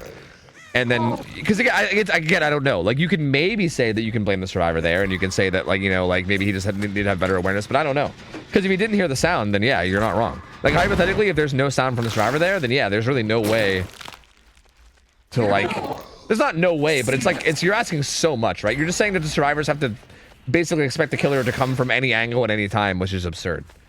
You also, you have to interpret, let's say you hear the sound, you also have to interpret which hallucination he's going to, and you don't have that much reaction time. Like, compared to a demo portal, you'll see exactly where he's coming from, and you always have time to react to it, even if the portal's, like, right on top of you. I don't think you really get that with this killer. I would have loved to see Dino lunge in front of him and lunge into the way of the window there. That would have been sick. I think that was an opportunity where he could have. That being said, I mean, I think he had the T-wall right beside it, so he might have been fine. But I think that would have actually got him the down if he did it.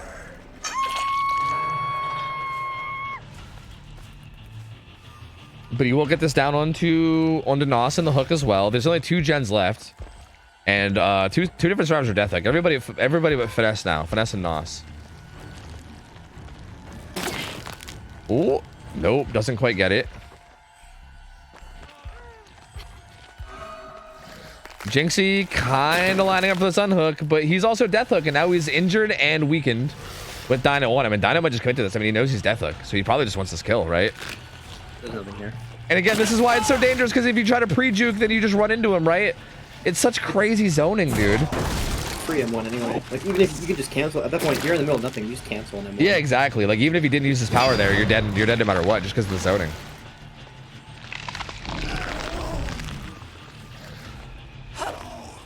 Man, Dino's making me rethink everything I thought about this killer, honestly. I'm gonna be real with you. I feel like I'm having like a fucking moment right now where I'm just like, everything that I thought was a lie. Like, he's doing so well, and yeah, he's putting the survivors in so many positions where they just like what do they do, right? Like, what do you do? Like, even that shot so good, bounces off the tree, covers like a big chunk of this tile to the point where like Finesse has to basically flare out to avoid it in like a weird way. Doesn't quite get that damage. Finesse did a good job of getting away from that. This, in theory, would be a good tile because you've got the pallet connected to a window facing it, but Dino just leaves. I guess he's looking for someone in a worse position. Like, it feels like there's a lot of, like, the God fillers seem to be pretty good because you can't bounce the power as much around them, but that's why Brutal Strength is so good here. Like, we've seen multiple God fillers here, but if Dino really wanted to, he just zones you with it, zones you at that tile with Brutal, kind of like how Blights can do. Yeah, but, yeah. Which is, you know, very fun and interactive gameplay. True. That was a good juke from Loris there. That's the kind of stuff that I was hoping to see more, was like jukes like that from Loris, because that was really, really good. And that kind of like puts his power on cooldown, forces him to not just run you down and M1 you. Like, I think that definitely is a good thing to be able to pull off if you can do it decently consistently. Finesse can't get away from that one, and he's going to get hit. But they're not doing terribly so far in this 3v1. I mean, Dino hasn't really been able to get too much. You got to hit on Dolores. If you can find damage on the Finesse, that would be huge, but Finesse doesn't get hit there. Ooh, this was, I think he thought this was the pallet, but it wasn't. It was the window. This is a wonky tile. Yeah, it is. Finesse gets away from that one, too. This almost makes me wonder. I remember... Nice. Gets the wall bang. That refreshes some of the time too, so we can follow with this shot as well. Okay, yeah, just nasty, dude. Just nasty. So good. Hope again. I'm here for it. That's right, dude. I mean, it's called hope for a reason, you know? They ain't losing the hope, that's for sure. It's a very fitting name for the part given the circumstances of what's going on right now. I mean, sometimes the killer's power aren't the only hallucinations in the trial. God damn it, dude. I gotta be honest, that one was actually kind of good. Yeah, I gotta be real. Like, I'll give you that one. That one was actually pretty solid. Finds Loris. Oh, gets the weaken and might follow up with an M1. And there should still be enough weaken there for him to follow up with a hit too. And he had the bang. Oh, okay, I was gonna back off the wall, but it didn't. Oh, bad timing for that pallet throw. Hate to see it. Down goes Loris, and she's deathhook, so that's gonna turn the game into a 2v1. And I feel like he's probably, oh, that was the final pain res too. I wasn't sure who the final pain res was. Yeah, there's no way to get anything done from this point. I think that's just gonna be curtains. He teleports back pretty close, and yeah. The second death into the pain res, into the teleport, that's just a fuck's sake moment. Yeah, right, exactly. Just like, god damn it, man. He went for a crazy shot there. He's trying to get through that little hole and then also through the window. I feel like that gen is pretty close to not being kickable anymore. Yeah. I know this is a spectator bug, but we had these like spikes come up earlier. Yeah, I think when you're spectating, they pop up a little early. I think they pop up at like 6 instead of 8 or something. Like, normally that's what it looks like when a gen can't be regressed anymore. But yeah, again, when you're spectating it, like, it's like earlier than it actually should be. I don't know why, it's goofy, but it's like even that though, like, right? Like, Nos right there tried to juke that, but then he just zoned. Like, that's why it's so tough. Like, what do you do? Like, if the killer just... I think you have to just hold W and stare at him to, one, to assert dominance, and two, to remove the power, because you're in a lose-lose scenario, but realistically, getting hit by the power is better than... Getting hit by the power and getting distance is better than just taking the injury, and then he still has his power up after he's tagging you. True, yeah, true. Went for a Kobe on the pallet, but I think that pallet was gone, so yeah, I think he threw it out to where the pallet was going to be, but it didn't quite land. He finds both of them here. This feels pretty 4K 2-y to me. I don't really see a way that these guys get out of this from this point. Gets a good weak in there. The vibe of the Survivor counterplay is just, fuck it. You know what's really weird? Is like, I feel like a lot of these goes for a head on and doesn't get it, unfortunately. Nos is going to go down. It almost feels like sometimes this is giving me like, this is probably a really weird comparison, but it's giving me like Pyramid Head. Dude, such a good shot. I think the teleport and then taking a shot from a place that they're not expecting seems to be such a deadly tactic, dude. That's been working so consistently. But anyway, if my ADHD will allow me to stay on one thought for a second, it like weirdly reminds me of Pyramid Head, which is a weird comparison. But I feel like, for instance, when you're getting chased by Pyramid Head and he has his sword at the ground, you're always like, do I juke? Do I not juke? And then if you juke and he doesn't use power, then you end up being in a spot where he can just M1 you. But if you don't juke and then he uses power, then you get hit. I almost feel like that's how this killer feels sometimes. Like he can like basically start to charge his power, and then the survivor could like turn around and run at him to try to avoid getting hit by like the power use. But then if he just doesn't use it, then he just lets go and M1s you. But if he does use it, then you get hit. Like, I don't know. I never thought I'd compare this killer to Pyramid Head, but like it almost feels like I get kind of vibes in that way. It's interesting. Very, very interesting. Alternatively, Hag, if people would actually like playing Hag. True, yeah, true. Actually, yeah, that's fair. But like, fuck Hag. I mean, no. You know? Interesting. Very, very interesting. Dude, these matches were very spicy. Dino went fucking ham. Okay, we're actually ready for our next best of 3 though, so no more show matches. Empathy, thank you guys for sticking around and doing those extra games. Dino, thank you for playing too. Those were awesome games. Dino, you're a fucking beast, dude. You're a goddamn monster. My lord, dude. So fucking good at that killer already. Like, my god. Like, actually doing such crazy plays. I'm so sad that I missed that one like cross map double hit that you got on Loris and Nos, dude. If there's any like clips of that from like any of their point of view, I want to see it. Because I switched my camera right as it happened. I was so mad about it. But I think I saw most of the other ones. So yeah, dude, very, very nasty. Very, very good plays. We're going to set up now for the next best of 3. This is going to be DC on first down versus waifus. It's going to be Plague, Spirit, and then Artist. So Again, Plague and Spirit seem to be the story of the day today in terms of killers. I feel like those are the main ones we've been seeing all day, but not that I'm complaining. I mean, they're great killers. It's gonna be Plague on Suffolk Pit, and then Spirit on Wrecker's Yard, and then if we need to go to Artist, it'll be Artist on ARP. Prion's gonna be playing killer for DC on first down, and let me get the waifus in real quick. Let me also get some ads out of the way real quick before the game starts. And let's get the gamers in here. This should be an interesting matchup. I'm praying for a 2-0 just to spite the artist enjoyers in chat. You son of a bitch. You son of a bitch. Does Loris have VODs on at least? Or just no clips? Because pain. Yeah, I'm not sure. Well, I think Loris might be live, so I think it was someone else. It was Elric that was watching, I think, but... Yeah, it's live. Yeah. I guess we'll see, because I would love to see it. VOD's on? Okay, sick. I kind of want to go back and see it, because that shit was nasty, dude. That was nasty.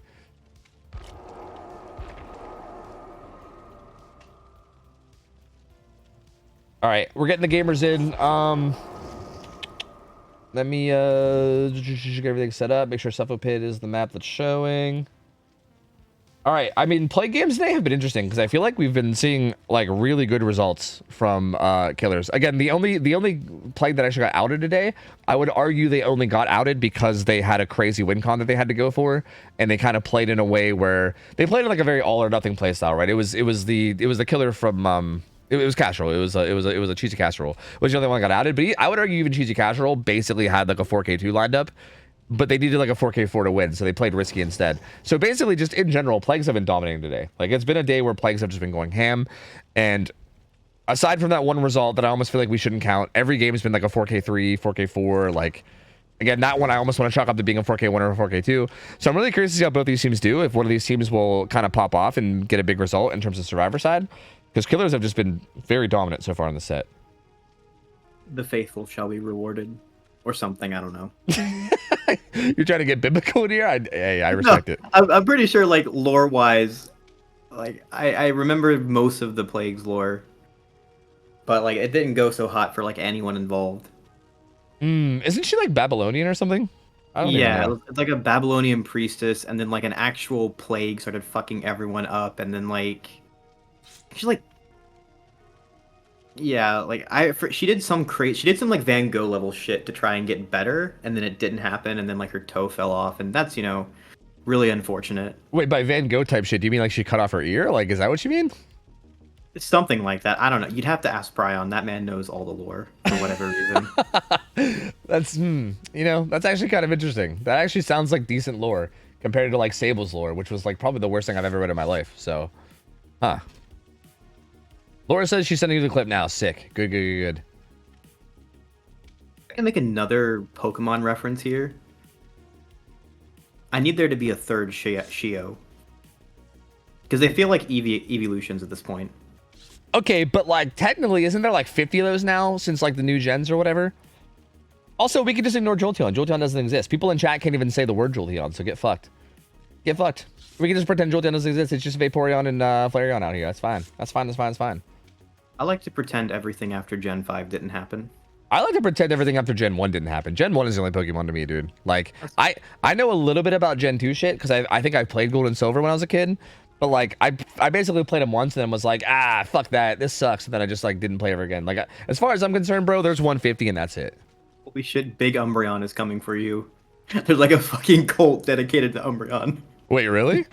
Yeah. Oh. If you ask people, like, just poll like 1,000 people, what's your favorite Pokemon? I guarantee you Umbreon's gonna be like top 10. What? Why?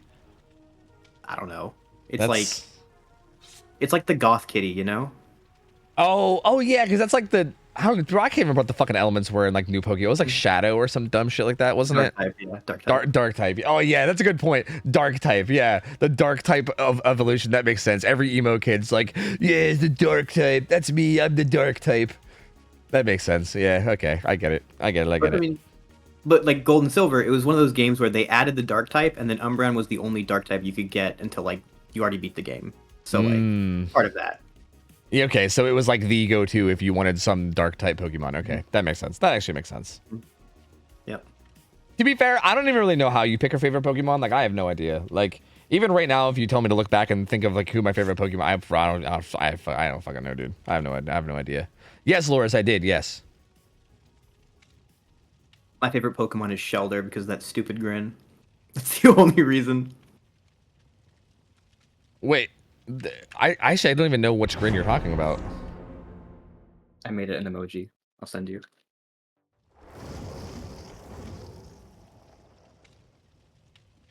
Oh, okay, yeah, okay. No. All right, I see. No, I respect that. I mean, I'm kind of a, you know, okay. Let me try to be less old right now.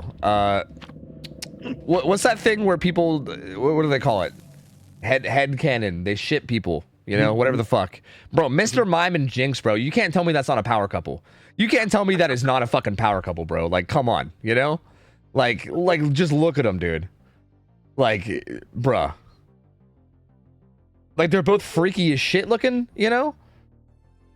It's perfect. Why is everyone question marking me? What? I'm actually crying. Dude, I think it's the perfect couple. I don't know, man. You know? I'm all for it. I respect I think that's what I want to see out of Pokemon is those two. Together and happy. Oh my God. Anyway, anyway, here we go. He's taken who? Oh, is there a Mrs. Mime? Oh shit. People in the anime, they thought that like Ash's mom had a Mr. Mime, and people were shipping those two.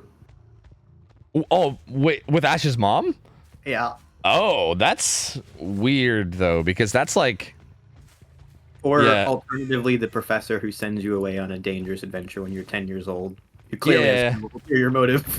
Yeah, true. I mean, I think at the end of the day, like, there's a lot of shit in Pokemon that, like, if you think too hard about it, you start to really, like, question things. Anyway, let's get into this play game. Ruin Undying is being ran, but they already found one of the totems. He's got to chase at main.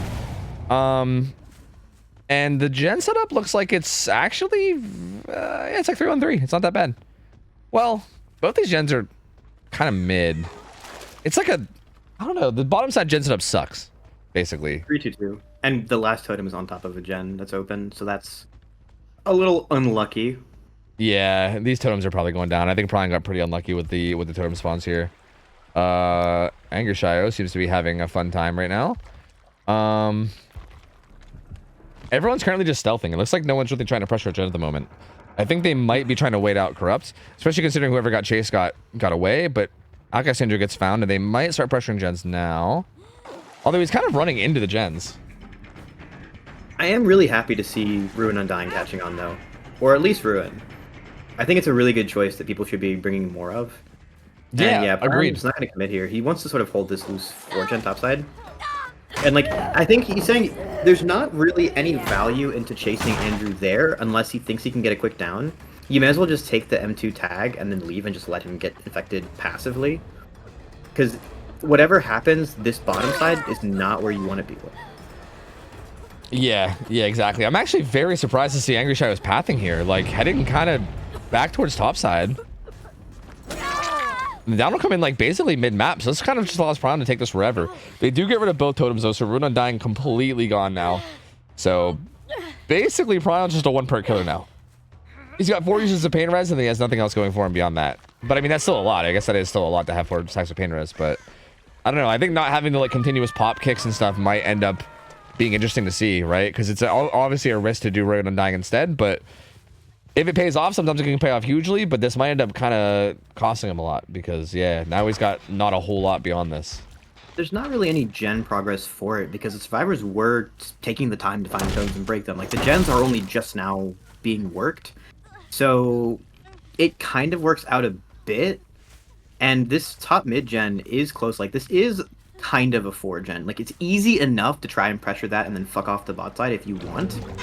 Like, it's not, this is not nearly as bad as some of the ones that we saw earlier, like what Jinky gen spread was. That was gross. Yeah, that was absolutely nasty, yeah.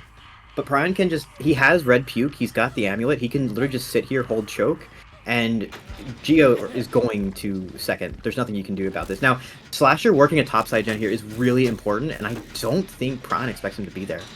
Yeah, if he can get that done, that's going to be huge. But I would expect once the server goes struggle that Prion might check on these topside gens. He should. There's no point in checking bottom side. He's going to mid, you know, actually. You don't care about those. Yeah, you go here. Go here. Yeah. He ends up making the right decision. Yep. And what? There's a good filler there, but 2 good fillers.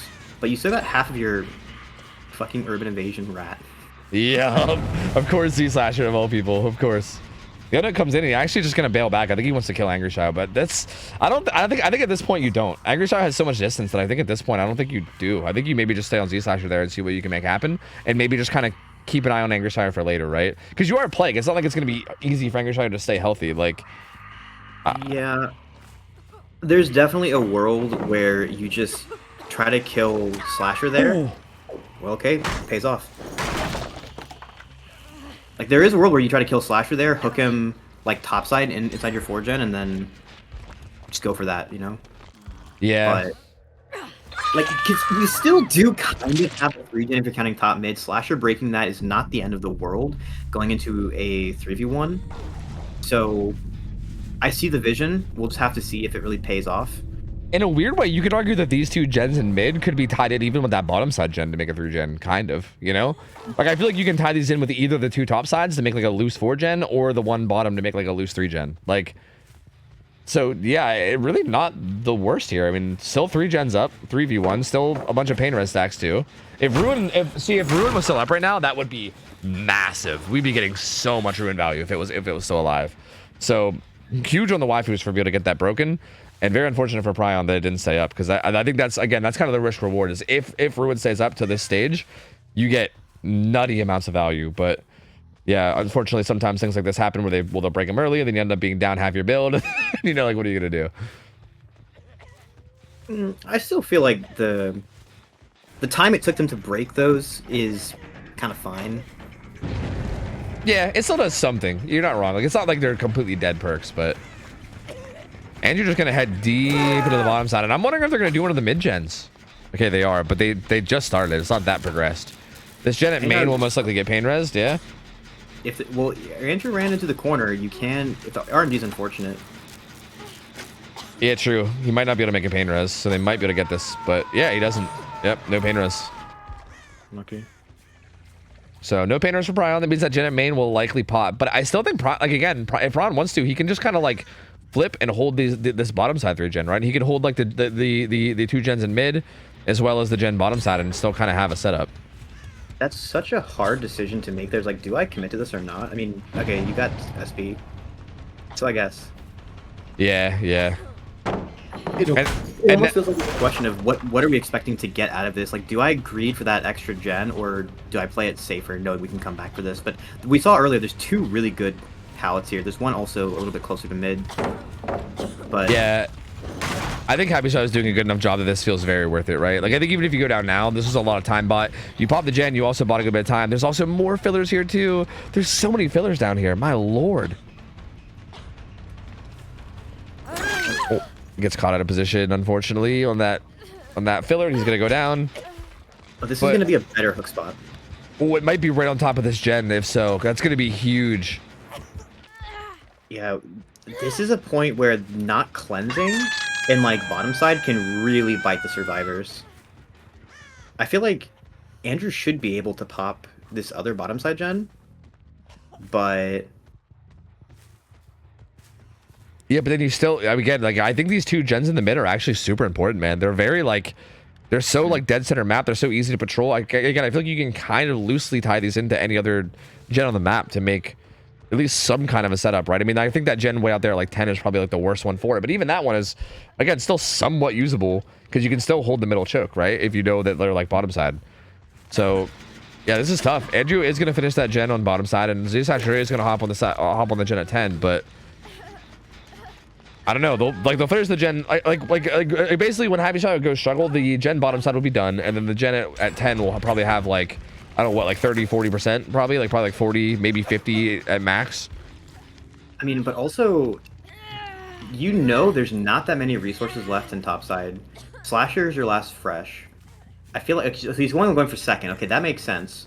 So Andrew should be able to get the pull here, and it is DS on Happy Shio. So playing for freshes here makes sense now. But I don't know how I feel about the decision to commit for second there. I feel like it would have been better to try and get either Slasher or Andrew faster. Yeah. Like you might be right. Like I think especially considering a lot of these resources topside were gone. Like I feel like you can kind of like run up, chase Slasher. That would force Outcast Andrew off the gen and into the unhook, which would delay that bottom side gen popping a bit too. You know, like it does feel like there was a lot of value in that. Good. Again, really good communication here. These guys pre-leaving very, very early on this gen that they were doubling. And they get way deep in the bottom.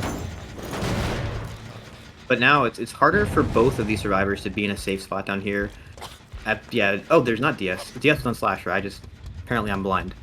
Yeah, no, I flipped through really quickly, so it's fine. It happens. But even if it was up, I think it would have been down because I'm pretty sure they were doubling that gen for a minute there. It's still regressing. These guys are stealthing bottom. Z-Slasher's going to go ahead and pre-stealth up on top side. It's really not that easy to stealth out this power. Yeah, like you can anticipate where he's going to path. Like he's behind main somewhere. You know that for sure. Yeah, and also you're puking and shit, right? You're injured. You're making injured sounds. You're making puking sounds. Like, yeah, it's definitely tough. It's a tough spot to try to stealth out. But I think Pylon didn't actually go to the right spot, and I think Z-Slasher is going to get away with that, which is massive. Because if he finds Z-Slasher here, like he didn't quite go as deep into the edge map as he could have. And I think if he did and he actually found Z-Slasher there, that's like almost game ending, I think.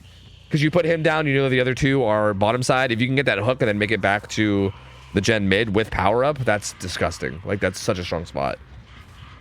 Slasher just chugged a whole bottle of Pepto-Bismol before this. That's the only explanation. He's trying to hold it in, dude. Oh my god, getting away with it again. Pylon just can't locate him. I mean, this is stalling out. Like, the gens are regressing a little bit for this, but I think that's the last red puke he has, because the survivors have not cleansed at all. Yeah. And they're not really being punished for it. I think, yeah, there's Sprint Burst on Nancy. But there's, like, nothing here for her except Shack Window. Yeah, I'm a little surprised we didn't see Pryon, like, investigating the, like, edge map more. Because I feel like that, to me, seems like where you would expect, right? Like, behind main, probably, like, deep edge map stealthing, you know what I mean? Like, somewhere, like at least just stroll through and see if you hear something. Like, you never really committed, like, actually past, like, the inside of main, basically. 8 RNG is going to really matter here, I think. We got one top side, possibly both. Like, that's the way that you salvage endgame here, if you can try to catch someone off guard before they can cleanse. But I don't know if trying to mind game main building here is worth it. Like, you don't have BAM. This doesn't really work. But there's two people here, and that's really awkward. I feel like Andrew should be trying to body block for Slasher here, because Slasher's the fresh. Yeah. Not gonna happen, though. But he is gonna go under pallet. Andrew is somewhat nearby. You can try to greed for 4K, but I think Prime's just worried about the save. But, like, you can't do this as well against Plague because you can hear them from a mile away. And yeah. If this is the pain res, this is huge. Yeah. Yup. That gen's gonna get hit. Possibly a throw. Yeah, this is pretty huge for Pryon now, because they're gonna be in a really tough spot. And Happy Shot is death hook too, so like, if they end up finding themselves in a bad spot where they can get down, that's gonna be pretty much game over. So there is a gate that's like in mid. They're not exactly on the same side of the map, but they're not like full opposite. Okay. But again, you've got two people running with each other. I mean, now it doesn't matter. You kind of do want Slasher being the one taking it because he has DS, and you know there's no painters on him. I don't remember if there's a painters on Andrew. But yeah, this is the person that they want him to chase. Yeah, I think there is, because I think he got the pain res on everybody else, right? I'm pretty sure Angry Shot got pain res before they died. So yeah. Well, actually, yeah, I think. I can't remember, actually. I don't know. I guess we'll see. Oh, they actually popped the gen for it. But now you know there's no one on the gate behind you. You know it has to be, if they're going anywhere, they're going here. But most likely they're going to try to go bottom to be able to get cleansed. Yeah, we see Happy here. And it is possible that Prime will be content to hold choke here. Yeah, they're both bottom side. Kind of risky to try and go for this. Like, are you content with 8 stages is the question. Yeah. Well, it would be 9 stages if Alcasander dies. Oh, yeah. But yeah, true. I mean, it is a good point. Like, are you content with that, or do you want more? I don't know. Well, one is, so one is behind. One of the gates is behind you, so you really. Oh well, red puke here is actually pretty big. Yeah, this is actually not bad. Yeah, I mean, he does have the middle choke, and both gates are kind of in between each other. He really still could make something happen. Also, that puke on the Happy Shot is really good because that means that they will eventually get injured. And they're going to either have to go cleanse or be 1 health. This is Problems team. Now, granted, you could try to stealth bottom side and wait out the power, but at some point, Prime will just check down there. The survivors were doing a really good job of stealthing before, so Slash might be found here. Yeah, I think he did get spotted. And like Happy getting out is only 1 stage, so Slash Yeah. with the 1v1 strats. It seems like they might have to just settle for that, though. I'm not really sure what else they can really make happen at this point. It's hard. He is going to get tagged there, and 1 more damage state, and he's donezo. Predicts the vault. Oh, the Urban Evasion Rat. The Urban Evasion Rat coming through. Happy's on the... So I think Happy's actually on the gate far away, too, so I don't think there's even any hope, right? Yeah. This is the further gate. So yeah, Happy Shot is just going to get out, and that's going to be 11 stages. Yep. 11 stages with 4 fresh. So still, like, I would argue still a really good killer result, right? But I mean, from the survivor end, I feel like if you're confident that maybe your killer can just get a 4K1, I mean, I do feel like we've seen killer players getting crazy good results today. So like, if the killer player now could just come in 4K1, then that's enough for them to get the win, right? Actually, I mean, they don't have to 4K1, they can just 4K0. As long as they kill all 4, then they'll be able to get the win. But I feel like I would also argue that like this is still really good from Prion's end, right? Like I think if the survivors of D1 first down are confident that they'll be able to get outs, then yeah, that's all you gotta do. You just gotta at least get like some outs, and then you should be clear. I mean, this is the set that they chose, so you would think hopefully that they're comfortable, and we'll have to see. I mean, well, you probably know better than I would, right? Do you think this is a good, comfortable set for D1 first down? I don't know how much I can say. Oh. NDA being signed. We don't know, actually. I don't know. Couldn't tell you. You know, I've learned a couple things having 2 teammates that are in law. And some of the best legal advice I've ever received, sorry, not legal advice, but some of the best advice I've ever received is shut the fuck up. That advice has served me very well. Interesting. I'm incapable. So I don't know. I'm literally incapable. So that's very unfortunate. No, I mean, I think that's fair. I think knowing when to shut the fuck up, I think knowing when to shut the fuck up and when not to is definitely a very good trait to have for sure. So, wait, is Brownie on waifus now? Apparently, that's what I was told. Wait, what's happening? This is not a prank as far as I know. Wait, so wasn't he the captain of Rats?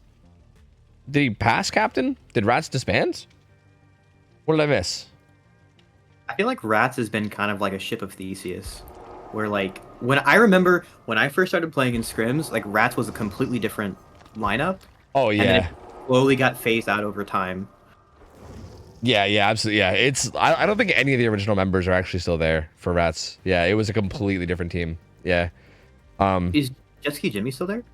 No, I don't think. I'm pretty sure Jetski Jimmy joined another team for a little while, but I'm not sure if we ever actually seen him again. And then I think I can't remember, but I remember seeing him jump around different teams. But even Jetski Jimmy technically wasn't a part of the original lineup, which was like Ryomu and Trepidation and some other gamers like that. So yeah, that team has been all over the place. It's been mixing up quite a bit, but I thought that was pretty established now with like Brownie. I think like Brownie and maybe Smokey were like captains. Yeah, I guess Smokey's captain now. Yeah. Interesting. Yeah, I don't know. Teams are always mixing and matching. I got no idea, dude. It's hard to keep up. Yeah, I'm also being told in the lobby to tell everyone Snuzzfuzz, who by the way is a developer for DBD.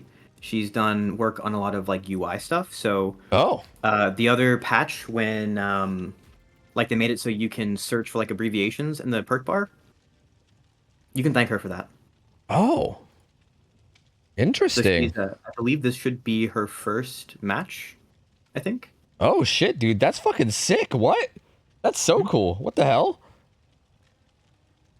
Yo, that's fucking awesome, actually. So you're telling me that there is an actual developer of DBD that's like getting into comp DVD. That literally has got to be like a big groundbreaking moment for this game. Like unironically, that is the coolest shit I've ever heard. Actually, that is so fucking cool. That is fucking awesome. Oh wait, that's a good point. Yeah, wait. If they win, we could just say, yeah, fucking dev hacks, enabling dev tools mid scrim. Imagine. No, but It's also a little bit of an important distinction, so that if you see there's like developer specific like banners and like profile chart and all that, it's not an injected account. She's actually a developer. dude, that's so cool, man. What the hell? I love that. That's so sick. Huh. Well, thank you for sharing the info. That's actually super cool, man. Again, that's like, to me, that's a big step, because I feel like a big thing you hear a lot about DVD, and like, again, the truth to it is debatable, right? So like, what, like, you know, like obviously take it however you want, but you hear people saying a lot that like the devs are very disconnected from the game and they don't really know anything about it or how it's played at high levels and yada. So like, yeah, seeing like an active developer in like high level play, right? I mean, scrims like this is so much more high level than anything else you'll ever experience in like pub games and shit. So that is actually so fucking cool, dude. That's so cool. I mean, behavior has been taking notice. I know that for at least for DVD League and Out on the Fog, the developers had contributed iridescent shards to the prize pool for those. Yeah. So, like, they know. Yeah, absolutely. Yeah. I'm like relatively friendly with some devs too, and like I know that like like obviously like nothing like official, but like I know that they like loosely like follow it and stuff. Like I know that like I know that there's multiple devs that do show interest, which is really awesome. It's cool to see. But actually seeing someone playing too is like super huge. I mean, that's awesome. But anyway, here we go. Brownie on the Plague. He's gonna have to get a 4K if he wants to win this. The survivors need to beat the 11 stages. So they got to get the gens done and get some outs if they want to have a chance here. And we'll see. The gen spread looks pretty reasonable. Yeah. Like, I don't think this is super tilted. Yeah, it doesn't look anything. It doesn't look like it's anything too bad. Yeah, it's like 3-1. Yeah, it's just like a 3-1-3 again. So we've actually had, like, again, aside from that one game with Jinxie, I feel like we've had really reasonable setups on Suffo today, which is actually kind of bizarre. I feel like Suffo usually is like more often than not has at least like something in terms of a good setup. It's been a lot of just like decent gen setups today, which is, I mean, I'm not arguing. I kind of like that. So we'll see what Brownie can do with this. We'll see how the survivors are handling it. So far, it seems like they're pretty content with stealthing it out. Hamter giving me some anxiety, but he is chilling. Also important to note that head-on, we talked about this before, but head-on and any other stun, like it used to be that pallet stuns would be the only thing that would break Plague out of their corrupt puke, but now any stun does. So head-on stun, pallet stun, decisive strike stun, blast mine stun, anything that stuns the killer will knock them out of power now. We're unsure whether it's like actually a feature or a bug. We don't know, but it is currently how the game works. So both teams are aware of it. Both teams are allowed to do it. Like it's not anything that we're restricting in any way. Brownie also has Hematite Seal, which I was talking about before. I love this add-on. I think it's a great add-on. So curious to see how much value he gets out of it. Kind of strange. That's Dama showing BL and main, and it's kind of strange to see the Hematite Seal without Ruin Undying, I feel like. Like, he's got Agi and Bam, which is less regression overall. But we did see in the last game, Prime was spending a lot of time chasing different survivors at main. Yeah. And Bam is so nice on this map for just shutting that down, or if you have to play around Shack at all. And maybe it can help with some of the more gross RNG setups you can get in mid. But Brownie's, at the moment, not really committing to anyone. He got a little bit of a puke onto Dama earlier, but doesn't really have anything else to show for the early game. Granted, there's not a whole lot of gen pressure, and we see Claudette trying to stealth out the infection on the gen. And yeah, this could be waiting a while. I mean, but you can't really tell. Well, I was actually going to ask that. Do you think that Hamter will be able to scout Hematite Seal with this? Because I feel like there has to be a point where like you sit here and you're like, dude, this gen has not been unblocked, and it's been like a fucking millennium. Like, how is this gen still not unblocked, but like unpuked or whatever, right? Like, I feel like this is actually a chance to maybe scout Hematite Seal, right? Like, if Hamter really does just sit there, eventually you're gonna be like, dude, how is this not cleansed yet? Like, how is it still a puked on gen? Like, I feel like that might be a chance to actually scout it. Well, Brownie puked on the gen right before he left, so they should know that it's going to be infected for longer. I feel like it's just a waste of time to sit on that gen right now, unless you're like specifically waiting until like Dama gets into chase. Like this feels a little grief. I don't know. Maybe there's a play here I'm missing, but like I guess as long as Brownie's not committing to anything and there's like not these infections coming in, I guess it makes sense. But Yeah, because I guess right now you could just have Dama and Prion work on gens, right? And like if he's not actually committing to anything, then like why even have anyone else take the injuries? I think until he commits to something, then like yeah, you might as well. Like, you're basically getting free gen progress without using anything. Like it's not like anyone's using resources or anything, right? He's literally just wandering around puking on gens. Like nothing is really happening. So yeah, actually I really don't hate it. I feel like until something actually gets committed to, because look, I mean Dama almost has his gen done. Like it's like this is plus value for DC on first down right now. Oh, a little early on the crouch. that's And he's a gonna lot. yeah, he ate a lot of that. He should make that without going down, but he's going to be in some danger afterwards. Bam makes that vault extremely fast. We hear another injured driver. I think it was the Yunjin we heard. It was Prion, nearby. yeah. Quick and quiet being shown here, I think. Yeah, that was quick and quiet. That should tell Brownie something about what's going on with this build, most likely. Bloodlust. This pallet is kind of safe. Oh, she don't make anything there. Yeah, we'll go down bottom side, but they already popped the gen bottom side, right? That was the side that Damon did the gen, so this is pretty good in terms of a death spot. Agi is in play. I don't think, yeah. I feel like he made enough distance that Agi won't matter as much unless this is like this could be a pain res here, but and also having a red fountain on top of the body is good. Yeah, that's pretty brutal for sure. I think Pain res that's hits main. spooky. Oh, they're going for the fast on hook. Babysitter being used too. That's interesting, actually. How do you feel about babysitter? I think it's generally good on like this map in particular. Just anything to help you get the survivor. Like if the survivor is hooked like deep inside where you don't want them to be, it's really nice for getting them just out of there. Like because of just the speed on it, I believe. You just can hold W towards the middle of the map and you don't have to worry about getting them out, which is very nice. It's something that I think I started putting on builds for like S tier sets. Like Yeah. things like Blight. It's kind of like if you would want to run BT but you can't because it's banned. Yeah, yeah. There is like the great value brand BT. That's fair. Yeah, the old discount. But we have BT at home, and then BT at home is just babysitter. Yeah, that feels pretty fair. Yeah, I mean, seems to work out pretty well here. Like again, that was a pretty strong position having Hamter hooked basically on that fountain, like you said. But they managed to get out of it. Although I think I heard coughing here. Is somebody here? Wait, somebody's there. Are they not? Oh yeah, Not quite injured yet though. she's a speed. Does have a pallet, a pretty decent pallet, but is gonna run away from it. I think prioritizing death spot. Has a health state to use, so Some really based pathing. yeah, honestly, very, very solid. Gets down to bottom. I mean, the down does come in. Like that was a really good 2-tap for Brownie, but again, the death position is still really good. That's like very, very important, right? Like much more so. Like you're gonna see this a lot, especially in sets like these plague sets, where you die in like macro plays like this. Like it might not look flashy, right? You're not like juicing the killer and doing anything like crazy, but this is the smart, correct play. Because now the killer can't really protect this hook and the gens at the same time in any fashion whatsoever. Like Brownie has to just leave that hook altogether, and that's just a free pull for them whenever they want it. And yeah, like he has to come back down here and defend these gens. It splits them up, right? Whereas like if you try to like make a play happen on that pallet and you like try to go for some juicier fucking play that looks flashy, you end up just dying and then throwing, and then your whole team loses. So yeah, that was actually just really good, smart play. And these one first down still in a pretty good position so far. They are cleansing more often. Like we didn't see. I'm pretty sure we didn't see waifus cleanse at all until endgame rolled around. Yeah. And Survivor here are cleansing, which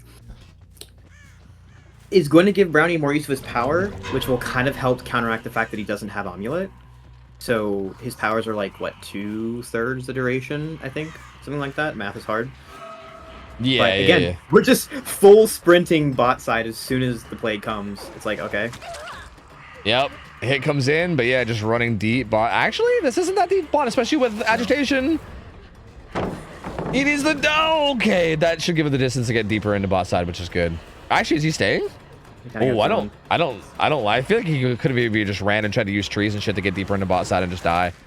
But actually, working. yeah, I say that, but yeah, it is working. Okay, never mind. Prion's a fucking juicer. This does feel risky though, because I feel like if you just get instant 2-tapped here, even still, like, even this position is not great in terms of a death spot. But he's just fucking juicing, dude. It doesn't matter. Prion's fucking Prion's in his cracked. head. Is it a teabag? Bro, he's insane. What is happening? He just won't die. Dude, that's the entire power usage. What Yes. we've learned here? Oh my god. Dude, he's nuts. Killer What Main's the also the fuck? same brain cell. It's true. He's And insane. right now it's Prion's turn. True. Brown's like, yo, let me borrow that brain cell. Hold on. Dude, they while he was doing that, they also broke the 3-gen topside too. Holy dude. That was so good. That was so good. Oh my lord. Why has Prion been stuck on killer? Bro, how's he not on every Survivor match? What's happening, dude? This man's nuts. Although, I do gotta say, just, I hate to be the, as hype as that was, I still think that it might not have been the right play. I'm just gonna be honest with you. Like, it was incredibly risky because I think had he not juiced there and had he just gone down, like if you would have quickly got 2-tapped mid-map, then like Brownie gets a hook like top side right in all the gens, and that gen never pops, and he's in like a really good position. So like it worked out, but like, would it be wrong of me to say that I still didn't like the decision to do it? Maybe, like, if he does the quote-unquote correct play, he does not make anything. Like, not in Red Puke. Because bot mid is just dead, the play that he went for is the only way that he wins. It's like, if you go for like a 30-70 play, you know? Yeah, He went for yeah. the 30-70 and he got the 30, and it paid out. Yeah, that makes sense. I guess I just figured, like, after the one puke was missed, like, I think after the pallet throw and then the killer missed puke, he had some distance, and I figured with that distance he can like run like basically bottom left and like use like trees and rocks to just like avoid puke and make sure he gets deep into like bottom left corner, right? Like, I figured he could probably pick dying spot like bottom left if he really wanted to. Because that seemed like the correct play to me in that scenario. It's just to guarantee a good death spot once he got that distance. Like, I know initially he didn't have the distance and he had to play the powder a little bit to get some, but there was at least one point in the looping where he had some distance, and I think he could have. But instead he like stayed at the Ormantile and kept juicing. And again, it worked out. So like, I don't know, but oh, did Blast Mine hit the killer and the survivor on hook? I think so. Yes. I think it's just a spec bug. I mean, this game never has spec bugs, so like... True. I think that actually might, be a thing, though. I think because it was right on top of the hook, because I know it can blind the survivors. So I think the survivor might have just looked at it, which is kind of funny. But ironically, that's the moment in comms you're just like, shut up and let me play my chase. Yeah. Oh, you mean the situation Prime was in?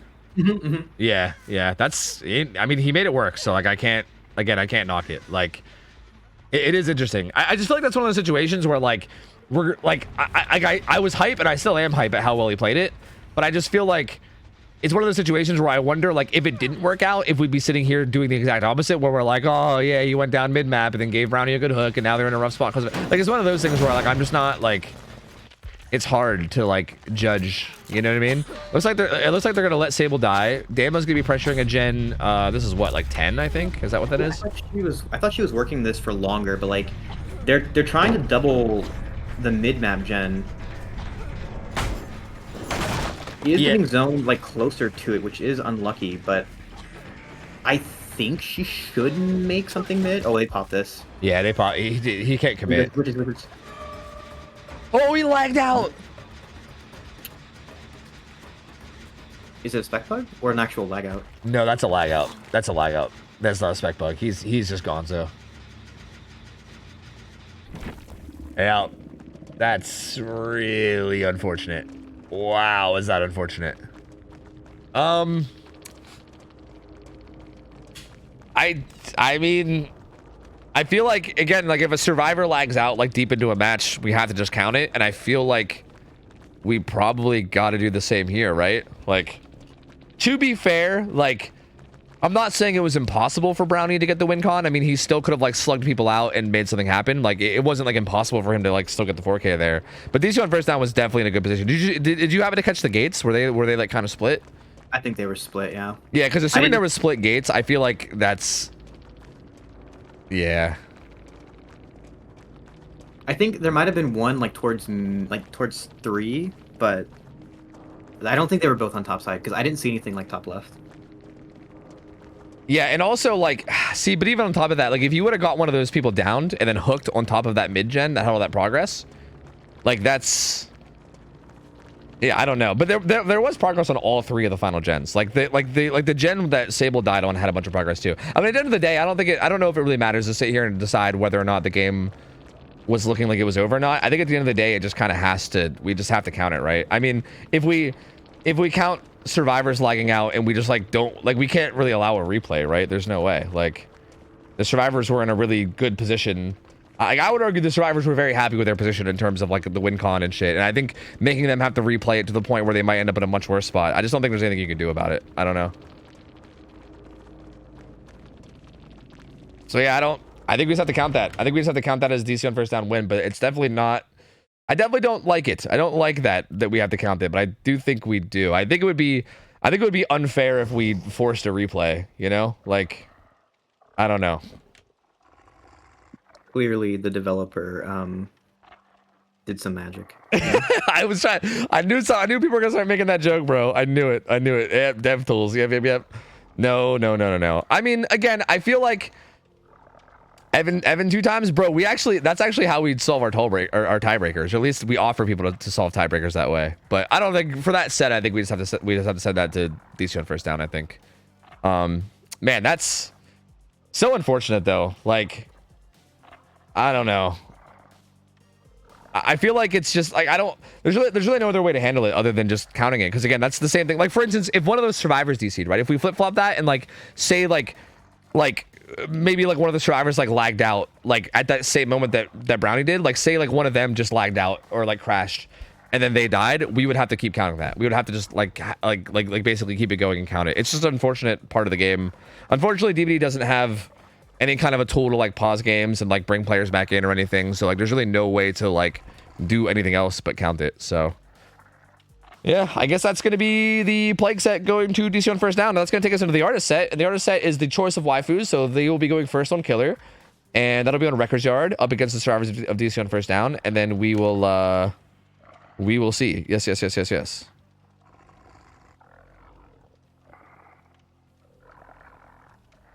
If I get a quick down, I do think that's 4Kable. Yeah, no, I agree. I think like the fact that you interrupted that gen and you knew where they all were, right? Like you chased Dama past it, and then they were doubling that gen in mid. And I think if you get a down there quickly, hypothetically, and then you like hook them right on top of that gen, I still think it's like, to be honest with you, I still think they're in a good spot to get outs. If I'm gonna be perfectly real, I think if they play correctly, they just had so much progress on like a bunch of different gens. So like, I don't think it's like impossible though. Like I definitely don't think it was 100% over. I definitely think you had a chance, right? Yeah, I mean, I think it was possible too. I would argue it was like probably like 70-30 in their favor or something, you know, but like 30 is still a pretty high percentage. Again, it's still unfortunate. I still feel like you got robbed, which sucks, but I don't know.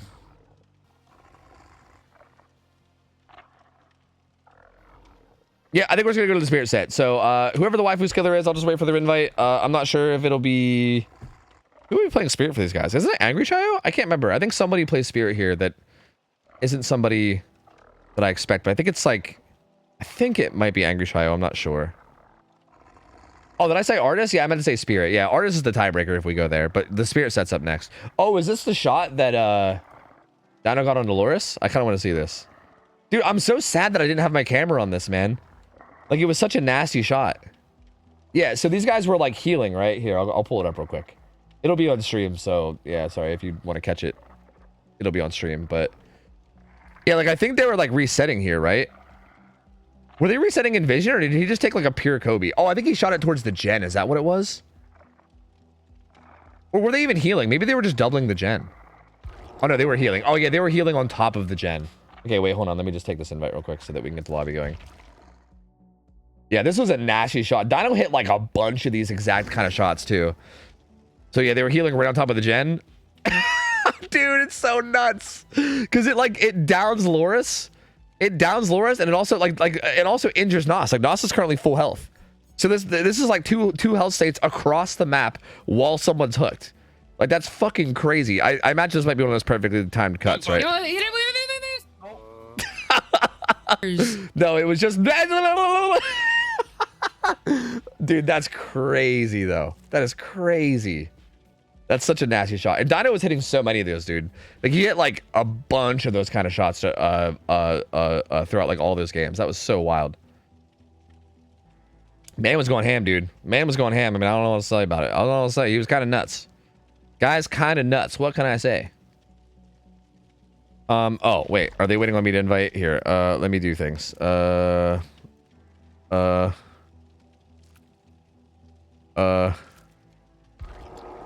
sick. Thank you. Whew.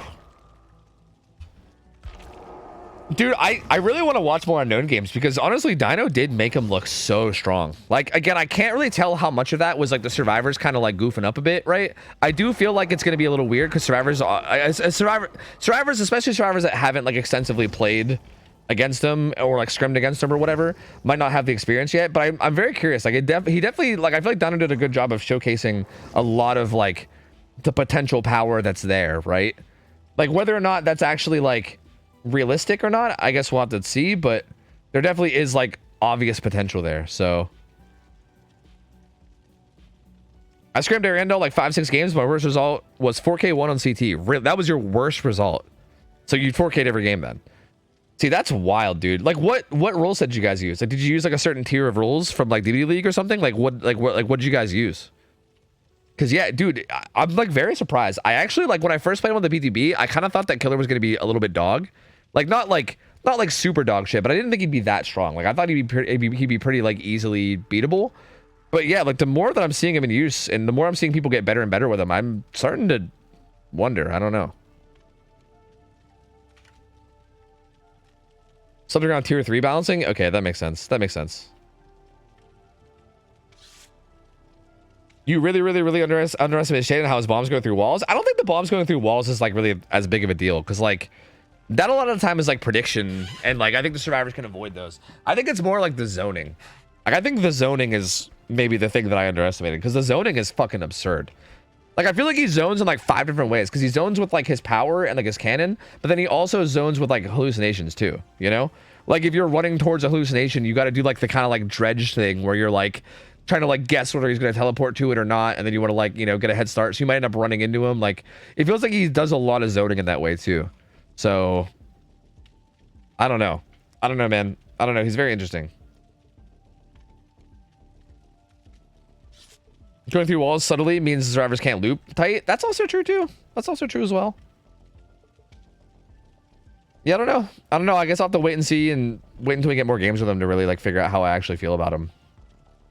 But yeah, I mean, CT might also just be like I don't know, like maybe CT is just a really strong map for him. Like, maybe that's also a thing too. Like, maybe he just doesn't belong on CT because it's just too good given his kit, you know?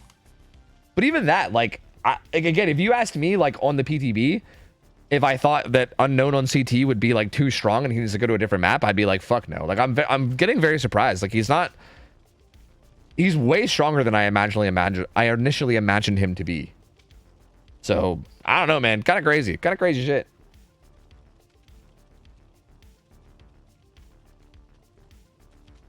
On indoor, he's 4K 2+. That's what I thought too. I think indoor's better for him than CT. They did a match on Groaning too, and they said that it felt pretty good. So like, I don't know. Like, I feel like you could get away with something like Groaning too. I actually, unironically, I think would like to see. I wouldn't mind seeing Dead Dog Saloon with him, just to see how it plays. You know what I mean? Like, it might be dog, and maybe it would be like maybe he'll be really strong on it. I don't know, but I'm just kind of like, I'd be curious about it. Of course, it would be dog on Dead Dog. It's in the name.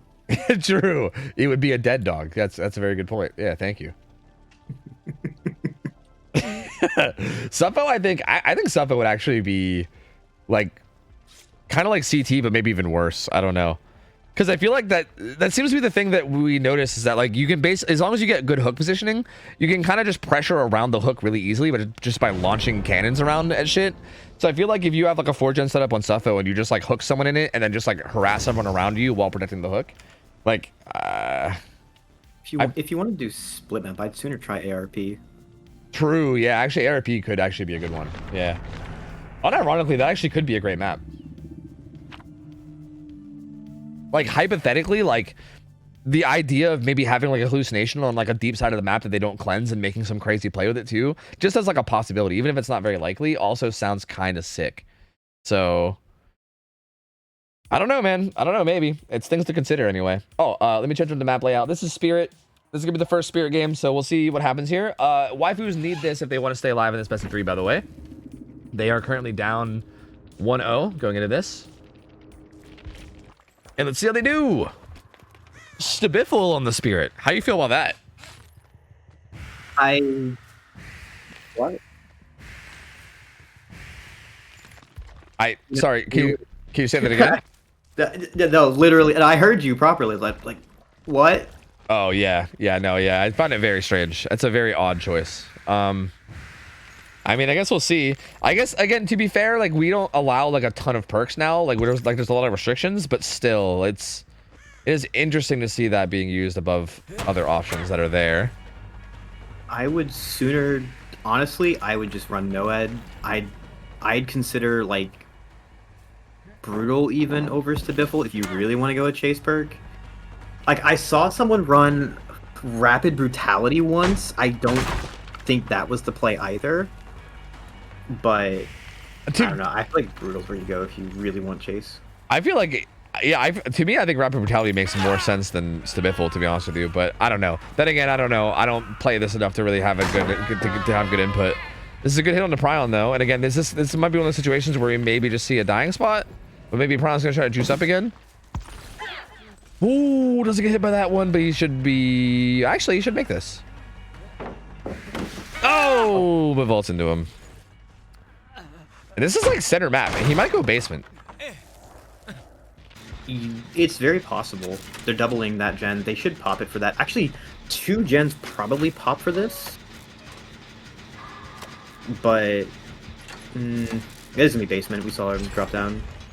It's very interesting to see the builds. Like Deli Unbreakable does not have sprint burst, and instead has Dead Hard, which is like that feels like almost like a misdirection type thing. And sprint burst is instead on a different survivor. So that's really interesting to see. Like I'm not sure. Like, do you think that's like a misdirection attempt, or is it actually just like, fuck it, let's like balance out the like the builds a little bit? Because again, like right here, like sprint burst would have made this unhook feel a lot less punishing. I mean, she still does get it with a 1-for-1, but That's typical. I'm a level with you. I had a whole ass conversation about that choice earlier today or yesterday, and I still don't understand it. yeah, you don't agree with it? Because I'm a believer in putting SB or Overcome on S tiers, like on the Deli build for S tiers. Yeah. I think that the way Overcome played against Spirit earlier, that's more or less my vision of how this should go. But because I don't see Dead Hard so much as like a standalone exhaustion perk, but as like an anti-tunnel that you would slap on maybe a more conditional exhaustion, like smash hit or something. Yeah. Well, yeah. Well, in this case, I would be sticking smash hit on DS just to basically force pallet. Yeah. Like I feel like if you're gonna, it's just like I get the theory of putting Dead Hard on your Deli player, but it's like, what do you actually want to take off it? Because the other thing is, one of the nice advantages to having Sprint Burst on Deli is when you pop the Deli, the Sprint Burst is sort of functionally an anti-tunnel, because you'll get so much distance with the Sprint Burst and your base kit BT that it makes it really easy to get wherever you want to die after that. And it's more reliable than Dead Hard if you're not like in a spot for that. True. Yeah, it's a very good point. Yeah, I agree. I don't know. Again, like maybe if you catch someone off guard with like the misdirection of it because they won't be expecting it, then maybe you'll end up getting big value. But yeah, it's hard to say.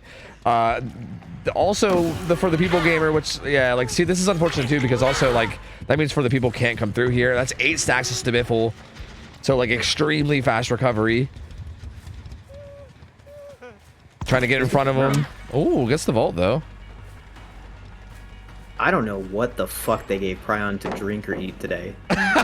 Dude, he's on some shit today. I know. He's juicing, bro. He's turning up. Someone's here to body block, though. They got to recognize Stabiffle. Is this Ace? Honestly, I feel like Stabiffle is so unhinged, they're not going to expect that. That's one of those. Am I going senile? Is this actually Stabiliful Spirit? I mean, I think after that unhook, they have to know, right? Because like those hits on Dam after that unhook, and then how quickly he was able to do everything from there. I think they had to be able to recognize it there. Because I do agree. I mean, it might be initially hard to scout. They're down to 1 gen left though, and actually it looks like Prawn got away. Yeah, the fact that Prawn gets away is so huge here because that's the entire win con is getting Prawn out. Unless there's like some Stabiffle fuckery, but like, okay, you're gonna down Dama in the corner, but She's got Deli. But yeah, there's Deli. Like, you're at this point you're praying that there's no other gen progress, and there's not really. Prawn's going for the inner healing totem. Yeah, he's gonna inner strength himself back up to full health, assuming he doesn't get found. And yeah, they're starting to pressure the final gen. But yeah, I mean, this is still looking very firmly in the control of the on first down in terms of like getting a good result here. Draxy's gonna get spotted. Ooh, the footsteps. And see, this is where it kind of gets interesting because you don't see inner healing a whole lot. And I wonder if Angry Shio is going to think that because Prion just got healed, that Snuzz was resetting him. Yeah. I was wondering the same thing because I feel like that's what I would think, right? If I was in these shoes, I would at least suspect it, right? Even if you're not sure, I feel like you at least have to like have an idea of like, okay, I'm chasing Claudette and the heal just happened. That 3 gen's kind of gross. Yeah, that is actually. Yeah, this is actually a really good setup, especially with this hook. I mean, this is deadly, so like. Yeah. They're always going to reset. Here's my question. So, Dama just got anti-camp triggered. If she pops it right now, is it Deli or the anti-camp? It is Deli, okay. Yeah, I think it would take Deli no matter what. It's kind of like the like unbreakable plot twist thing. I think no matter what, it would just take the Deli. But okay. if she got off hook and wasn't broken, that would be bizarre. Because there would be no way for us to even like do anything about that. Dead Hard didn't come in, by the way. So yeah, see, that's an example of where like if you have sprint burst, you make it all the way to the corner. Like at least you died far away, but I don't know why Shio didn't carry her somewhere else. Like basement? Like you could have gone almost anywhere there. Like not anywhere, but like you could have gone further towards the gens. They also fasten pull though. I don't like that fasten pull either. I mean, are they just trying to keep Pop away from the gen while they finish it? Maybe if the gen's like if the gen pops right now, then that's worth. Angry Shio baited Dead Hard, so he's a knower. Yeah, there's no gen about to pop. It's actually crazy. Yeah, I don't know what were they. That was so weird. Why did they do that? I'm honestly just impressed he was playing around Dead Hard there. Yeah, that's also crazy too. Yeah, I mean he didn't see sprint burst, right? So maybe that's why. You've got no reason not to. Like if you just wait, if you're a little patient, just make anything XD. But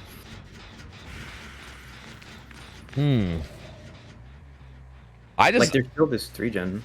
Yeah, I really didn't like that fast pull there on the Dama. I thought that was a really, really bad play. Because I think she's hooked so far across the map from all the gens that you could just pressure the gens, and then if the killer wants to camp that out, you literally just pop the final gen for it. If the killer doesn't camp that out, then you have somebody there, like just have someone stealthing remotely on that side of the map, not even close, like just somewhere over there. And then yeah, I mean the killer's so split that they're boned. They kind of just punted away a free kill there for some reason. Like the only thing I can think was like if they had a gen at like 80 and they wanted to like not have the killer interrupted with pop, so they just like unhook so she dies in exchange for the gen popping, but they don't, and now they're like in a really weird spot. Okay, but counterpoint, we just took away 2 Stabiffle stacks. True, and maybe 2 more just now too. That's a very good point. Massive. That whiff is actually gonna really hurt here. Yeah, that makes. They're split, so. Yeah. Oh no, they're not. Well, they're no yeah. Yeah, they'll pop this. It just depends on the gates now. Yeah, there's no Noed. Draxy, obviously the fresh hook is gonna have to play very careful. Do you see him immediately stealthing?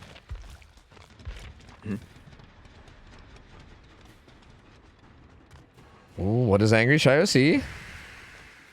Sees Prion. And Prion's death hook, I believe. Oh, but there's Draxy. Oh. Stabiffle recovery. Does it matter? I don't know. Draxy will get. What'd you say? Oh, there's no Addy in play. Oh, yeah. No. He's gonna just quickly take the kill on the Prion. Because, yeah, you can get this kill in time before they even start the gates.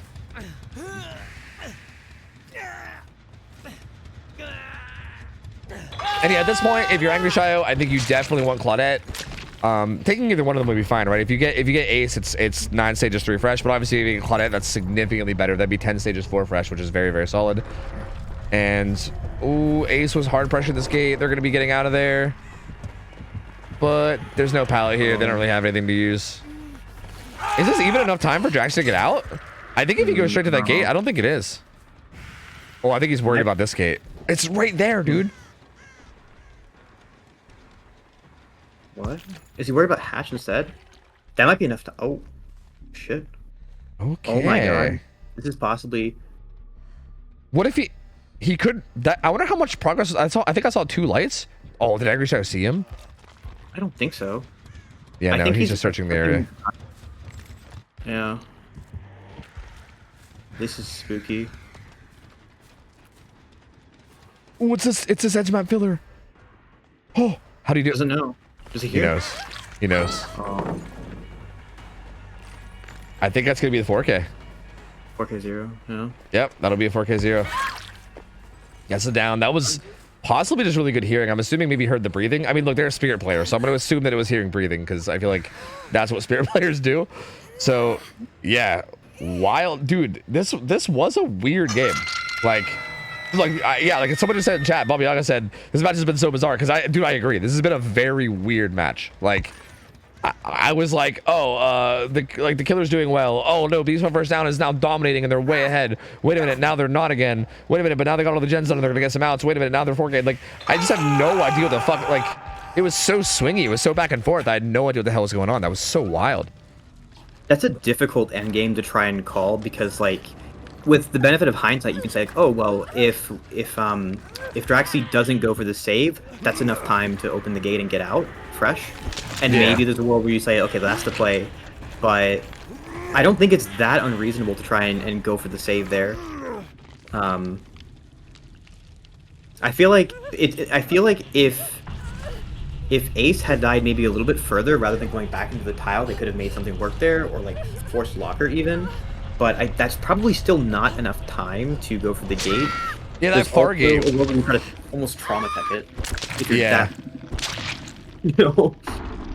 Yeah, that far gate was it was just way too far out and he wasn't in position for it at all, and like it just had no progress. Like there was no way. Yeah, that was just tough. It felt like maybe they just need to be a little bit coordinated in terms of when they started pressuring the gate, right? Like Ace was pressuring the gate because he was like worth less stages, right? So obviously he wanted to be the one to pressure it. But I feel like if they could have waited like even just like a second to like let like Draxi get in position on the other gate before they started doing anything, then maybe. But yeah, I just felt like there wasn't really enough like setup for it. But I don't know. Regardless, I still think like this whole game, even outside of that end game scenario, I still think you could just go back to. I think the worst part about this from the survivors was that second pull on Dama that was like far away from the 3-gen setup. I still think that was the weirdest play that I saw from the survivors, to the point that like, again, I think they were in such a good position, and like that then just put them in a bad position. Well, not a bad position, but like not a great position for sure. That like I think that took them from being in like an amazing spot to being in like a, you know, kind of sketch, like could go either way, and then it did go towards the 4K way. So I don't know. I think if they don't do that, if they play around that hook differently, I think that's easily like outs and probably like 7-8 stages max, I think. So very bizarre decision to do that. I don't know. I'm pretty sure if you ask, the reason given would be something like, we want to force the killer to choose like right fucking now. Do I go for this tunnel or do I go with my gens? Basically, it's saying we want to keep the spirit's attention here before going back to the gens. Whether or not that's the correct call, probably not. But that's I think that's the logic. I guess I can understand the logic of it. Yeah, like again, I think in that position, it's definitely not the call. But I guess I could definitely I guess I can understand like wanting to keep the urgency on them, you know. So I guess I can kind of see the point of view, but yeah, I don't know. See, I feel like it's sad because I think they already had that. Like, I think they already had that, like, without... I think not getting the unhook is actually what would force that, right? Because if you don't get the unhook, then you're kind of forcing the killer to have to decide, okay, do I camp this hook out and get this kill, or do I go back into the gens and try to get, like, pop value? And then if he goes and gets pop, you get the unhook, and if he doesn't go for a pop, then you just let her hang and do gens, you know? Like, I feel like they were already in that position of splitting the killer's pressure, and they just kind of punted it away and was like, here you go, have a kill. So I don't know, it was very strange, very strange. Prion's is going to get a 4K1 now. How much experience does Prime have on Spirit? Do you know? He plays it. Yeah, I don't think this it's one of his favorites. this is interesting because Prion plays like the majority of killers for DC on first down, right? So like, I feel like Spirit's one of those killers where I expect like most Spirit players to be like kind of like specialists, kind of in a way. Like I mean not always, but like a lot of the times, right? And I feel like I've seen Prion play so many killers that like I'm wondering how brushed up his Spirit is, right? Of all the killer players I know, killer mains I know, I feel like Prion is one of the biggest like S tier haters. But I think it's mostly Nurse and Blight. I don't think he feels the same way about Spirit. That's fair. Like I know it's one of the killers that he'll say he plays. But if you ask him, hey, do you play Nurse? Do you play Blight? He'll be like, nah, not really. Yeah, that's fair. That's fair. Yeah, I mean, I guess we'll see, man. He's got to get a 4K one, and I feel like we've been saying pretty much all day, I feel like with like the correct play from the survivors, and especially if they're able to make some good plays with like for the people and everything on like on the tunnel out and everything, like if they're able to make the right plays that you should be making against the Spirit, it should be very hard to get a 4K one, right? But that being said, I think just saying like lol, just play correctly against the Spirit, do all the things correctly, like it sounds so much easier to say that than it actually is to do it, right? like having 4 people doing everything correct for like 15 minutes straight against a killer as strong as Spirit is fucking difficult. So yeah, I mean, we'll see. I do think that waifus are in a position now to maybe tie up the set and take us to the tiebreaker, but I don't know. I mean, Prion's a dangerous killer, man. He's really good, so I don't know. This could still swing either way. I'm gonna quickly run to the bathroom if you don't mind. Just give me like 1 minute. I'll be back in just a second. Beer beat. 1 second. Burp. 1 second.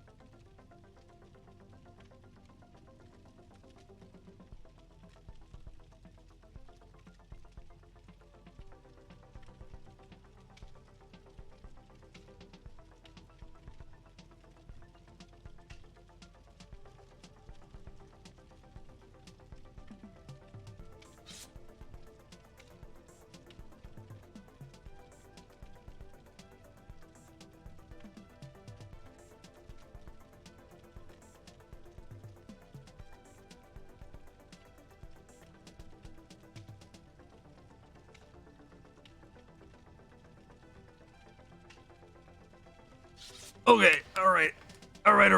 I'm back. Hi, hello. Are the gamers ready? No, they're not.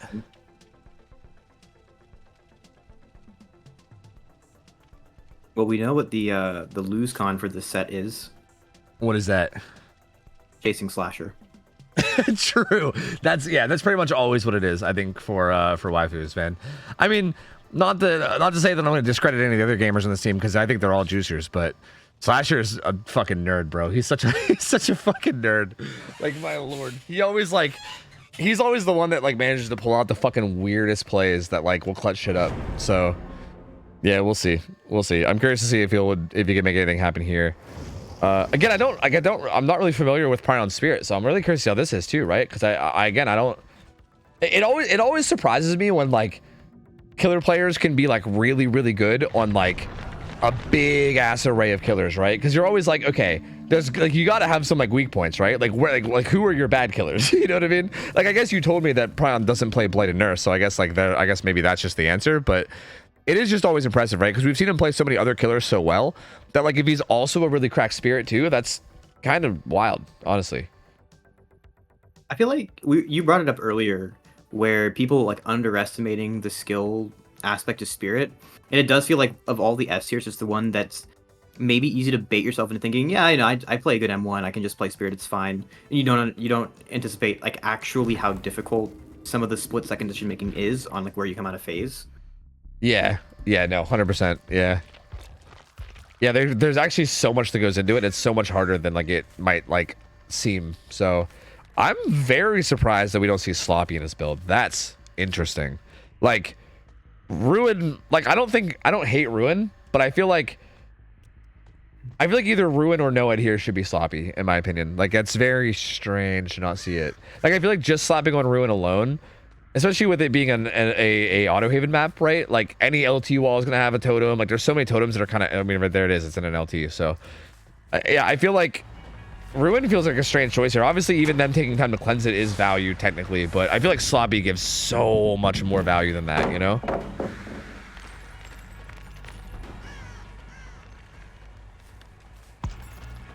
Ooh. That's a hit. Yeah, that should be a hit. Early. Yeah, that'll definitely be a hit. So pretty good opening. Didn't use that much phase either, so has phase up again immediately. Angry Shadow is going to be heading down. I think probably saw the totem as they ran past. Probably. Lay down in the corner to die. Guessing Andrew's deli then? That's why he's stealthing so close? Yeah, that would probably make sense. Angry Shadow.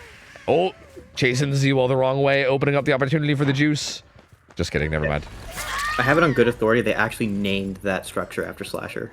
The Z Slasher? It's the, yeah, that's right. I think that's what he named himself after, actually, is the old Z Slasher runner. Actually, he's actually the one that has deli. He goes straight check. I don't think they get that. Yeah, I don't think they do either. Oh, Oh, they have box. Okay, box. Oh. Wait, oh, what? they let go, but there's no pop because of Ruin. This is why pop Yeah. Ruin's kind of funky, right? Because like you can't actually really do much about that. Like if you didn't have Ruin, you hit that with pop and then it regresses by like a gazillion. But now all you can really do is stay near it, right? If you ever have to leave, like if the unhook comes in and you have to leave, then this gen just pops. They still haven't gotten pull. Yeah. Z-Slasher is pretty content with just doing this gen. Wait, He's he's deli. Yeah. It's on Z-Slasher. It's actually not on Andrew. Yeah, he's gonna do that gen, and this feels good for the survivors here, right? Like, they basically did a whole gen for free. They still have a bunch of pressure on the Shack gen, so like now they can go for this pull, and while this is happening, they can hop back on Shack gen and get that done. I think your wife is your hard chilling here. Yeah, I think so too. I think they're bing chilling, and Slasher's gonna go down, but he's got Unbreakable. It was good on Prion to at least force the 1-for-1. If you could have got in there without a 1-for-1, that would have been pretty big. Oh. FTP coming in maybe? Or they just dropped out for him. All right, respect. Yeah, Happy Shadow has the FTP, and I don't think he's anywhere near, so yeah, I don't think FTP is coming in. Ooh. Okay. This could be a recovery because this is possibly a basement hook. Yeah, it is looking that way. Getting that Shack gen done is going to be pretty big, though. Yeah, it is, but with Ruin up, this might be. I don't know how much gen progress they actually have left. They used box also. Like, they're gonna have to go for the reset here. Yeah, and yeah, at this point, I mean, I still think finding Ruin doesn't seem that unreasonable too. It's right there. I mean, Brian just checked on it, but They have game, to know. yeah, First face went fine. yeah, I kind of. It like loosely went by it. I'm not 100% sure if Angry Shadow saw it, but I imagine they probably have an idea. I mean, the kind of good news too is that as long as Ruin's up, Pop isn't up, right? Pop doesn't exist as long as Ruin's up. So like, in a weird way, like there could be a world where you intentionally leave Ruin up for a while, maybe. Like I don't know, maybe I'm just spitballing too hard now. I don't know, but like maybe, right? Because I think them having Ruin up actually saved Shack Gen heavily. Like Shack Gen could, like if it wasn't for Ruin, Shack Gen gets hit by Pop and goes down to like 60. Oh, I don't like this choice. to go for the unhook. Yeah. No, I don't like the choice from Prion to hold. Oh. Like, if the body block pays off, then yes, it will pay off now. Actually, okay, this is good. Slasher has to get the fuck out of here. You don't make that. Prion is, yo, someone on the NFL signed this man, dude. This guy's like a fucking linebacker, bro. What the fuck? That was wild. All right, well, Prion said fucking none shall pass, and then down goes Angry Shadow. That's going to be a kill. Again, Z-Slasher gave up time on gens for that. Also took a tag for it, too. So that was definitely a plus value for Prion now. 2 gens left. Ruin's still up. And I think especially because Ruin's up, this could end up getting to some kind of fucky situations. Ooh. Jesus. I was going to say he should slug this. Because he knows that Unbreakable's been used, but he knows that Deli is probably up, right? This feels like a situation where you slug and just get the slug pressure.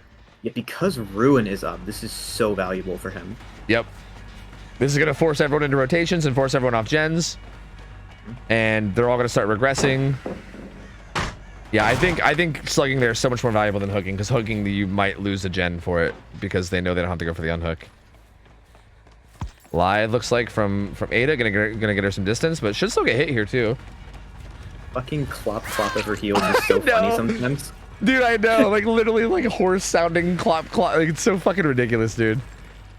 The pickup does come through on Z Slasher, so they just now got that pickup. But yeah, this is gonna be a down and a hook, and Prion's actually looking to be in a pretty good spot. Imagine. Do you think he'll basement this? Because no, he's just gonna hook right here. Okay. Basement feels far from that. That feels like it'd be risky. That's like. You saw the reset come off, and you're bringing Ada closer to your gens at that point. I feel like with the Ruin regression occurring this whole time, I feel like you can get away with it. No, I just flat out. I mean, I don't think you even make it to basement. I think they wiggle if you try. Oh. I think it was just too far. Yeah. Like, no, I mean, I agree. Like, if you can make basement there, I think it's a good play. But I feel like that, like, maybe you can make front hook, but if like everything is oriented perfectly for you, but I think it'd be really close. And I feel like it probably isn't worth. Closer at least. Oh, You really want to chase the slasher here? Yeah, find slasher. I don't feel like it's worth it to chase him here, like away from your spread. No. Yeah, yeah. Like, I think he maybe wanted to see if he can just get a quick M1, but yeah, it doesn't happen. This gen's got a good bit. Prion's gonna find it though. Finds Happy Shadow here as well. If you get, like, again, even just getting, like, if you can just get hits here is going to be so huge, because they're not going to be able to run in and pressure this while injured, right? They're going to have to go and reset, and them going to reset is going to regress it by so much. But, oh. Just for a short phase, doesn't get it. Make the window there? He does, yeah. Oh, yeah, he should make it. On that too. So it's a little bit of a mistake to go for, to sort of run back to that gen, isn't it?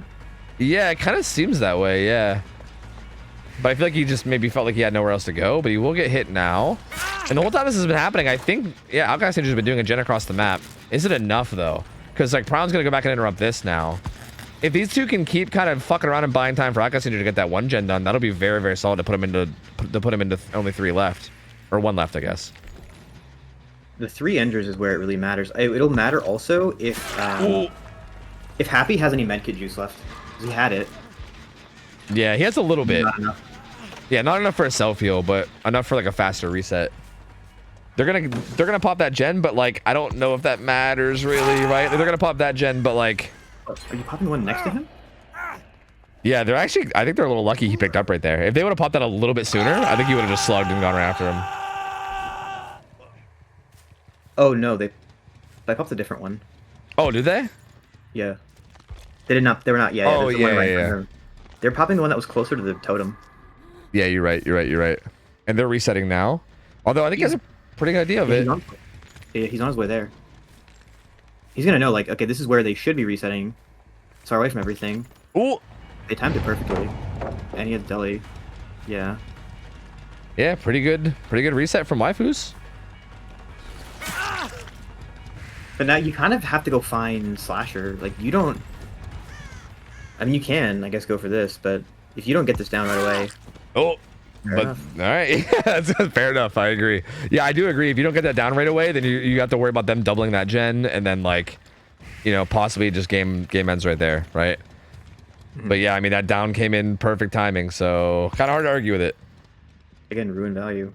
Yeah, Ruin has done so much this game. Like, I mean, Ruin's done so much this game, but it's also disabled Pop. So like in a weird way, like I don't know, it's been a weird balance because I feel like Pop could have done a lot too, but like, yeah, I don't know. It's interesting. I mean, you remember back when like Ruin Pop was sort of the meta in pubs? It was like Pop is your insurance policy for when Ruin gets broken because you expect it's gonna get broken. Yeah. That was also just a much stronger Ruin though. Like Ruin is obviously still really good, and I'm not trying to say that it's not, but like, ooh, this is really good buying time for Akash Andrew. This might be. Yeah, I think that's where you take the M1 on just walk Ada down and save your power for mobility. Yeah, yeah. Oh, Slasher being injured is kind of huge here. He pops his SB, but There's nothing really down here, right? Like, this is basically just a dead zone. what is Happy doing? He could be popping a gen here, honestly. Yeah, he He should get it. it still needs a while. I don't, because Prime could go back. The chase is kind of, he also saw Ada going there too. He's in a position to kind of play for tie. Don't chase Slasher is what you said, and then here we go. It's gonna be this gen pop. I'm pretty sure this gen's gonna pop. Yeah, I think This that chase Slasher. lasted long enough that this gen's gonna pop. He's even hooking Slasher. He's What? not sure if Slasher uses UB yet or not, is the thing. Because he's in a position where he can try to go for. I think Prion's thought process here is, it's better to hedge my bets and play for tie with Noed. Like, that's what bringing Noed at all signals here, than trying to outright win. Huh. You know?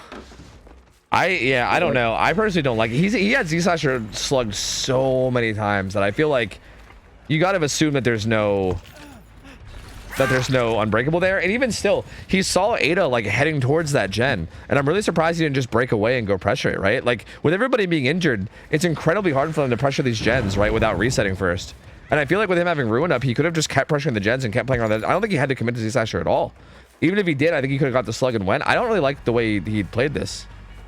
I don't know how I feel about again, I feel like the situation where maybe they're like, I feel like, I guess if you're the waifus here, you can say, you know what, we've at least secured tie, we may as well greed for win, and I think they're gonna get it. I don't think you make it back in time. Yep, if he gets out, that's win con. So basically, Prion, in order for Prion to tie, he needs to get all four. Well, actually, no head speed.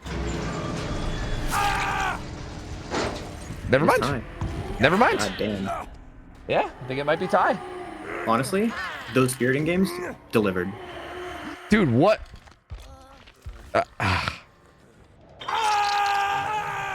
These spirit games have been so fucking weird, dude. Like, I just don't even know what to say about them. They're just so weird. Like, these games are not going at all like I imagined that they would go. And then they just end up like fumbling into this strange like 4K slug in the end game each time. It's so weird. But hey, I mean, touche. I guess, again, I still feel like some of the decisions Prion made towards like the end game of this was a little bit questionable, but I feel like everything leading up to that was really good. I think he played it really well. Ended up getting the Tycon, which is really good. I do think the survivors were in a position that they probably could have won this. Like, this felt to me like the whole way throughout this match, I felt like the survivors were in a pretty, like, I felt like the survivors were in a pretty firm position right until the very end. And then I felt like it was like, I don't know, like maybe leaning towards the killer a little, and then they still popped the final gen, and I don't know, I couldn't tell who was ahead like ever in this game. It was so weird. I think Waifu's played this game like really fucking cleanly for almost all of it. Yeah. Yeah. I think I'm like definitely impressed by Waifu's play. I think they did a really, really good job for sure. It was a weird one, man. The fact that like Ruin never got cleansed too, and Pop never actually came into play, but Ruin still got so much value. I don't know, man. This was a really, really weird one, dude. This is a very strange one. That's gonna take us into. Oh, does that take us into the artist set? Your favorite killer? Is that where we're going? I think so. You know. Yeah, baby. Let's go. I will refrain from flaming artist more out of respect for Brownie's first set. True, that's a good point. Brownie did get robbed. Oh, true. Brownie's gonna be on artist too, so like. He can try to, well, I guess they're not even playing for the win anymore. They're playing for the tie now. But yeah, he could try to get them to tie at least. If they tie, dude, I mean, I'm just saying, send your juicers. Like, I'm down to sell it that way. I mean, I feel like they would have given him the artist set even if it was like a 2-0. Yeah. Like, come on. Yeah, true. Just because of the first game and how it went. True. That's a pretty good point. Well, it's just kind of fucked up to like not give someone their main. Like, imagine like Bucket's playing and there's a Legion tiebreaker. Like, he would never let Legion be the tiebreaker. That's the thing. He would quit the team if they didn't first pick it. 100%. He'd be like, bro, there's never a chance I'll ever have to do this again. All right, I gotta get some ads out of the way, but it's gonna be artists on ARP. It's going to be Prion playing artist first for DC on first down up against Waifus, and then we're going to flip-flop and have Brownie play against the drivers of DC on first down. So right now, DC on first down is basically playing to win. and waifus are basically playing to tie because it's currently 1-0-1. It's like 1 win and 1 tie for DC first down and 1 loss and 1 tie for waifus. So even if waifus win this, they end up in the overall best of 3 with one win, 1 loss, 1 tie. So like, yeah, there's no way for them to actually win the best of 3. Well, I guess technically, if we do the like 1v1 tiebreaker, then I guess they still could win if they tie and then win the juice off, you know? Which I don't know. Have we ever done that yet? I heard that it happened whenever Dino took over. It happened once, and I don't know who the matchup was, but Slasher did win it. It was Oh, it was him versus Slasher Icy. versus Contra. It was Icy. It was Icy. I remember them telling me about it. Yeah. It was Z-Slasher versus Icy. Yeah, it was waifus versus rats, right? Yeah. I mean, it's kind of fun. If it happens again, it's kind of hilarious because I know that Z-Slasher is like a 1v1 grinder. So it kind of it's kind of like perfect for these guys to just keep tying and then sending out Z-Slasher to fucking win their games in the 1v1, you know? I'm kind of for it, dude. I wouldn't mind seeing it. I do still remember Bucket taking a break from this game, and then I didn't hear from him in like months, and then he showed up into like DC1D voice chat. Not this most recent time, but the one before that when Legion was in the pool to complain about people's Legion builds out of nowhere. Really? Oh my god. Just showing up, like fucking coming out of the woodwork just to be like, what the fuck are these guys doing on Legion? Bro, how is he such a Legion enjoyer? How can anyone be such a Legion? Like, how is that possible? That's such a strange killer who enjoys so much, man. Like, look, to each your own, I guess. Like, I guess I can't judge, but like, it's just strange to me. When I met him at his tryout, I just remember him saying he played Legion and Spirit, and that was it. And at some point, I don't know if he still plays Spirit, but you know. Yeah, that's interesting. I don't know. It's always odd to me. Like, I feel like to me, it makes sense to see people that main like certain killers, right? Like Brownie is like I mean, Brownie doesn't just play artists, but he's like obviously like an artist enthusiast, you know what I mean? And like you see different killers that are like very, very into like certain killers, and it almost always makes sense for most killers, right? Like I can see why someone would be like a Wesker main or a Billy main or, you know, whatever. Like Legion is just such a, like, I don't get, like, how is it even possible to main Legion, bro? Like, what? There's like almost nothing to them. You know what I mean? Like, what? I think the Legion players are just vibing. They're either in it for the aesthetic or they just want to run fast and shank people.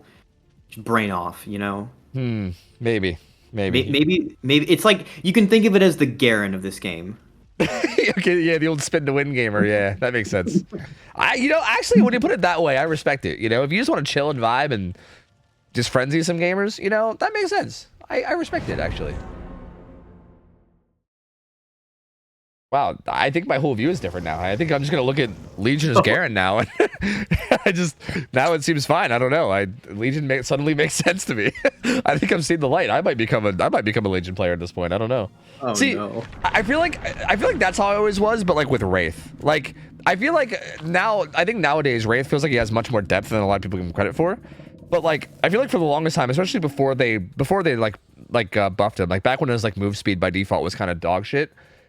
That's kind of always how I'm like pictured Wraith. Wraith was like my like I don't really feel like really thinking too hard and just running around and chasing people M1, right? Like that's kind of how I used to play around with like the with like Wraith games. So I guess I can kind of see that from like the Legion point of view. I don't know. I still love how Wraith, like release Wraith had to tell everyone he was Wraith by cloaking at the start of the match, which was a global audio cue. And they slowly like, maybe that's not a good idea. Maybe we should give him like all of his add-ons base kit. Yeah, they literally did slowly just give him all of his add-ons base kit. Like that's literally like basically all that happened with Wraith over the years is just slowly getting every add-on base kit. It was so wild. This build, barbecue is an interesting choice. We got hands and carrion thing, whatever this is, carrion something, festering carrion I think is what's called. Ruin and pain res seems like a okay choice to me. I think barbecues make sense from this set. Yeah. I remember having it explained to me in the context of like stuff about Blight when it's allowed as like it lets you know like if you see barbecue, it gives you a heads up on like where people might be crossing or if there are people crossing or if they're just chilling on the other side of the map. Yeah, it definitely seems like a good option. Do we allow distortion? I think we do, right? But I don't think anyone's running it. Distortion is basically like never banned because like you're almost never going to have meaningful, like the only time I've ever seen distortion unironically has been either because like every aura reading is allowed for killer and you're scouting like lethal or something, or you're running it on an indoor set because you think there might be nurses calling and you have no perks anyway, so True, yeah, that does make sense. Yeah, like I do feel like on some of like the lower tiers where like nothing else is allowed, then you might as well. But that feels like it's not like you want distortion; it's just you have no other options. I also can't believe that Angershire didn't get hit by that bird. I guess like I think the vault like launched them further out, and I think maybe the bird was pointed a little bit too far inwards. But that was wild that they got away with that with no damage. Ooh, good juke on that bird there from Abishire too, avoiding the swarm. He'll be getting tagged and then running back towards the corrupt gens. But I think I just heard Ruin. I think somebody just let go of that mid-gen. This is an interesting body block because I feel like he's already out of there. Like I don't really think a body block here is needed. Yeah, but the severed hands here. People always forget about that. True. Oh, they do manage to avoid both of them though, and Angry Shadow will get tagged. Also, Happy Shadow has DS too, so I feel like he's a good first target. Maybe yeah, like... but they are. It's just to delay the first chase anyway. Yeah, I guess that's fair. Yeah. But Good juke. my question is, I think Slasher's working the mid gen, which is like, in a weird way, the lowest value gen here. How did that not... What? I don't know. I do not know. Oh well. Down comes in now. Do you actually think that that's the lowest value gen? Because that's interesting. I mean, like realistically, what you want to do is you want to break the 3-gen on one side of the map, and then have everyone die opposite that, and then break your... So you want to break both 3-gens, right? So in this case, they have like a 3-1-3. Breaking this middle gen doesn't do as much for them as having someone pop a gen on top side. And then making top side. Yeah. Yeah. Yeah, because like, you have, if Happy's DS, you basically have DS into exhaustion, and you just fuck off to the side where you already popped a gen, and then you're chilling. Yeah, you basically have like an entire area of the map that's just like a no-go for killer. Yeah, that definitely makes sense. Because yeah, if they pop this mid-gen, both sides are still dangerous, right? Because if he gets it down deep top or deep bottom, he still has a 3-gen there to hold. Yeah, I think that makes sense. I think it's like a good way to like establish the safe side of the map versus the unsafe side of the map. So, well, this was a weird decision. And now you just carry her like deeper into bot side to really interesting. Maybe there's a Painter's closer. I think he was hoping to get the hook on that gen before it popped. Because if he could have got that hook right beside that gen that had all that progress with Ruin, that would have been devastating. And now you can sort of see them through barbecue. Like I think you see them on the Shack gen there, very slightly. Yeah, looks like Happy Shio's there. Ruin's actually going to be getting light value here too, just from them like letting go of the gens to avoid these birds, which is kind of interesting. It won't trigger the like that, the 5% thing, but Andrew being spotted here is kind of rough.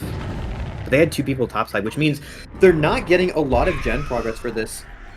Yeah. and so they can have the guy run wherever he wants, and it doesn't really matter if you haven't broken the gens.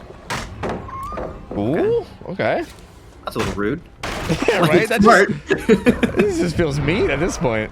But yeah, that was really good. Gets the stun, gets everyone some distance away. Aqua Cinder gets pretty far while being injured, so he's not really in immediate danger of going down. And yeah, it looks like they're kind of all running towards this bottom side. But yeah, I mean, there still is a 3-gen here, right? I know Happy Shy was working on that Shack gen, but it's not quite broken yet, so... Yeah, it's kind of like you said, I kind of see, like, it's making a lot more sense now. Like, now that you kind of realize, like, yeah, they don't really have a safe place to, like, choose to go down. That was a good tank from Angershio. One choice I kind of want to see is, like, the unhooks are coming in really fast here. Normally, you would be seeing the survivors, like, working gens and trying to, you know, get as much gen proc as you can for the time on hook, which is not happening here. They are fast unhooking, and then also resetting a lot. So there's not a whole lot of gen progress for how many hooks that Prion has because of Ruin, kind of. Yeah. So I don't know if that's going to end up like being the play. So like now they don't have a 3-gen bosset anymore. So where Prion is now is where he has to hold. But that also means he knows that Outcast Andrew got to the other side of the map, which is a little unlucky. Because if they get that full reset off, this is not going to be fun. He's got both tier 2 and is ruined. I think this 3-gen on top side looks much stronger than the 3-gen that was on bottom side too, though. Like they're all like kind of back, like along the back wall, kind of like they're pretty deep in there. So I feel like this feels like an okay setup. I do think him losing Outcast Injury there was kind of massive. I don't know if you saw that at main, but yeah, he kind of like was in main and then he set up a bird on the doorway and then he didn't realize that he ran out the doorway, so he like kept holding it, and yeah, Outcast Injury just got so much distance. That kind of cost him a lot. Outcast Injury got away, he got back to full. Just straight up losing a chase like that is so massive. And really unfortunate, man. Not something you really expect to see out of someone like Prion, but I guess it happens. And now it's Slasher make it top? Is he? Yeah. Yeah, he's pre-stealthing that one gen that's kind of up top left. He's gonna be careful not to get caught. Yeah, Prion's not looking there, so I think he's gonna be okay for now.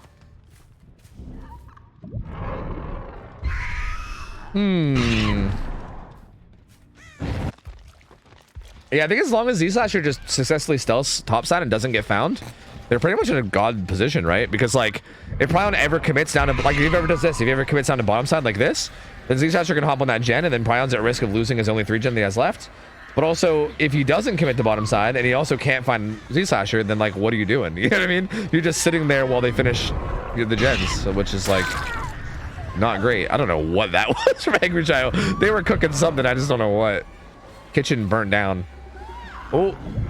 We call it the food poisoning tech. Yeah, I don't know what that was about.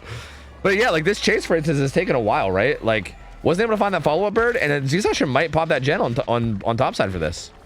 Head on. Head on here. Yeah. And there's no penalties on Angry. There's the head on. Well played. That'll get some distance. Still has to worry about a follow-up bird. Oh, almost ran into it. Oh, no, that's awkward. Hello, how's it going? But still, Z-Slasher 100% gets done with that gen top side. And that's going to be, well, pain res. No, yeah, actually no pain res. Yeah, you're right, you're right. Yeah, he can even just eat the birds and just be fine with it, because yeah, he 100% gets that done. Oh, he's actually not going to. Interesting. I think that's a little scary, because I think if he gets that thing where it gives him a skill check before he lets go, I think that's the only way you don't do that, right? Like, if you would have like got a skill check as he let go of that and lost 10%, and then if Prion would have went back down and defended it, that would have been wild. That would have been a wild way for that to play out. Yeah, there's a world where you just face tank it. Yeah, yeah, I think you do, no matter what, to be honest with you. Yeah, it's close enough that you're not gonna get 2-tapped. I don't even think you get 1-tapped. I think you just... you won't get injured. Yeah. Yeah, exactly. Like, I think you're fine. Yeah. Like, I don't even think you take a health state, to be honest with you. But now they have a really good gen split. A really good gen split. They have 2 top, 2 bottom. They're going in for the sun hook. And what do you do now if you're Prion, right? Like, you just go for fresh hooks? You have to tunnel Angry here. You think? I mean, like, if you're gonna chase Slasher to their side of the map, like, I guess if you really want to hook on this side of the map, but like, I feel like any world where you come out with a good result is gonna involve getting Stable out of the game, because you don't have a 3-gen anymore. Yeah, so like you're. I don't know. I guess I was just thinking at this point you're kind of just going more for like salvaging a result, right? Trying to get fresh hooks as opposed to, because I feel like at this point there might be no chance of getting a big result at all, just period, right?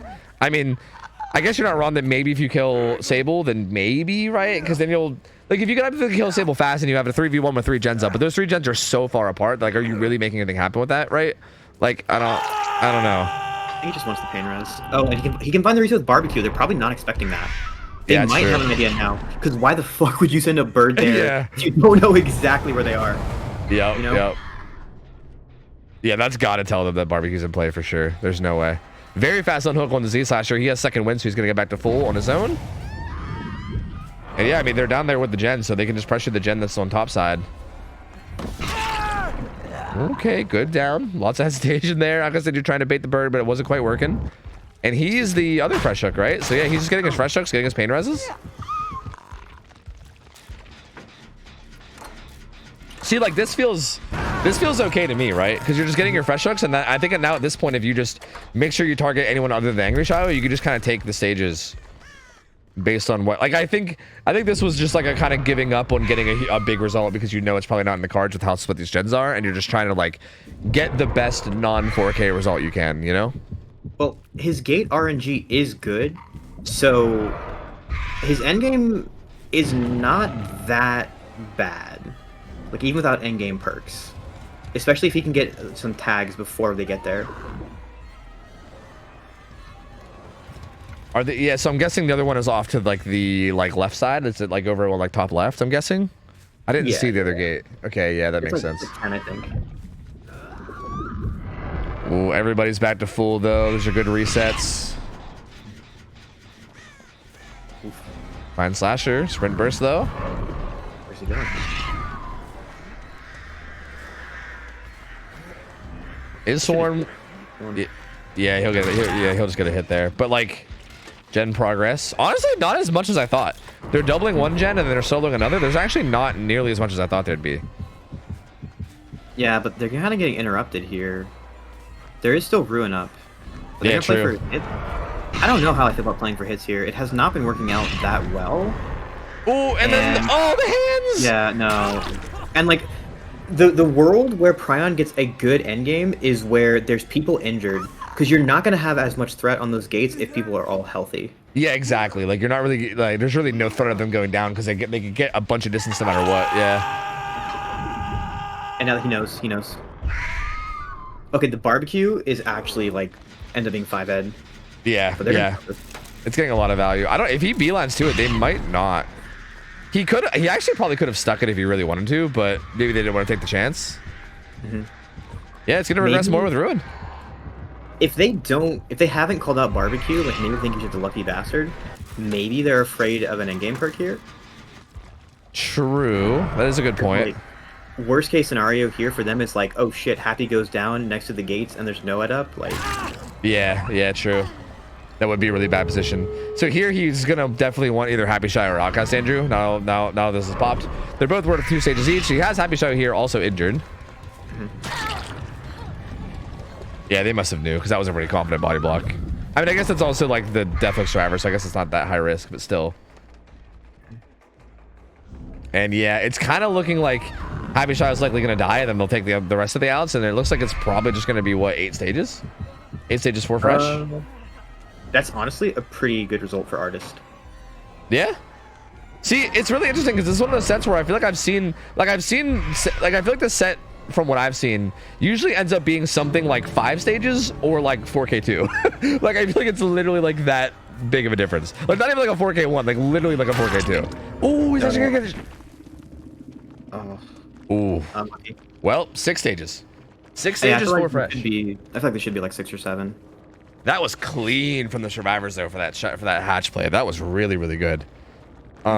I think Prion could have maybe just waited and closed it, to be honest. Like maybe like recognized what was going on and like what was going on and closed it, but that was still really, really clean. Caught him off guard and just managed to get out with even more. That saved him 2 stages, which is actually massive. Like that's really, really huge. That could end up being like the actual deciding factor. It's just those 2 stages that got out right there. That's wild.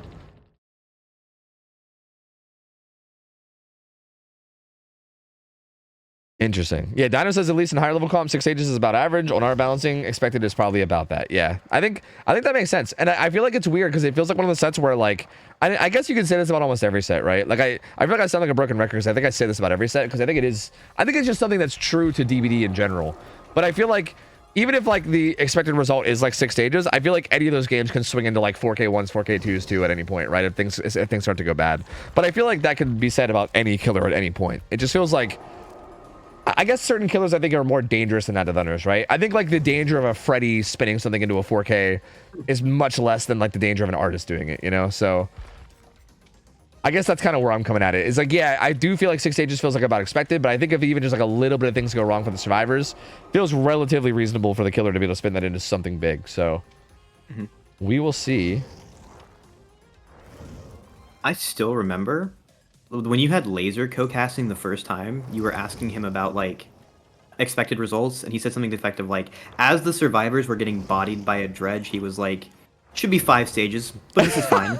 yeah, and that kept happening, dude. That kept happening. It was funny because I was like talking to him, and then I would give my opinion on like what I expected to see, and then he'd be like, no, this should be like 5-6 stages or something. Like he would say it, and then like I'm like, okay, like you're probably right, but also like I feel like he always looked at it from like the point of view of like perfect play, and I was like, bro, we're not gonna see that, because that was also much earlier too. Like I guess it wasn't that much earlier, but like definitely teams were like still like a little bit more low level than they are even now. And I feel like it was so funny. He would say it like very consistently, like plague sets, dredge sets. He'd always be like, yeah, I mean it should be like 5-6 stages, maybe 6-7 stages, and then it would be like 4K. I was like, oh man. But I mean, I don't know, his insight was obviously insanely valuable, so it was, I still loved hearing it anyway. But it was interesting hearing him talk about it and then seeing how the games actually went.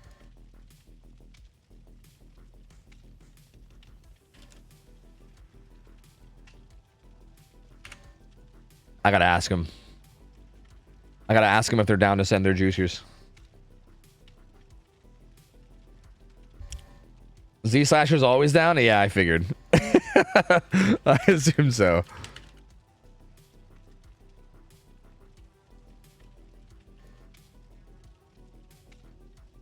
New job, no ladder for me. That's fair. That's fair. But Draxy said he's down. Draxy's our volunteer? Pog.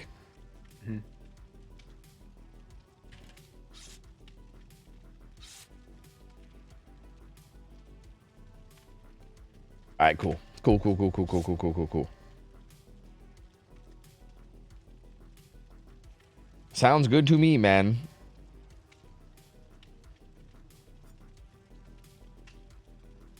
All right, we'll see how this goes.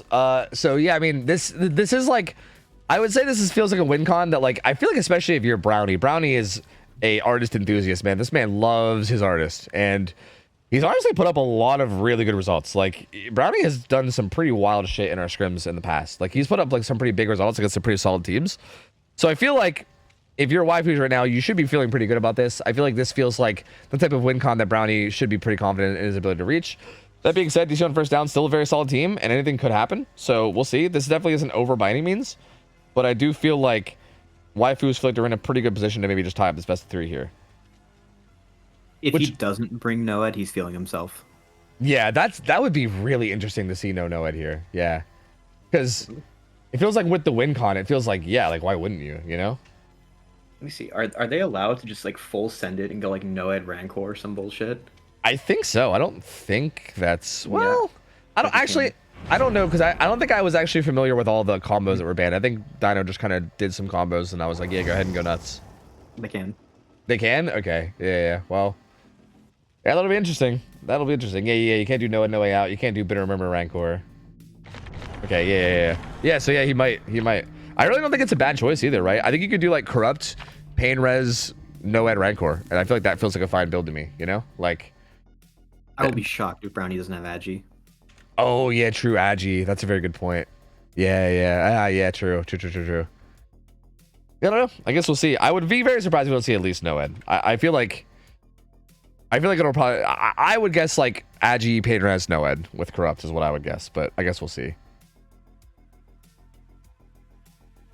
I feel like the survivors here need to have like a really good game, man, like from start to finish. Like this needs to be extra, especially because of those 2 extra stages that got out of the end.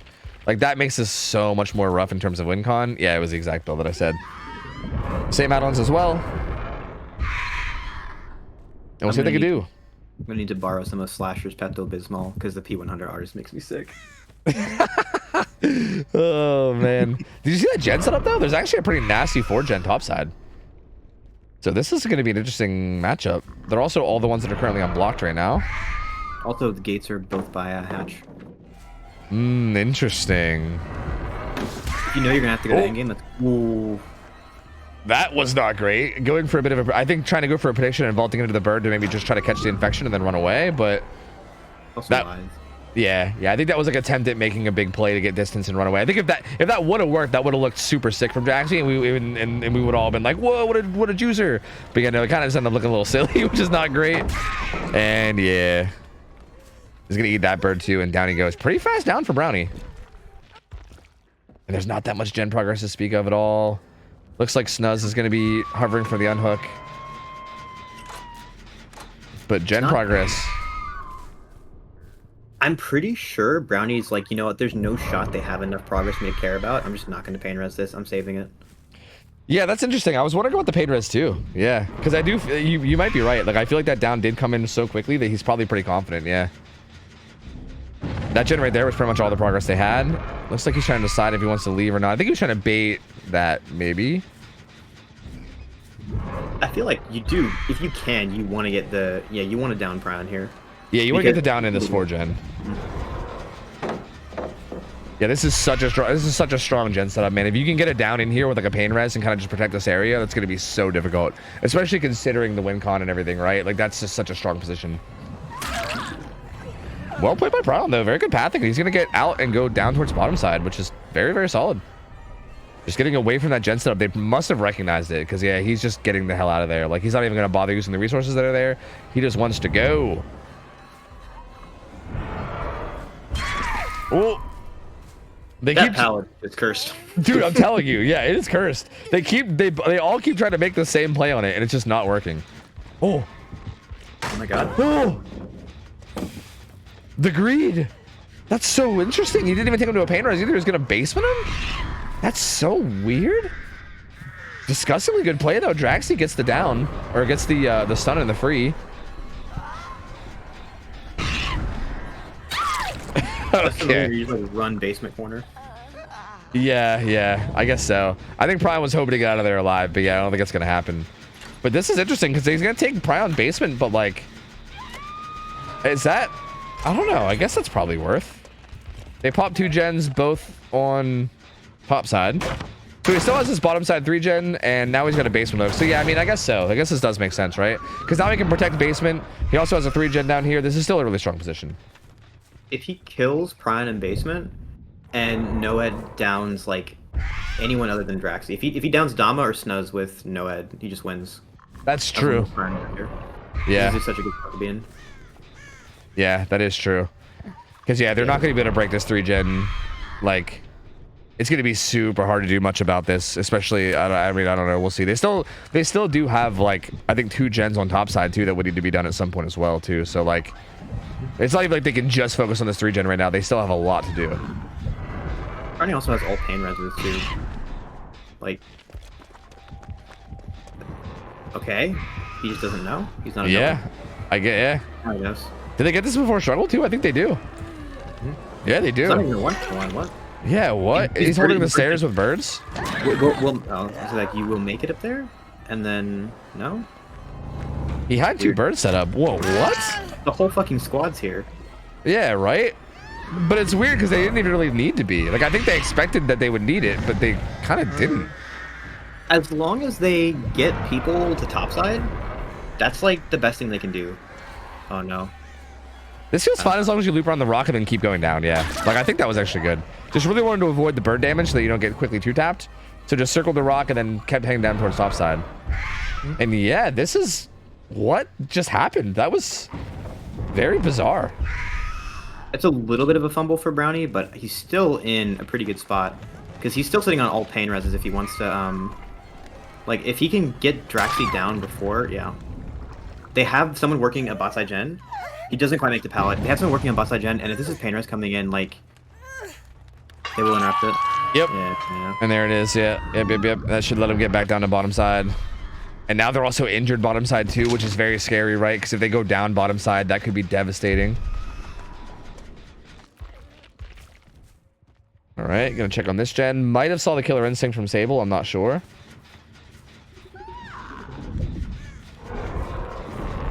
Gonna check on the other gens real quick as well.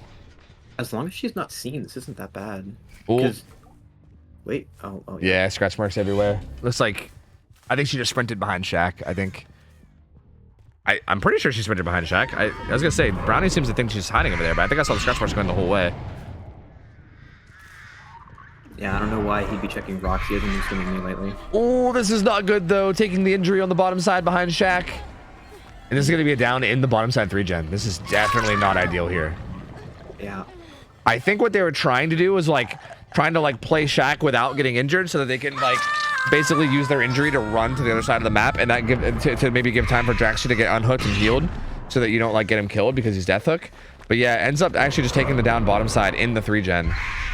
And that's a tough position now because now you have someone hooked deep in the 3 gen. It also seemed like maybe they're trying to buy time for this or something? I don't know. This gen has a good bit of progress. I mean, like you can hold the choke here. These two gens that are being worked are like, they're not that close, but the ability to actually work both without getting injured is really risky. And Brownie's in a position where he can just he doesn't really, he's not under pressure because Snuz dying on hook is like Tycon. Yeah. And he's on and every means of escaping is bottom side. Like, yeah, actually, I think Snuz dying on hook would actually be. Well, no, yeah, that would be Tycon. You're right. Yeah. Because it was 4 fresh last game. Yeah. Okay. Taking the bird hit. Firecracker coming down with the pallet. We'll get swarm, but running deep. I mean, the distance that they get topside here is very, very good. Like super deep topside. Good follow-up bird though. The plays are good. It's just that time's not on their side. Yeah, yeah, exactly. Like, it does feel like they're making like the right decisions. It's just, yeah, like it with the win con being what it is, and yeah, like still having all these pain reses up too. Like right there's another one, and they still have so much to do. Right, like right now they're trying to break this 3-gen, but even after they break this 3-gen, they still have 2 gens bottom side that never got done. Right, so like there's still just so much for them to do before what 2 more hook stages come in. You know, with Noed still in play, like it feels like they're just too far behind at this point. At this point, they need Brownie to DC again. True. Dude, don't say that, man. If that happens, I'm gonna feel fucking horrible. Doesn't get that down on a Draxi. He's gonna get away from that one unscathed. Oh, finds a survivor here. And unfortunately, couldn't do anything with that bird, and Dam's gonna go down. And that's also the final fresh hook. And also possibly a pain res. And it's also going to be the... So, like, this is going to give the Tycon... Actually, yeah, so actually Sable dying wouldn't have been Tycon. But yeah, either way. This is going to be Tycon being reached right now. So now it's tie at the very best for DC on first down. But realistically, this is basically over, right? Unless they... At this point, they have to not allow one more hook stage through Noed and 3 gens. Like, there's no way. Like... That's going to basically be it. It feels like Brownie just did such a good job here. Like I feel like the survivors, like, again, I think a lot of it was like a lot of these micro plays where they were trying to make plays. Like for instance, that one pallet where like they both vaulted into crows like twice. There was so many little plays like that where I feel like the micro, like I feel like the hits were coming in just too easily for Brownie, if that makes sense. Like I feel like that was happening a lot. He was getting a lot of free hits and tags and injuries. I don't really feel like the decision making from DC on first down really felt that bad. Like it felt like they were doing okay.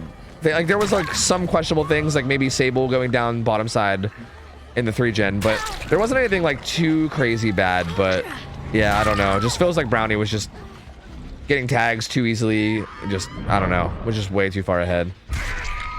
Yeah, this game boiled down to micro. Like Brownie got his first hook way faster, and chases in general were just a lot shorter, and that's really what it boiled down to. It wasn't anyone making like bad choices. It just didn't last as long. Yep, 100%. Yeah, just I think a big micro game difference in terms of how this one played out, with Brownie just kind of winning chases very, very favorably. Yeah, that's gonna be it. Hook 6 Super 7. That's gonna be the win for waifus on the artist set, and that's gonna be a overall tie. It's gonna be 1-1-1 for the best of 3, and I think they're down to send their juicers. I think we're gonna do the old send your juicers to see who actually wins the best of 3 before we go to the final set. Yeah, I'm expecting it should be Draxi versus Slasher.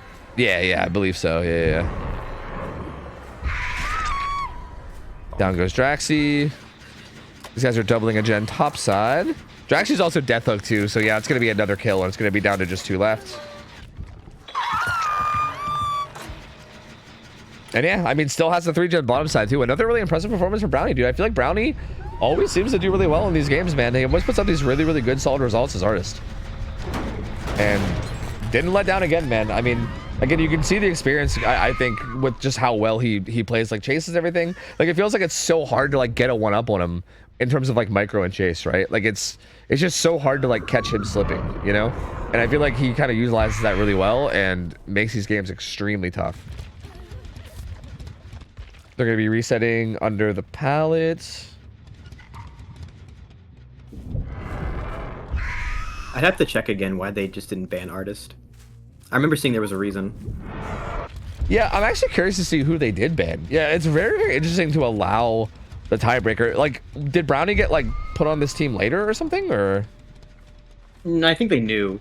Well, so there was I feel like there's a rule now where you can't, like, once you're signed up, you can't like add someone to your roster. You can't play someone you added to your roster, something like that. Oh yeah, I mean that would make sense. It would feel kind of weird to like add like a very specialist killer for your like whatever you're like. I feel like you could just do that for every tiebreaker set, right? Like whatever the tiebreaker set goes to, you could just go seek out some specialist killer for that and then sign them for the week. You know what I mean? Like that. Yeah. So I guess that would definitely make sense. Yeah. So yeah. So like they knew that Brownie was playing. Yeah. They actually banned Klinger and then Freddy. That's Because interesting. waifus didn't pick artist either. Yeah. Right. Yeah. Like they picked Plague, or no waifus. Yeah. No waifus picked Spirit. Yeah. No. So yeah, they picked Spirit, which is interesting. Maybe they just did it as like a way, like was it just a way for it to be fun? Like maybe they just wanted to let him have it. I don't know. I don't know what to tell you. I can't wrap my head on why we didn't have 4 Freddy picks this weekend. Fucking please, dude. Oh, it looks like Plyon also just wanted artist.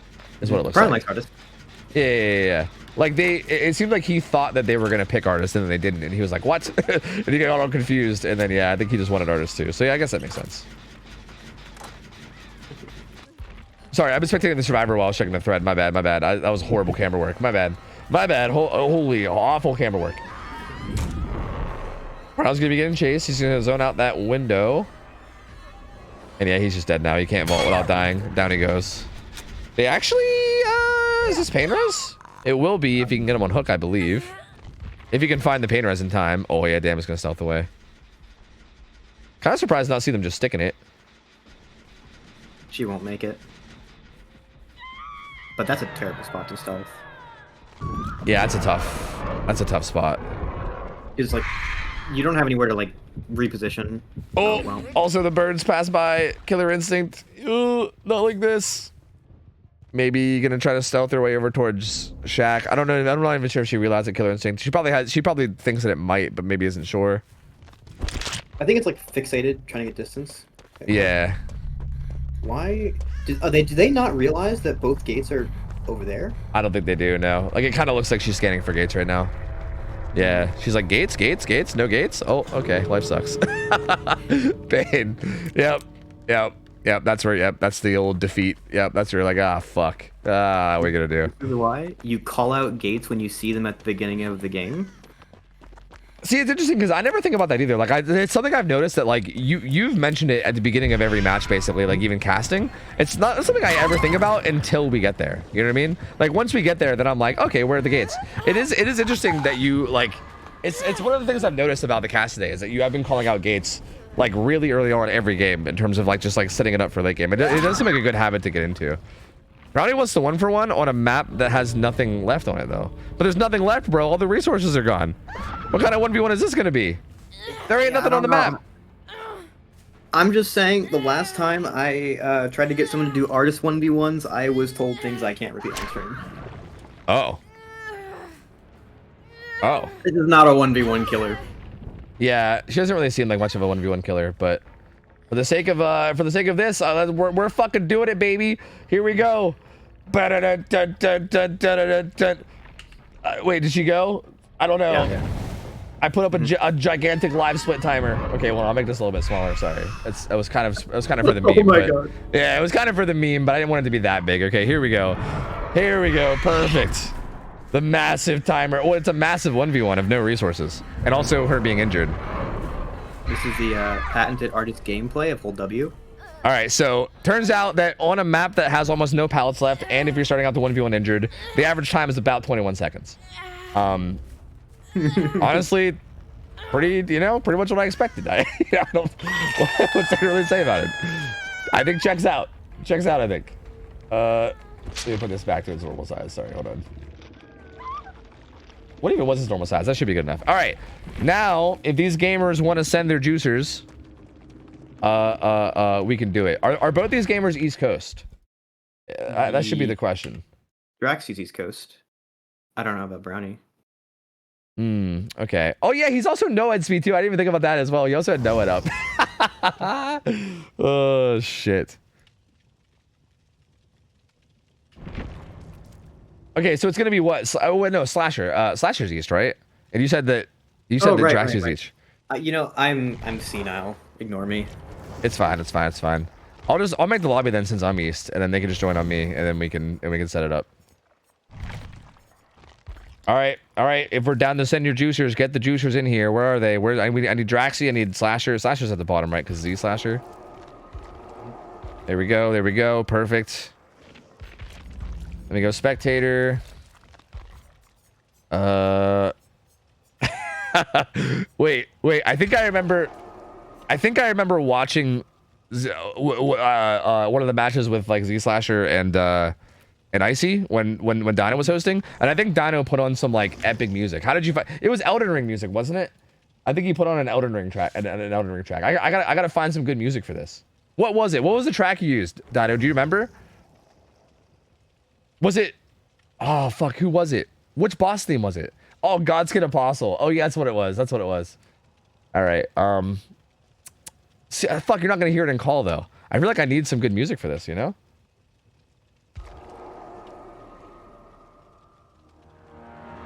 Do you get DMCA? You wouldn't get DMCA for Elden Ring music. That wouldn't make any sense. All I know is like every single like compilation video I've ever seen from DVD YouTubers, they're using like Pokemon OSTs. Really? Including something else. Yeah, they're very. I recognize almost all the songs they use. I feel like every YouTube video uses the same like DMCA songs, and they're awful. I don't know.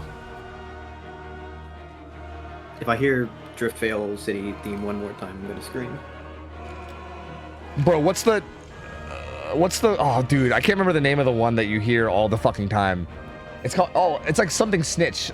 Sneaky Snitch, I think is what it's called. Bro, I can't with that fucking goddamn jingle all the goddamn time. It drives me nuts. It drives me fucking nuts.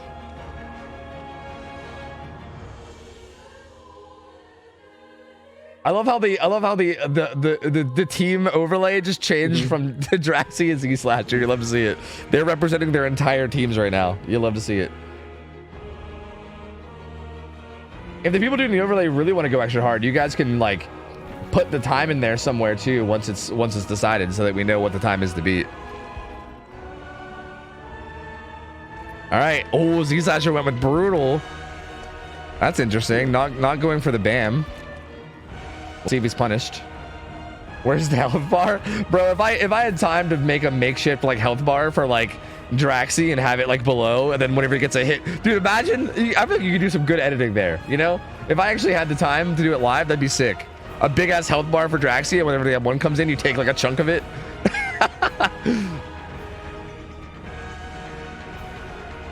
Oh no. He's scouting a bit. All right. And it begins. It begins. Wait, did the song end? Okay, never mind. It's replaying. We're good. We're fine. I think it was just a little pause. We're fine. I thought the music ended right when it started. That would have been horrible timing. Do we watch this from the killer point of view or the striver point of view? I actually don't know. I feel like the striver point of view might be better. I don't know. I feel like striver point of view has to be better. He didn't take hatch. Oh, I know it didn't take hatch. Guy clearly inexperienced in the 1v1. He should get hit here though. Bloodlust is building up. That's gonna be a hit. He's gonna try to take that top side. No live. So there's a pallet gym here, but the pathing from Z Slasher getting close. Oh, he's kind of zoned himself into this tile over here. He might be dead here.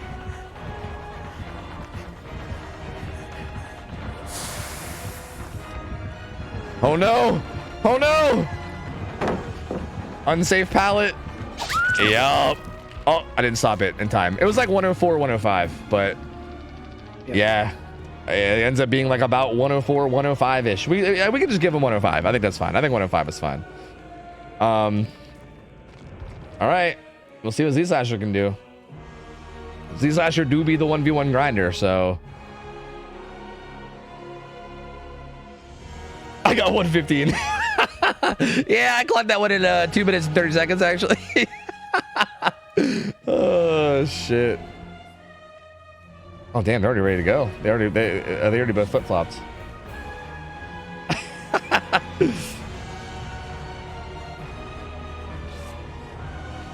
Got you on the overlay? Nice, dude. That's good overlay work right there.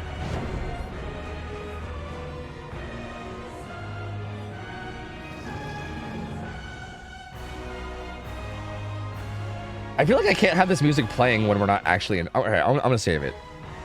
I'm gonna save it. Let me back it up.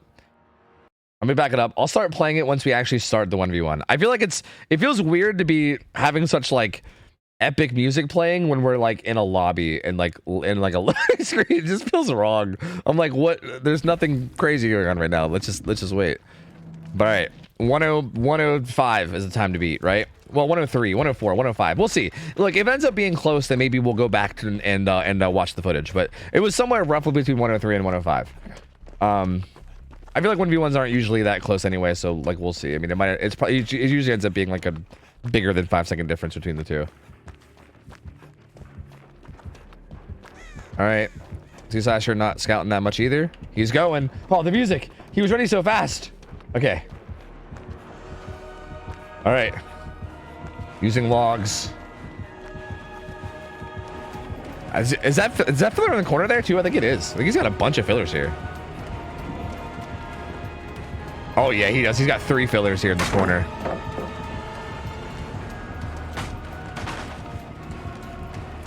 I actually didn't see what the killer was running to. I think it's Bam though. It didn't sound like a brutal kick. Yeah, I think it's Bam. Oh, he's gonna lie to the jungle gym.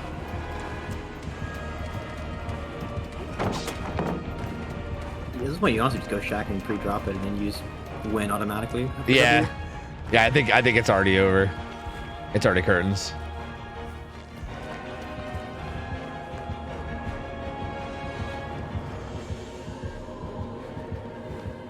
Got a bass chatter asking for Benny Hill music next time there's 1v1s. I think I might get DMCA'd for that one though. Oh, that's a good point. I don't know. I mean, we could try it. I guess we could test, right? Like, what's the worst that can happen? I get my channel deleted, you know? That's one of those post-production things. Put it over the VOD. Yeah, true. True. I think as long as we talk over it a bit here and there, then it's fair use, right? Then it's fair use, I believe. There's nothing really stopping people from just muting the VOD and DIYing it. True, it's a good point. It's a very good point. This does feel more appropriate. Like, I feel better about this than I did the Elden Ring theme. I gotta be honest.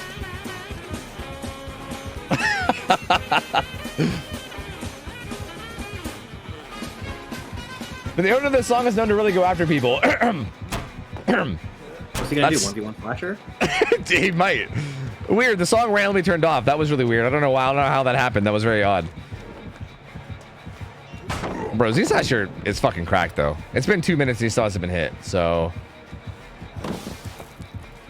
yeah, he's kind of doing work.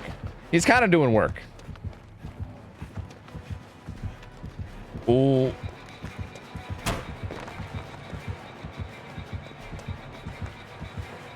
I feel bad for the next teams. Honestly, we could just go to the next.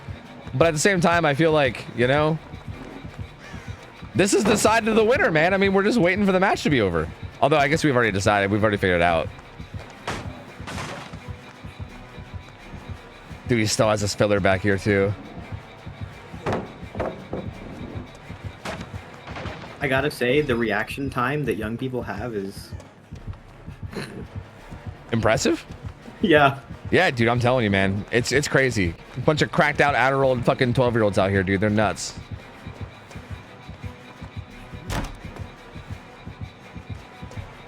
It's actually really interesting to watch this from the strider point of view because like there's certain moves he makes, like the way he played that forward lane, he didn't even bother turning around. He kind of just did what he did, regardless of what the killer was doing. Like he was just like, I'm just gonna go for it, and hopefully it works. And if it doesn't, I'm not even gonna bother looking. You know, that's interesting.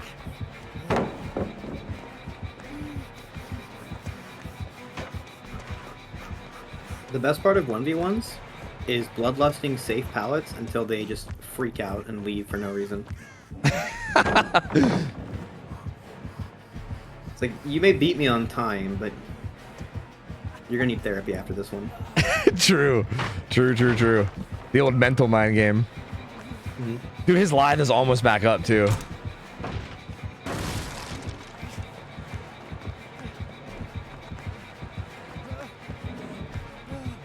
Yeah, his RNG has been incredible. He had like 3 fillers all on bottom right. He had a ton of God fillers over here. Like even this God filler like spawned and he used it earlier. It's kind of wild.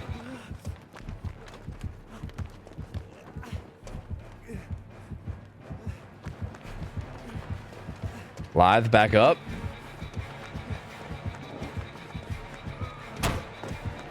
Does he recognize? I think so. He's going to use the distance and go back to the 4 lane. This might be the end of him, though. 4 lanes are...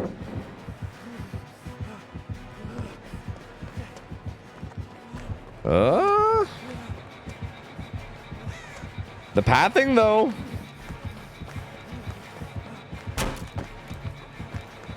He's got to be out of shit now, right? Well, he still has these windows, though.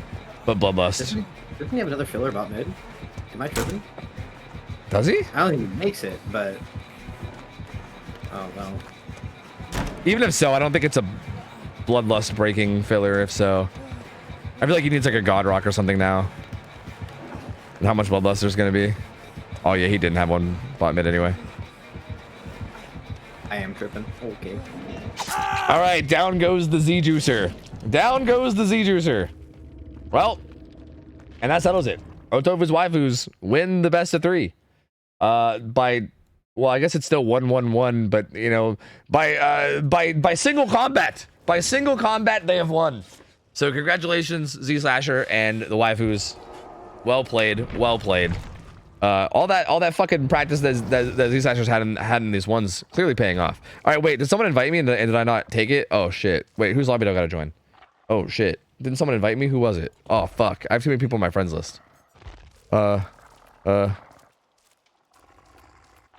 Vox? Vaughn, yeah. Yeah. That's the captain of Primordial. All right. We're going to the final set. Let me get some ads out of the way real quick. But before I do, let me just show you guys what we have in store. We have Slinger, Spirit, and then Plague as a tiebreaker. Wow, Spirit and Plague, we've never seen those before. But we actually are going to see a Slinger set for the first one, which is going to be really interesting. Slinger is a very, very interesting killer, and I'm curious to see how these matches go with this. Let me get some ads out of the way, but both these teams are very, very solid. This should be a good matchup, and I'm excited to see how this goes. Slinger, I think, is played on Suffolk Pit, if I'm not mistaken. I guess I don't really see why it wouldn't be. Again, if I'm going with the logic of just assuming it's going to be on whatever map makes the most sense, then I'm just going to assume Suffo because that makes the most sense to me. Yep, Suffo won. And yeah, this is interesting. So you're pretty familiar with Primordial, right? At least somewhat. Kind of. Yeah, I mean, I think to be fair, I think we've seen him play like 2 or 3 times now. This is an interesting matchup because Primordial definitely seems very solid every time we see them, but I feel like this team, I'm just gonna keep calling them faders. Their name's like Ryan Faders. I don't know. I'm just gonna call them faders, but like these guys are very, very good, dude. These motherfuckers are juicers. This feels like a very, very, very solid team, and I think this is gonna be a tough matchup for Primordial. Like, I think on paper, I mean, again, I've said this about a bunch of matchups that have ended up being dead wrong about it, so keep that in mind. Like, don't take this as like pure facts or anything, but like, I just feel like on paper, I would imagine faders would probably be at least a minor favorite here. Like these guys, this is a very, very good team. Which ace fit goes the hardest? Oh God. Okay. I imagine faders would probably be the favorites at least by a little bit, but Primordial is a really, really good team, and I think they are definitely capable. So this will be an interesting matchup. Very curious to see how it plays out. I think this really could go either way, but we'll see. This will be a good test for Primordial, I think. The only player I don't recognize here is the Ada with the entire alphabet in her name. Sat A B C D E F G H. Yeah, like. Oh, that's interesting. We saw Sat, I think, last time this team played. I think we've been seeing them. Yeah, I think maybe the last 2 times. So, I mean, I wasn't familiar with the player before that, but I know that they're very, very good. We saw them playing in. Between these two.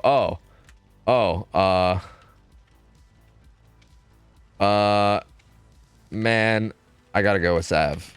Sorry. He's got such a basic fit. Like, Gray has a personal flair. I don't think the red, dude. I just don't think the red. I don't know. Like, I know it's basic, but I think it's like basic. It like works. You know what I mean? That Felix fit is actually atrocious, though. Is this our punishment? I think this is our punishment for picking for picking Sam's ace over his. Is he's like, fine, I'll just put on this Felix instead. It's like you're trying to dress yourself, and then you get attacked by the Frozen cast. Yeah, that's brutal, dude. Oh no. Oh, dude, Felix is just like, I don't know, man. Maybe it's just a me thing. I just think Felix is a very unfortunate survivor in general. You know, I think it's hard to really make anything work there, in my opinion. But hey, honestly, maybe that's just me. I don't know.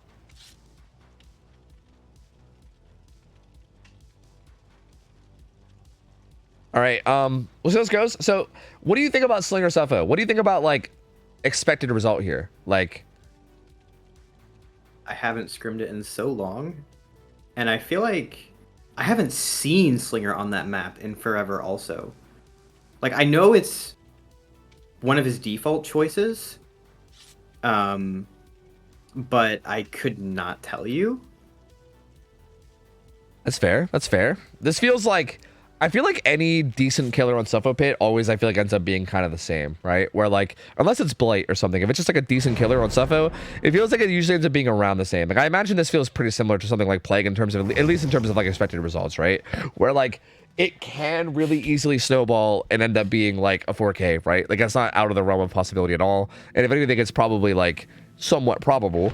But at the same time, like if survivors play it correctly, you can get outs and end up with like probably like 7 stages, right? 7-8 stages.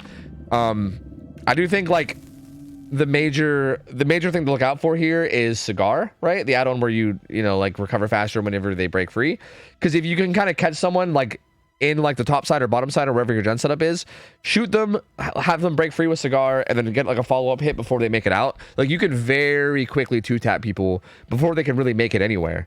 So yeah, you got to be really careful with your positioning. You really got to make sure that you don't like give free Cigar breakouts too. That's a big thing. I know we saw like some lesser experienced teams play this set maybe like, oh shit, it was like months ago at this point now. I don't even know. But I know that's a big thing that we saw too, was like kind of giving free Cigar breakouts too. I think there's kind of ways where you could force the killer to M1 you sometimes and not give the free Cigar breakout. So that's also something to kind of look out for. It's going to be interesting. It's going to be interesting to see how both these teams adapt and handle this, and what they can manage to do here.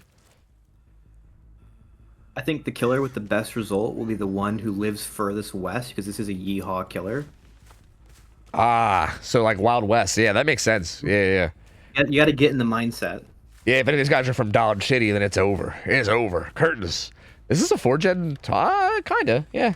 It's like a 3-gen. It's kind of like a 3-1-3, but there's definitely more leaning towards top side. This is like a somewhat 4-gen top side. Finds Ada right away. Doesn't get that shot.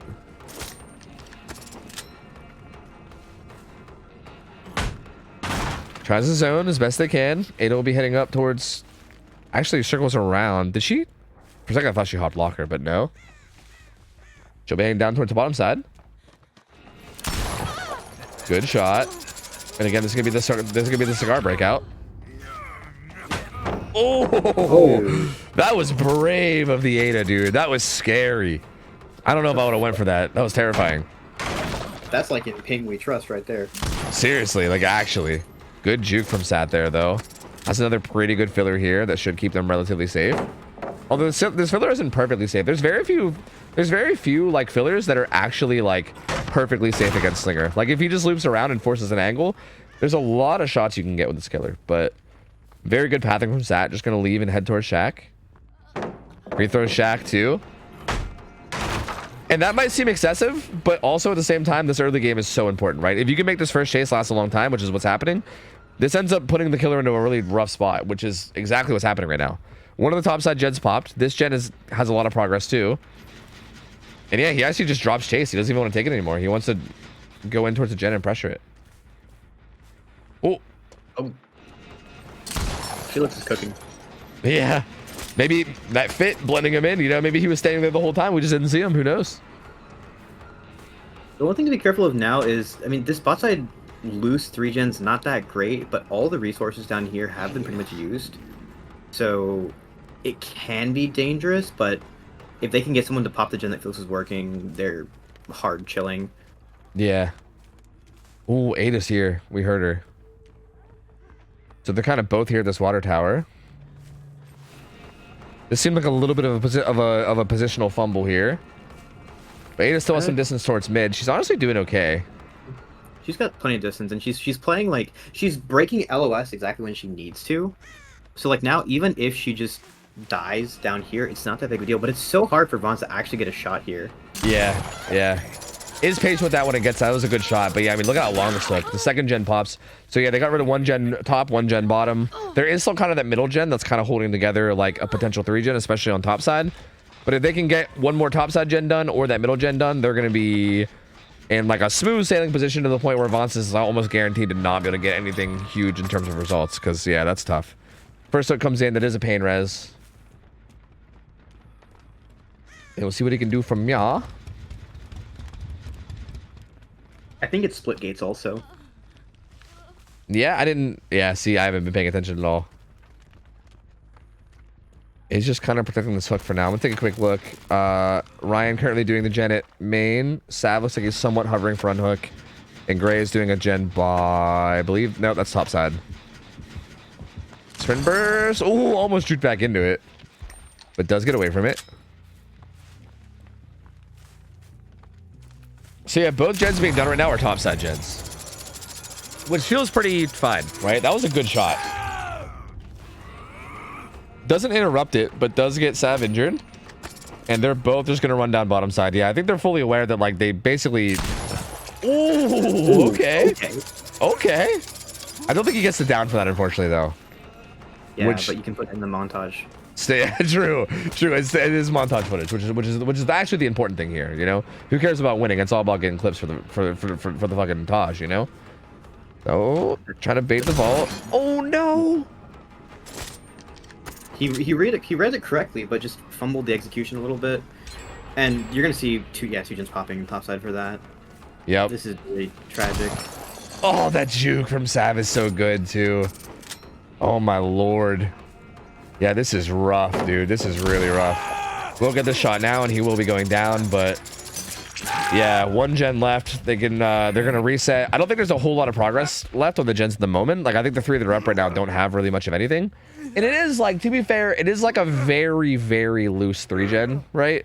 Like, it's 2 like kind of deeper bottom side gens, and then this one in the middle, right? The middle one is just kind of far out, but like, it's not the best to hold, but it's definitely not like, it's not like it's like these 2 and then like, you know, like either like 11 or 1 or something. Like it's relatively mid.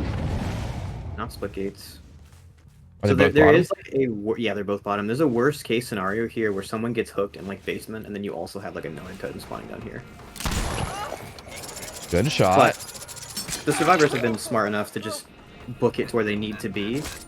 So he should not be getting a hook here unless he gets a no-ed, like a no-ed down after the it's pop. There shouldn't be a hook before the gens pop. Yeah, I mean, if he was hoping to get it down onto Gray here, but yeah, Gray gets a lot of distance towards top right side. And he's got a filler here too. If he can manage to get like a really nasty shot here, then maybe. Oh, yeah, he tried to, but yeah, because I think he kind of needed that in order for this gen to get interrupted. Okay, And Gray. all the time picture is on Vance here. Yeah. Now he knows, just look, I just need to die as far away here now because we're gonna pop the gen. And so Oh no. whatever happens, they get a gate open, basically. Yeah. Yep. And Nia getting on the gate before the gen pops is so smart. Yep. They're already on it. These guys are. I don't even think he makes it to the gate in time. I'm actually surprised to see. I mean, Ada, I guess, since she's already been hooked, maybe. But yeah, yeah, okay, she's bailing. I was gonna say, I think all 3 of these guys can just get out and just take their 5 stage. It looks like that's what they're doing. They're all just bailing. Because yeah, this hook is so far away that they can just get that gate open and get out before he even has a chance to even stop him. And yeah, they are. They're all converging. That's gonna be 5 stages. 5 stages, man. Very, very good survivor result here for faders. One of those, just the micro on survivors was just a little bit better. Yeah. And this is what I was saying about this team, though, man. Like, this team of survivors are fucking juicers, dude. These guys are very, very good. Like, it's something I've noticed about, like, pretty much every set I've seen from them is they are nasty and, like, in chase with, like, micro and everything. Like, it's It seems like this is how a lot of the games go with them, is if the killer just isn't really on top of their game micro-wise and can't quite get things going, then it just, you fall so far behind. Like that first gen took so long to pop, and then from there, like every chase was just a struggle. Every hit was so difficult. And yeah, man, I mean, just extremely well played from these guys. Super impressive. Like, absolute juicers. There you go. 5 stages, 3 fresh. Going to be the first result for Primordial here. And this was also Primordial's killer pick, too. Keep that in mind. So if Faders can come in now and beat this on their side with killer, that's going to put them into their killer set up 1-0, hypothetically, if they can win this, which is a pretty good spot to be in. All right, let me see who the killer is. Mia. Who's the Call of Duty player from Fader's team? That's the question. Who's the fucking quickscope god? I don't know. I guess we'll see. 4%ing is banned, yes. It is way too much RNG for a massive game-changing play. Yeah, there's no way. We cannot allow it. There's no way. Kazoo! Okay. Unless that's just who's giving me the invite. Hold on, let's wait. Okay, it will be Kazoo. All right.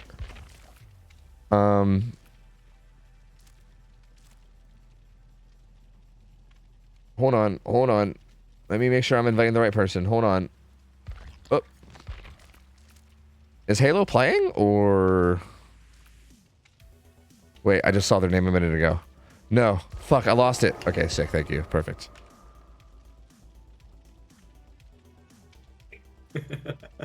You told me to pain res someone. I just need to rant again. My pain reses were all 11, 10, 1, and 2. Ah.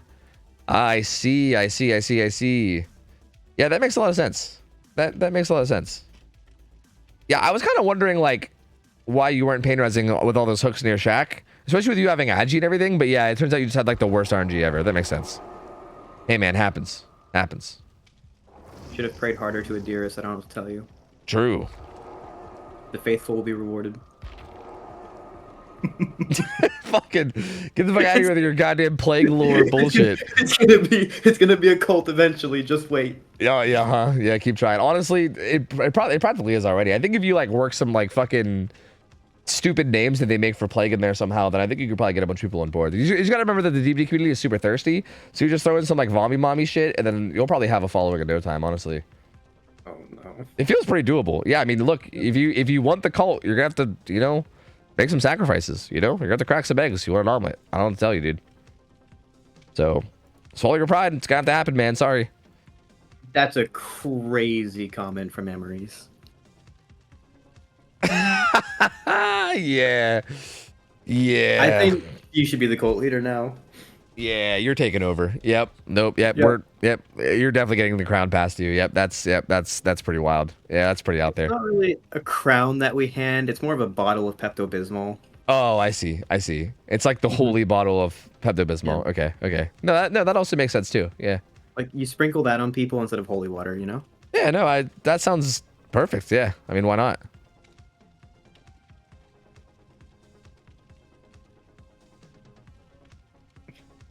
I don't. What is that a reference to? Oh, you know what? I'm not saying it. I'm not saying it. Oh, is this more of your legal advice of knowing when to shut the fuck up? No, just a joke that I said got leaked and then taken out of context. Something about plague and. Yeah. It's fine. God, you know what? No. It's fine. It's probably better if I don't know. It's fine. It's fine. I don't need to know. It's cool. It's totally cool. All right, I'm curious to see what happens in this game. I'm curious to see if we see something interesting ran from the killer, or I mean, I feel like you don't really need to. I feel like Noed becomes a really good option here. I think Noed was also in the last game, but we just didn't see value out of it. But it feels like it's going to be really, really hard to get away from this with the win con needed from the survivors, because the killer knows the win con. The killer can also slap on Noed, and then you kind of get into a spot where you can kind of just play around getting that win con late game. And then, like, how do you make anything happen there? Like, that's rough. Oh. I just looked over at chat. That's,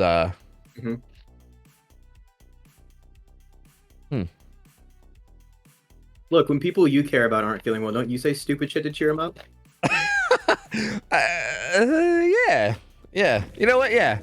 You're right, actually. It's just romantic. You're right. How romantic, man. Honestly. Couple goals, dude. That's all I'll say. Goals. Hashtag goals. Anyway, here we go. Let's just forget that ever existed. Yo, the killer actually didn't bring Noed, which is interesting. Because, like, again, you'd think with this win con, Noed feels like it's just basically like a guarantee to get the win con. I mean, to be honest, I feel like the win con should be pretty reachable if you just have a decent, solid game anyway. So maybe because he was just confident in their ability to perform. Because that would make sense. I mean, I guess, like, Noed makes it more guaranteed, but it's not, like, without Noed, it's, like, super at risk. You just have to have a solid game. Slinger is a pretty deadly killer. Kazoo currently checking around for the rotations. Does see... That looked like a Cheryl, but there's no Cheryl in the game, so I'm guessing that was Nia, maybe? No, Nia's back there. Oh! I don't even know what Kazoo saw. I don't know if there were scratch marks that ended at the locker or what that was, but that's so massive. I believe he had a heartbeat monitor on his intervention. Oh, that makes sense. It is a Call of Duty. Yeah, if it's a Call of Duty player, that does make sense. Yeah. Bro, I fucking hated those things, by the way. Oh my lord, that shit was the worst in the old Modern Warfare 2 days. Oh my lord. Baby monitors? Dude, yeah, that's what everyone called it. Yeah, fucking baby monitors. Ugh, I don't even want to think about it. It makes me so sad to think about. But this is I mean, insane start, right? Look at this 4-gen up here too. Oh no, dude. Yeah, this 4-gen setup is super nasty too. So this is I mean, and I guess the one good news is at least the survivor on Hook is the DS survivor, right? So like that's something. Yeah, wait. Is that AFK Crows? On Cole? I'm going insane. I could have sworn I saw a survivor with AFK Crows like running down the map. That would have been wild. I don't think it was, but maybe. Ooh, okay, Kazoo gets the damage onto Claudette and interrupts Ace before the unhook too, and now this is tough. And now Kazoo's just kind of zoning this. He's like, yeah, I'll sit here and let the survivor go struggle. Like, fuck it. Oh, it's just gonna shoot him and hold him too. Yeah, survivor's after going struggle. Yep. Just gonna hold him in place. Buy time. And like, now what do you do? Do you really unhook in the killer's face? No. Yeah, but also trying to leave is also scary too, because now if you get shot and down near this hook, that's also brutal. So this shot's gonna be really important. Okay, doesn't land, so Cole does get away from that. That's also very important. But still, I mean, this is brutal, man. I mean, especially considering the win con. Like, even without the win con, this is a rough spot. But with the win con, this is looking pretty over. This is rough. This is pretty rough. It looks like Kazoo... Yeah, Kazoo pretty confident that everybody's bottom side, which is accurate. Doesn't get that shot. They do pop a gen bottom, but Bang's getting close to dying, man. I don't think anyone's close enough to even make it. Yeah, I think Nia was the only one that was somewhat rotating. Oh. That's not close enough. You don't get that. Yeah, I don't think. Yeah, nope. Fang dies. Wow, dude. A kill at 4-gen still up. There's still a 4-gen top side. Yeah, I mean, pretty safe to say that this set's going to be going towards faders. This was a really rough start for Primordial here. Zones out a bit and takes this down. And at this point, it's like, how big of a result is Kazoo gonna get, right? Because this feels like 4K, at least like 4K2 territory, at least, if not possibly higher. I think it'll be 3, honestly. Yeah, it might be. Pain res coming through. Yes, if he finds Cole like relatively quickly, like, well, they're resetting, but. Like, the Slinger doesn't go through health states that quickly, but getting the actual gen progress here is going to be really hard. Yep. Because they're at square one, and there's pain res and pop. And, you know, I don't know how many headshots it takes to get that skin, but it's probably a lot. Yeah, true. I imagine it was probably quite the grind. Yeah. Does get away from that shot. And yeah, basically, as long as Kazoo isn't missing like 90% of shots here, then the downs are going to be coming in relatively timely, and again with pain res, with pop and everything. Yeah, it's going to be incredibly hard. Like, gen progress is going to be super difficult. Yeah, I can maybe see them, like, I think they can get 1 gen done pretty realistically, maybe 2 if they have some good chases. But I don't, beyond that, it's going to be really tough to get much going beyond that. Good player. Yeah, very good player out there. Ooh. It baits the back shack pathing.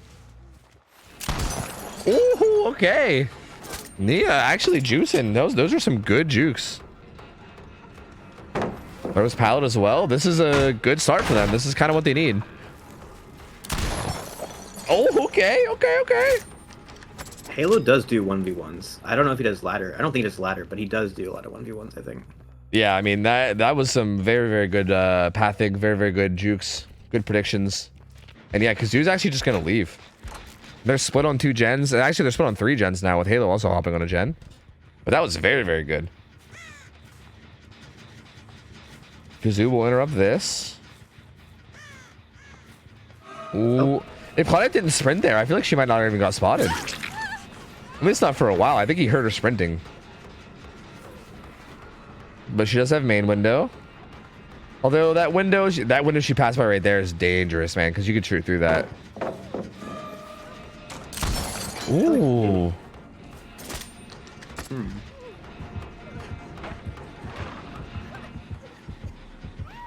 Claudette playing this really well. Again, has to be careful of this window.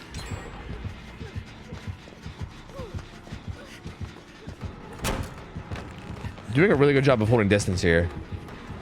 But she doesn't have the window anymore. She's running it again? I think she just kind of maybe realizes that there's nowhere to go, or maybe the window was unblocked. I don't know. Still, I mean, again, still good though. Buys a lot of time, and yeah, they're gonna get maybe a second gen done. Nia's very close. Actually, Pain Res will probably interrupt it. Yep, and this is Tycon. It's third fresh, I think.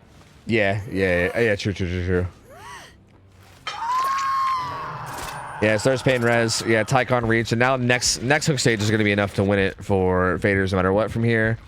And ooh, if Ace gets spotted here, this will be huge. He's right there. He's right there, crouching in that little cubby. Just watching him. Oh my lord, dude. I respect it.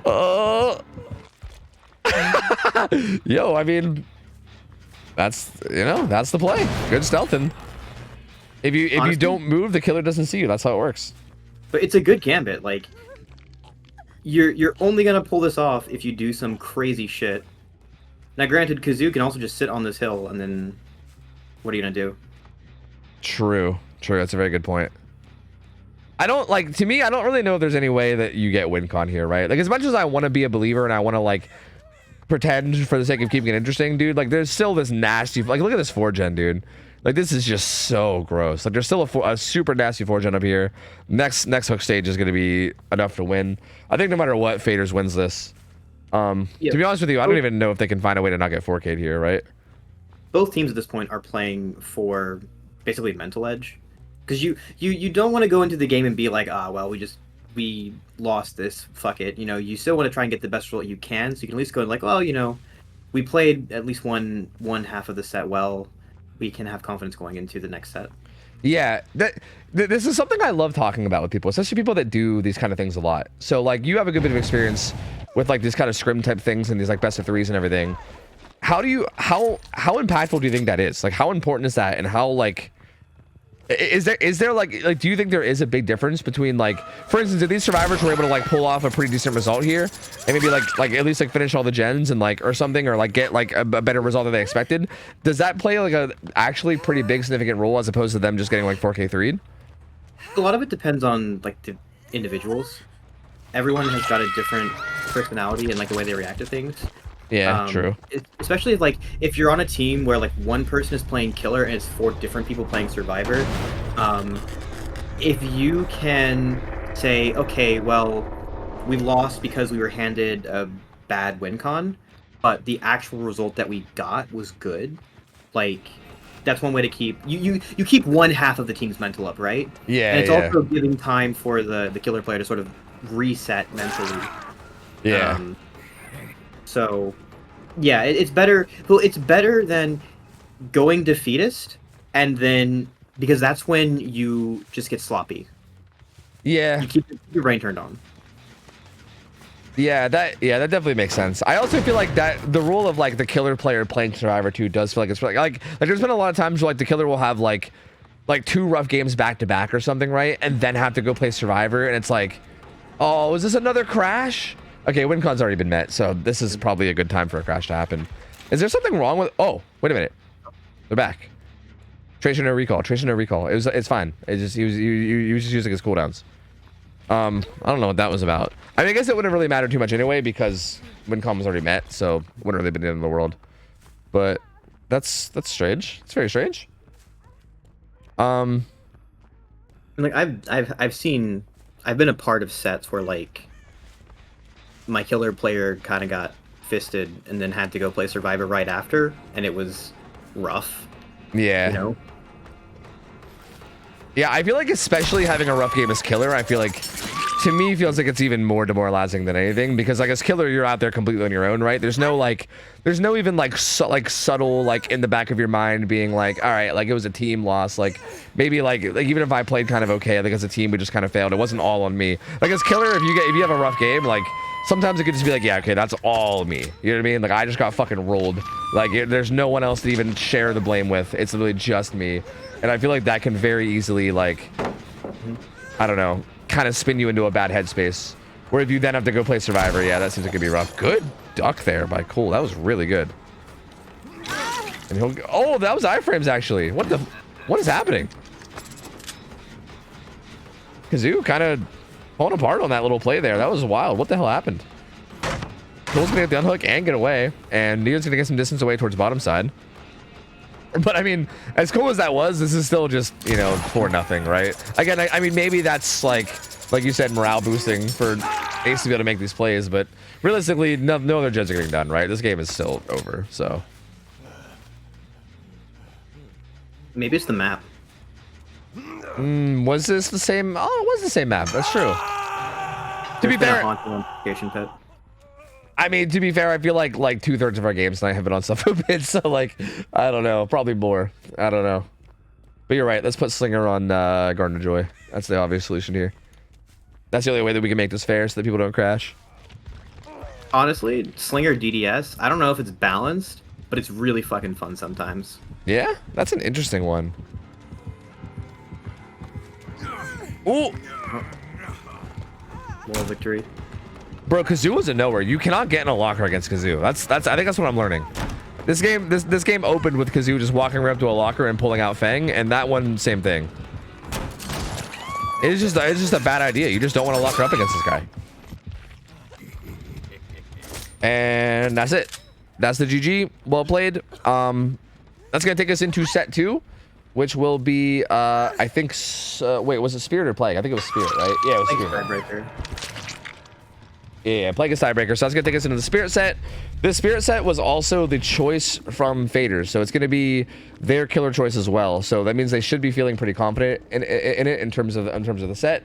And unfortunately for Primordial, that means that they need to win this set. They need to win this set that Faders picked. So like, that's a tough ask. It's gonna be a tough ask. We'll see. I don't know who the Spirit player is gonna be. But yeah, Primordial's gonna have to have a really, really good showing if they're gonna want to have if they want a chance here. So we'll see. GG's. Let me back out and let's see if we're gonna be in the same lobby. I don't know. I imagine. I don't know. Spirit's such a weird killer that I can't even begin to guess who's gonna be playing it. I don't know. Like I feel like typically I can guess it based on who else people play. I have no idea. But let me see. Yeah, I'm not familiar enough with this team to know for sure who the killer player is going to be. But maybe.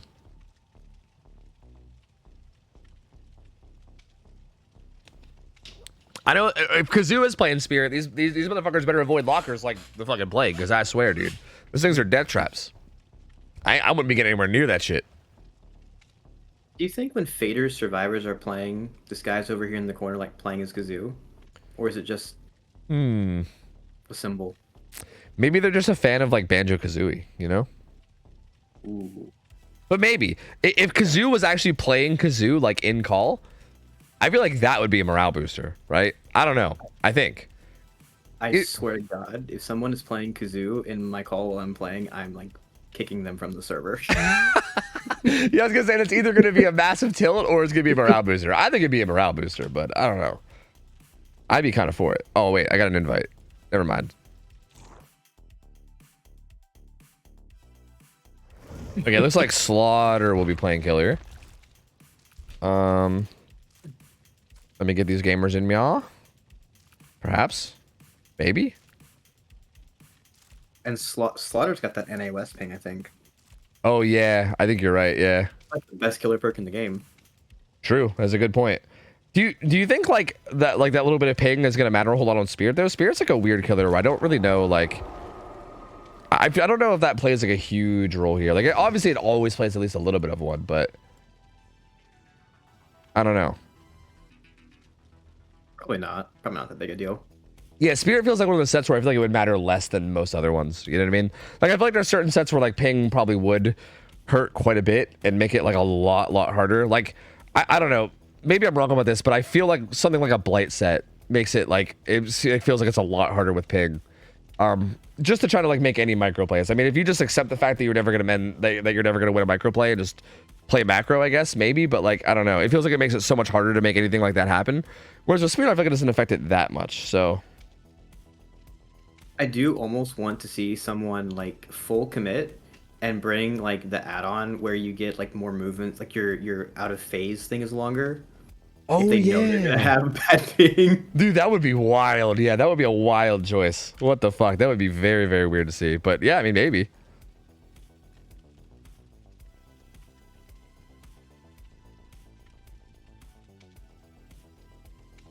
All right, so this is gonna be on Wrecker's Yard. Let me change up the map and everything. Let me get this all set up. Spirit's an interesting killer because again, because of the balancing we have, because of like the S tier balancing, Spirit is restricted a lot in terms of like builds and perks and stuff, right? Like you're kind of like you're kind of reaching, you know what I mean? Like sometimes you'll see some funky perks that you wouldn't expect to really see. Although I didn't really realize until we saw it earlier, but we do allow ruin. So like I feel like corrupt, sloppy, pain res ruin feels like a build, you know? Can't go pain res. Oh yeah, that's right. No pain res. I mean pop. I meant pop. But yeah, I feel like that feels like a build, right? I mean, we saw that earlier with Angry Shio, I believe, and it was pretty okay. Brian ran it. Oh no, yeah, wait, Prion. Or no, was it? Oh yeah, no, it was Prion. But he went Noed over Sloppy. Yeah. True. Yeah, I also feel like Noed's clearly an option too, right? But I don't know. See that I found strange. I think Sloppy feels like one of the perks that I would probably never take off in this set. I feel like I feel like almost any killer that like is consistently getting basic attacks and nothing else, Sloppy just feels so valuable. I mean, I know it got nerfed kind of recently, so like, you know, maybe people are like skeptical since the nerf or whatever, but I still feel like it's incredibly valuable. Like, even if they wait out the 90 seconds before they heal, like that's still 90 seconds of somebody being injured. That's insanely valuable. So I don't know. If the change actually affects the game, I would love to see like what actually happened. True.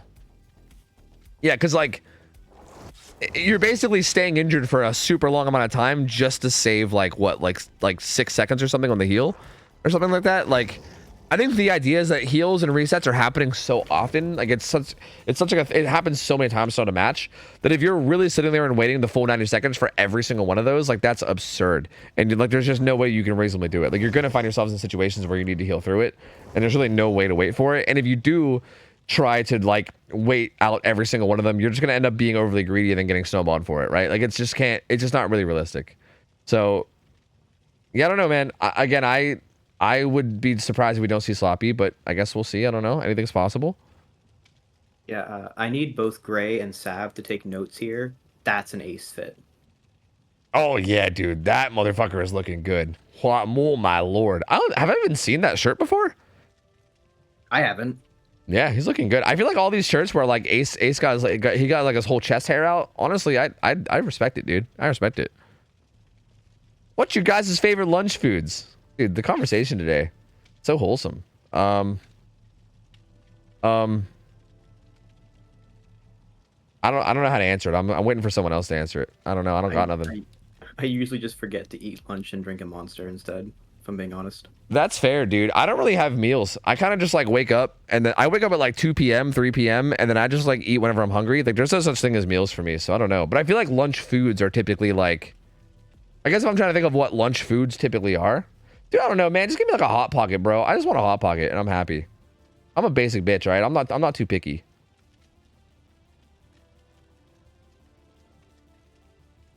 Speaking of, did you know apparently you probably don't care about this at all because you're American, right? Probably.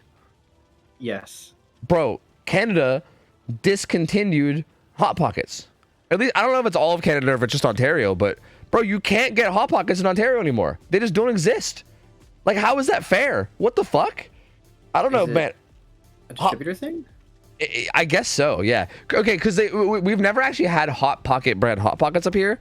It's been like, it's like Stouffer's brand, and it's like, I don't know, it's like basically the same thing though. It's literally just a Hot Pocket, but it's not officially Hot Pocket brand. And they had like some Stouffer's brand thing that was basically just the exact same thing, but it wasn't like officially Hot Pockets, but they were literally just Hot Pockets, you know? Like, I think they called them like something else that wasn't a Hot Pocket. I can't remember what it was.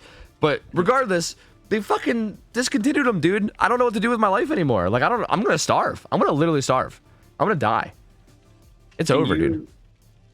This is probably a really, really stupid American question. I know most of Canada lives close to the border. Is it like feasible to like order Hot Pockets in bulk from like across the border? Well, I don't live that close. If you live like really close, maybe, I don't know. But honestly, even then, dude, I don't like, you could become like a smuggler, you know? Like I could go across the border, like fill my entire backseat with Hot Pockets and then, you know, try to go across the border and hopefully not get found. But I don't know, man. I mean, honestly, I think at this point there's probably going to be like people out there that make a career on being Hot Pocket smugglers, because I'm just saying, like, if someone came to me with like illegally smuggled Hot Pockets and they just charged like a little bit more for them, it'd be hard for me to say no, you know? Like, I want them damn Hot Pockets, bro. I'm down. I think customs has to let you go out of sheer respect at that point. Yeah, right? Like, how, like if they're gonna be like, really, you're smuggling Hot Pockets? I'm like, yeah, dude, I'm hungry, and like, we need some Hot Pockets. Yeah, I don't like, come on, please. Especially Canadian customs, dude. Like, they're not gonna care. Like, please.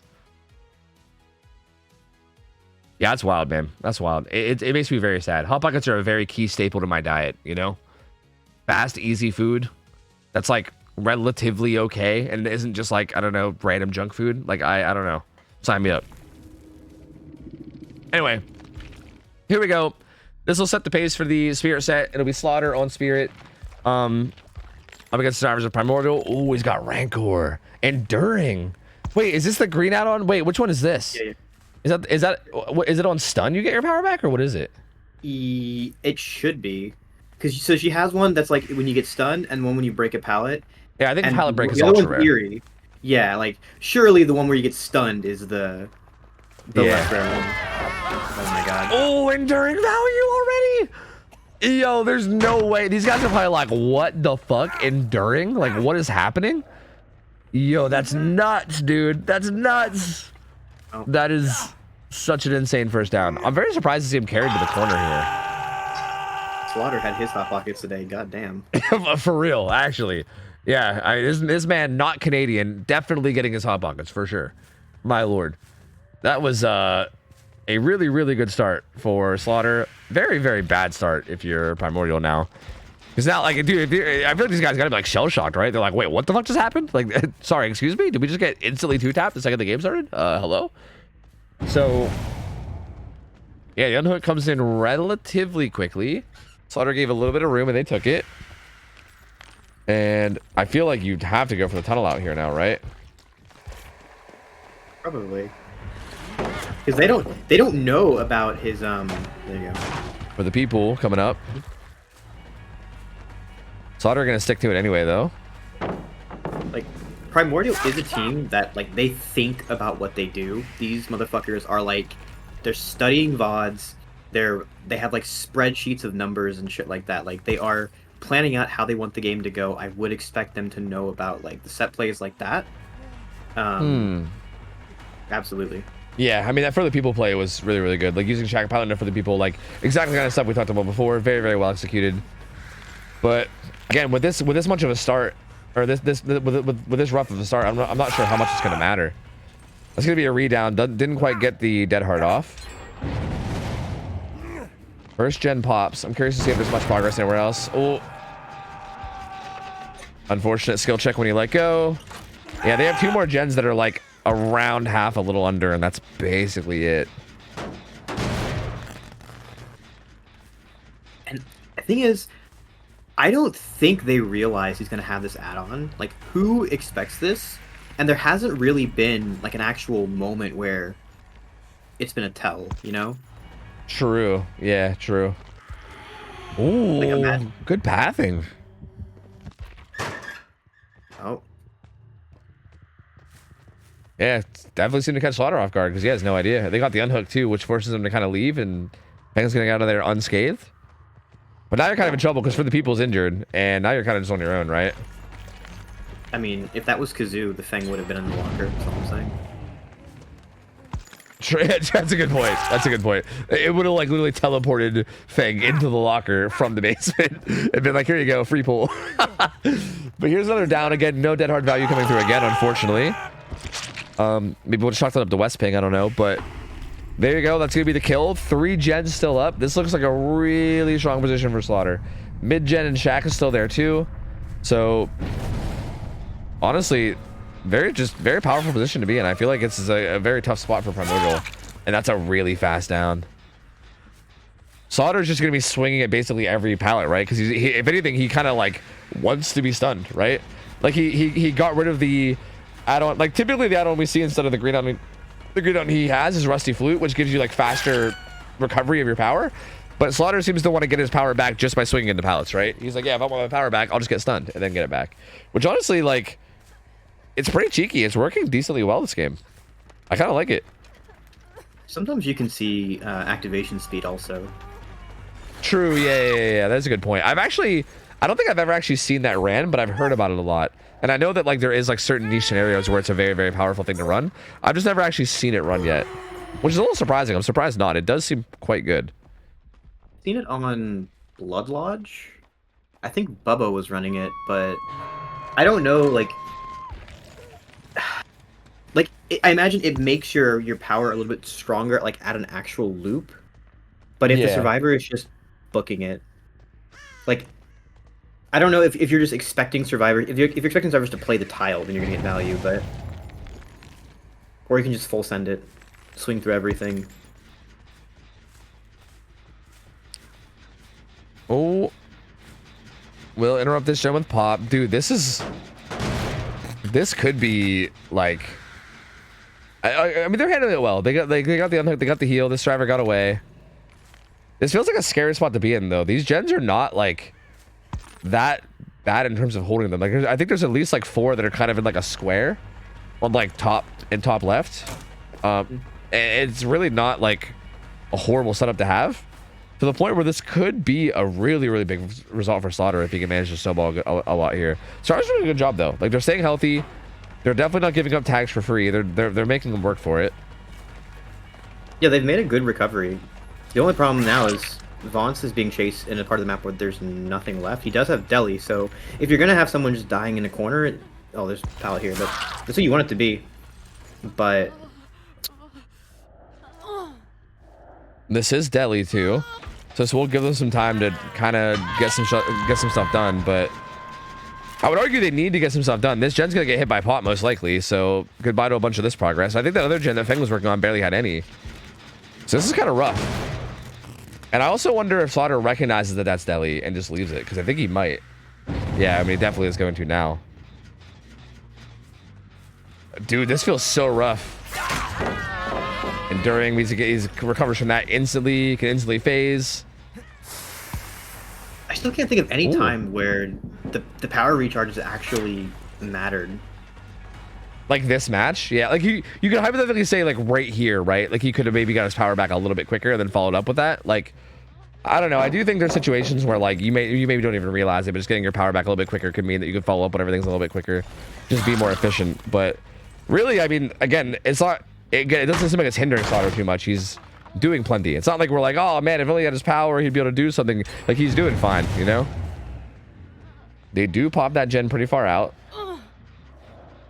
But that was really... Yeah, go ahead. I was gonna say, that's the only progress they had outside of this gen right here, I think. So I think this hook plus kicking this gen right now is gonna basically delete the vast majority of progress that they have. The info here is one of the really underrated aspects of Rancor. That's one of the main reasons why you'd run it. Like, that's why you'll see it on, like, Nurse even sometimes, even though you're not gonna proc the one-shot. just having that kind of unavoidable info throughout the game is really nice sometimes. Yep. I think anytime as killer that you can get guaranteed info on every alive survivor is like incredibly important. Like that is ridiculous. That's why I like ultimate weapons so OP, right? Like it's just such a crazy ability to get. Oh, must have been a quick and quiet fast fault. The caveat for Rancor though is if the obsession has their monitor on, the survivors know when the killer knows. Yeah, true. It's a very good point. A lot of what you're getting banned is because the survivors just have no way of knowing. Yeah, there's like no way to play around it. You just have to deal with it. Vance is dead here too, it looks like. That's very unfortunate. 2 gens still up. If they can get this down to a 4K1, that would be an accomplishment from this point. Like, because this is looking like definitely could be 4K2 if Slaughter gets a really quick down here. So if they can just somehow turn this into a 4K1, I mean, honestly, not looking terrible. They do have like a good like 30-40% on a couple gens. Oh. And ideally, I think they want Fang to be the one chased here because she's got like adrenaline hope. If you can last long enough in chase to get to endgame.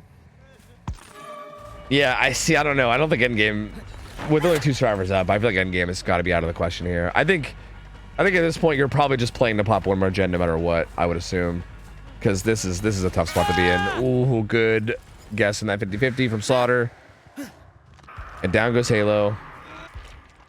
Fang's already just gonna, yeah, she's already just gonna start selfing. And at this point, yeah, what you play for Hatch, I guess. You basically pray for. Sorry, you can play for Hatch or you can pray for Gate RNG, but you're not gonna. I don't think they have it. I think like there's not a hill, but where the gates are, you should be able to see it from roughly where Hatch is. I think. Yeah, I'd have to see where. I'd have to see again where the gates are. 6 and 1. Okay. Yeah, it kind of depends on the setup, but even still, like, the distance is not that far that I feel like if there's even, like, remotely okay vision, it's going to be really difficult. Looks like, yep, drop an item over again. Where is she right now? Is this, like, oh, this is, like, 9. Yeah, this is 9. So, is there a gate here at 9, or, like...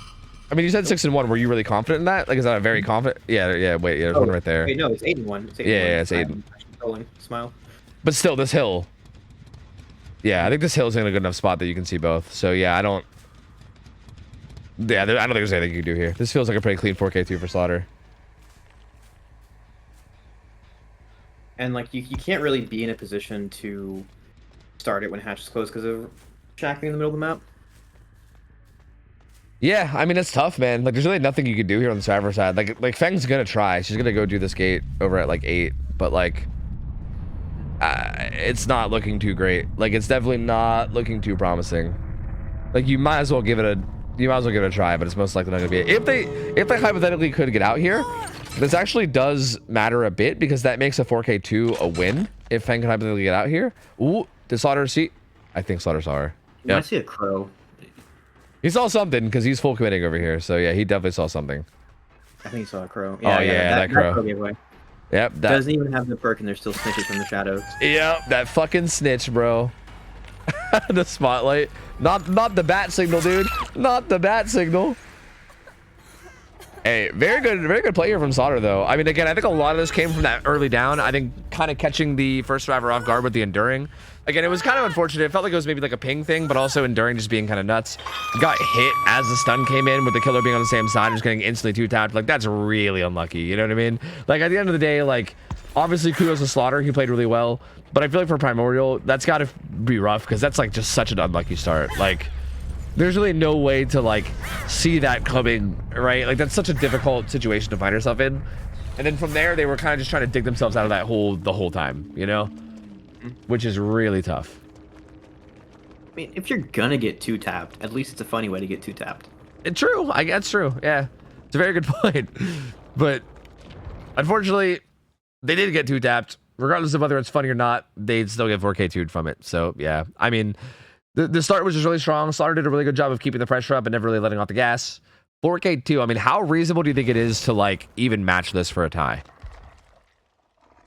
Asking for a tie here is not out of the question, but the problem is, I mean, what we saw in the first set was the micro was the major deciding factor, and so your main way of getting a really good result like this is you win your chases really, really early, and your odds of that happening are just super low if you just can't get them. Yeah, true. I do wonder how that's going to be in terms of micro here, right? I mean, again, considering that this also wasn't Primordial's choice, right? And I'm wondering, like, in terms of who they have on Spirit, like, how confident are they going to be in their Spirit? How good are they going to be at Spirit, right? It's going to be interesting to see, because I feel like, yeah, Spirit's like a strong enough killer that, like, if you're good at Spirit, it should be extremely difficult to get a micro advantage, right? Like, that should be extremely hard to do against a good Spirit. So yeah, like that micro advantage we saw from the first game might not be there if the Spirit player is really, really good. But that being said, I think these survivors are good enough that it is going to be a test of like the survivor players are going to have to be really, really good, right? Like, I don't know. It'll be interesting. Or the killer player, I mean, but both sides are going to be really good, essentially. Like, I think it's going to be a really, really tough test. And I don't know. I do feel like even if you just have like a pretty standard game, I feel like the survivors, like, I mean, couldn't you say hypothetically that if the survivors just play a good solid macro, even if they don't win the micro, they still probably get it, you know, based on the win con? Yeah, they should. So yeah, so that's even more rough too. It feels like Swift's gonna have to really pop off here, I think. Like I don't know. This feels like a really tough ask. We'll see. The gamers are back in. It looks like Slaughter's gonna be stepping out for this one on the survivor end, but we got Sav, Sat, Gray, and Kazoo. And yeah, it's gonna be a tough ask, but hey, I mean, anything's possible. We saw earlier that there was a win con of a 4K4 on Plague that I had said was basically impossible, and then it happened. So I'm not gonna say anything's impossible. I mean, I already ate my words earlier. I don't want to do it again. Swift is someone I know to be like, he plays. I don't know. I'm pretty sure he can play every killer. I don't know how much he plays Spirit, but see, that's interesting because I feel like. In the nicest way possible, I feel like if someone's like one of those jack of all trades killers, unless they're like a jack of all trades that also like leans heavily towards a killer like Spirit, right? Like maybe they're like, I don't know, like I feel like there's certain people like you can kind of say Prion's like that, right? How he like plays a little bit of everybody, but I feel like there's obviously some killers that are like more Prion mains than others, right? Like Singularity, maybe like Executioner, you know what I mean? But like obviously he can play almost anybody, and I feel like if you're one of those jack of all trades type killers, I feel like if Spirit's one of your killers, I feel like I feel like that's always, I'm not sure if that's like as good as Spirit being like your main killer, right? Like I do feel like Spirit is like there's a lot to her, and I feel like there might be a big difference between those two things, right? So again, I don't know, like maybe Spirit is one of Swift's main killers. That's really hard to say. I don't know, but I guess we'll see, because I'm not sure. He's definitely got to make sure he's really on point, I think. I mean, what are your normal candidates for like if you want someone to be a specialist? What would it be? It's like S tiers, Wesker, Billy, something like that. Yeah, I think typically the killers that have like really high skill ceilings, you know, like killers where like there is a big like for instance, I don't think there's like going to be a huge. Like, I'm not going to say no difference. Like, there's always a difference between, like, the best X in the world. You know, like, no matter what killer you put in there, there's always going to be a difference between the very best and, like, you know, someone not so much. But I guess, okay, a really good example would be someone like Freddy, right? The best Freddy player in the world is not going to be that much different from just a pretty good Freddy, right? Like, they're going to be pretty much the same. Whereas, like, with certain killers, like, I don't know, like, Billy's a good one. I think Spirit's a good one. I would even argue things like Slinger is a good one, right? Like, I feel like if you're talking like the potential in order like in terms of like someone really grinding that killer out and like them being like knowing that killer in and out and having a ton of experience and practice with them, I think the difference between on killers like that are kind of big, and I feel like Spirit to me fits into that too. Like I think there's enough depth to Spirit at like a high level, and there's enough and there's like enough to learn that I think there is a huge difference between like the best Spirit player in the world and a good Spirit player, you know? I don't know. I don't think that Spirit matches the mechanical intensity of Palette Freddy. True, that's a good point. Palette Freddy is pretty fucking nuts. I mean, basically impossible killer. I mean, it's so hard to play that one. I don't know what to say. What's more difficult to get, a Spirit down or a Palette Freddy down? You know, that's a good point. That's a very good point. The Pallet Freddy down is harder, so that does mean that Pallet Freddy is more difficult as a killer, and is the higher skilled killer. That's good logic, man. I can't argue it. You know, you got me there. You got me. But actually, though, like, do you think Spirit is pretty high skill ceiling though? Like, all jokes aside. Yeah, and I think it's part of it is like the what the mechanical aspect to her is just weird, because a lot of it is being able to, like, it's like there's so many things in this game where you're gauging distance, but with Spirit you're gauging distance with your ears in a way you don't normally have to do as intensely. Yeah, it is very, very odd. Yeah. So it's not like so much like your hand. It's not a hands diff. It's like, I don't know. Yeah, it is interesting because I feel like when you think of like mechanical skill, this build is spicy. What? Make your choice? Interesting. Yeah, I do feel like when you think of like mechanics in most games, you do think of like I feel like if anyone ever talks about mechanics or mechanical skill in any video game, my brain immediately goes to like Faker in League of Legends or something on Zed. You know what I mean? Just like button mashing, but in like an organized way. That was a really good hit. But yeah, you're not wrong. Like, it is different, right? Instead of being like, you know, hitting a million buttons with your hands at the same time while also making sure they're all very calculated and perfect, it's more of just like, yeah, like your ability to hear perfectly, you know? Like, it's, I don't know, it's interesting. And reaction time. A lot of it, like, you still need to have the twitch reflex on Spirit. True, yeah. That's a big thing I struggle with, yeah, with my old man ass reflexes, because that's a big thing, right? Like, if they double back or something while you're chasing them, you need to be able to hear that and like turn on a dime and know, you know? Sat actually doing a really good job here of getting some distance away. I think this is maybe the power of Ada, because Swift seems like he's having a little bit of trouble keeping track.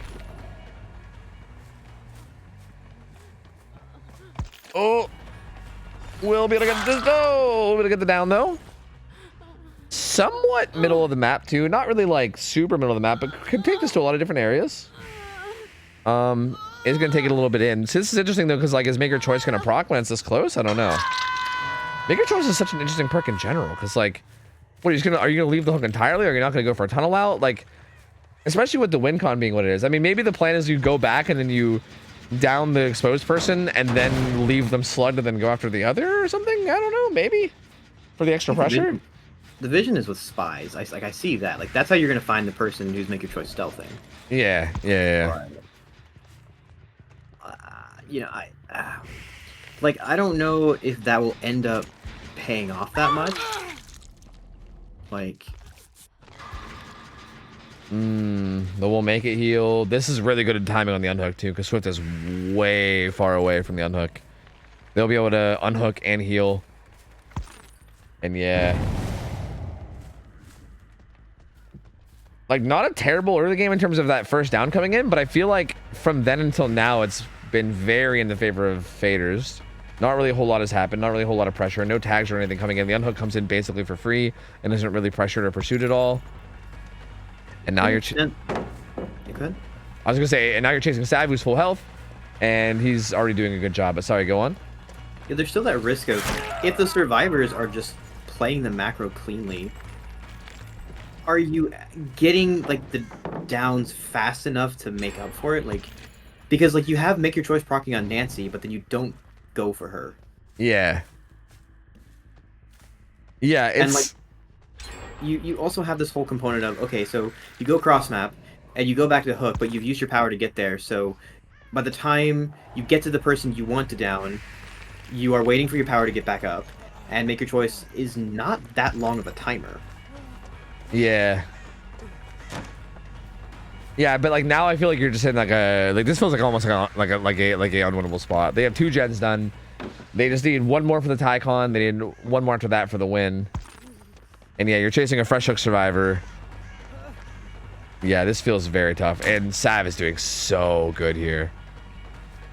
Sav is one of those fucking ladder grinding juicers that, like, again, I don't know what it is about these gamers, but like, I swear when you chase them, it feels like they're like in your head. Like, it's wild. I don't know how they manage to do it, but like, no matter what, it always seems to be a thing. Like right there, you could literally feel it from like Swift's end. Like, Sav was just doing everything right, winning every little 50-50, like literally like just like mentally downloaded, you know? A lot of they've trained their muscle memory, so that like when you're in chase, you do the right things on reflex, so that you can focus on actually thinking about what you're doing. And then ideally, you also have someone else on comms doing the rest of the thing. Like so, if you have like 2 people in the game at a minimum who know what they're doing, then whoever's in chase, there's someone else there who can direct everyone else as needed, so that you don't have to worry about that shit while you are in chase. Yeah, and you can just focus on juicing as much as you can. Yeah, like they'll tell you where to stay, and then you just focus on juicing. Yeah. Oh, good pathing by Sat, getting away from that. Yeah, there's 4 gens. That's gonna be the win con being met. Faders, again, looking so strong, man. This team looks really, really good. And we didn't even talk about it, but we are actually seeing the charge speed add-on here. This is the first time we saw it. I didn't even mention it earlier, but yeah, it is faster charge speed, but it's also actually with recharge instead of with speed. And there's a down on to Ada. Yeah, I think if you're going to run charge speed, you should go with speed as well.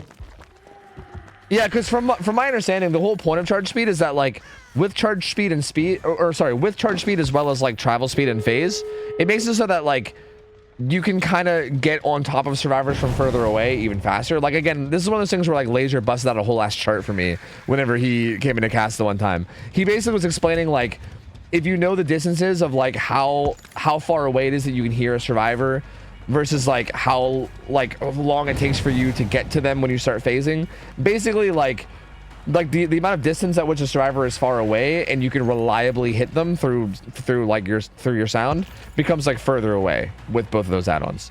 It's like the most effective you can be in terms of being lethal is those 2 add-ons essentially. So it's a really like interesting combination of add-ons that I think can be used in a really good way if you're a Confident Spirit player that just like hits every phase. But yeah, I don't know. I think that's really the only time it'd ever be valuable over the standard. So it's like best case scenario, it's ideal, but if you're not playing best case scenario, then you want the Rusty Flute for more chances. Yeah, Something yeah. like Yeah, exactly. Yeah. I think that's pretty much it exactly. Oh, Kazoo coming in with the body block. That's really good. And yeah, they're going to be storming out. There they go.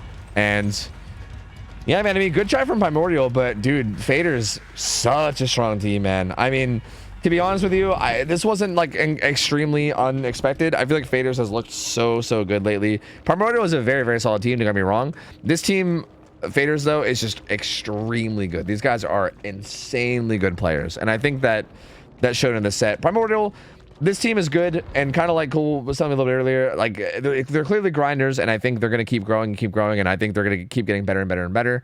But I think for now, Faders just seems like they're a little bit too far ahead. And yeah, that's going to be a pretty convincing 2-0 from them. Both those sets were pretty in their favor. Like, again, they're survivors especially, man. Like, the survivors from this team, so fucking difficult, dude. Like, literally watching the killers chase these guys around literally just looks stressful. Like, just watching it, like, makes me stressed. It's fucking brutal. Like, such good players. And yeah, that's going to be the 2-0. And that's going to be the final match of the night. We're not going to be going to the plague set. That's going to be the final 2-0. And GG's. GG's, man. That's going to be it. Cool. Any last words about the games today? Any final thoughts? Dino Keys, please keep putting Plague in the pool. That's it. That's all I have to say. That's all I have to say. All right. Well, hey, I mean, fair enough. I think Dino likes Plague too, so I think you're going to be seeing Plague more. That seems to be a killer that we see in there decently often. So, yeah, I think you're safe there. I think you're safe there. All right. Well, thank you so much for joining me, Cole. I appreciate it, man. Is there anything you want to... I like to give people an opportunity to plug anything if they want to. I don't know if you have anything to plug, but if you want to, feel free. Actually, I do. Okay. Tomorrow, Outrun the Fog will be hosting a charity 2v1 event from 2 through 8 p.m. Eastern for the Trevor Project. So it's going to be 2 hours of Pig 2v1s, 2 hours of Wesker 2v1s, and then 2 hours of Billy 2v1. So please stop by for that. Nice. Yeah. OTF are friends of the stream as well. That's ran by like Nos and Cookie and Shelby, all people that are very active in the community, very good people. And yeah, definitely make sure to catch that. Here, I'll even give that channel a quick shout out real quick. So you said 2 p.m. to 8 p.m. tomorrow? Eastern, yep. Yeah. So 2 p.m. to 8 p.m. Eastern. Yeah, catch that if you guys want. 2v1s are interesting. Yeah, they're very, very interesting. I've done a couple of them, and they're very, very they're different, but they're very, very fun. So it should be a good time tomorrow. So yeah. I think that's a pretty good shout out. All right. I'm signed up to cast one of those sets, Monkey, but we'll see. Hey man, hope you enjoy it. I'm gonna hop out of call and end stream. But thank you guys. Thank you for joining me though. I appreciate having you on. It was fun to hang out and cast and bullshit and talk. But yeah, maybe we'll do it again at some point. Honestly, I'm sure we'll probably find each other on some fucking actual league at some point too. So yeah, but appreciate you joining me, man. Thank you. Take care. Yep. Have a good rest of your night, man. See you.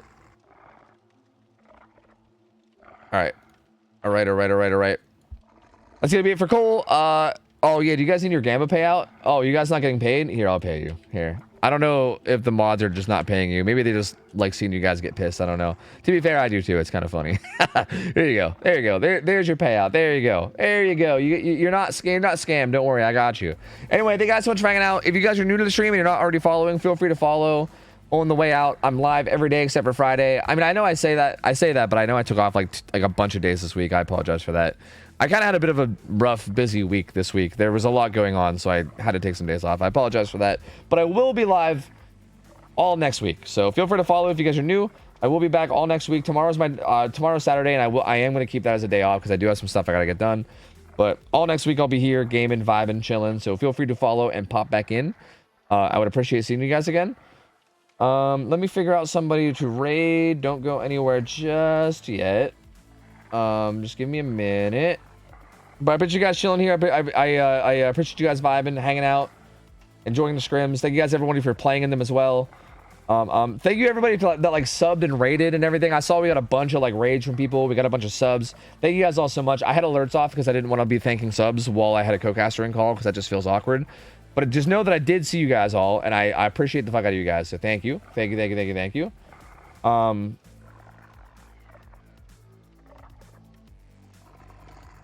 I'm gonna throw you guys over to John Freekill. Freekill's live. He is captain of Team Instant Dodge, although I think Instant Dodge might be like maybe not a thing anymore if I'm not mistaken. I think I heard that they were like disbanding or something. I don't know. But he's captain of Team Instant Dodge, is a long time dude player. Regardless of whether he plays comp anymore or not, I don't know. John's been around the game for a long time. Super chill dude, super wholesome guy, very, very good at the game. So I'm just gonna throw you guys over to him and you guys can go hang out with him. He's a super chill dude. I'm sure you guys will enjoy him if you guys don't know him already. So go hang out over there. Thank you guys so much for hanging out. I love you guys. Hope you guys have an awesome rest of your weekend, and I'll see you guys Sunday. Thank you guys for hanging. Thank you guys for vibing. Hope you guys have an awesome rest of your night. I'm out of here. I'll see ya. I'll take care. See ya. See you later. See ya.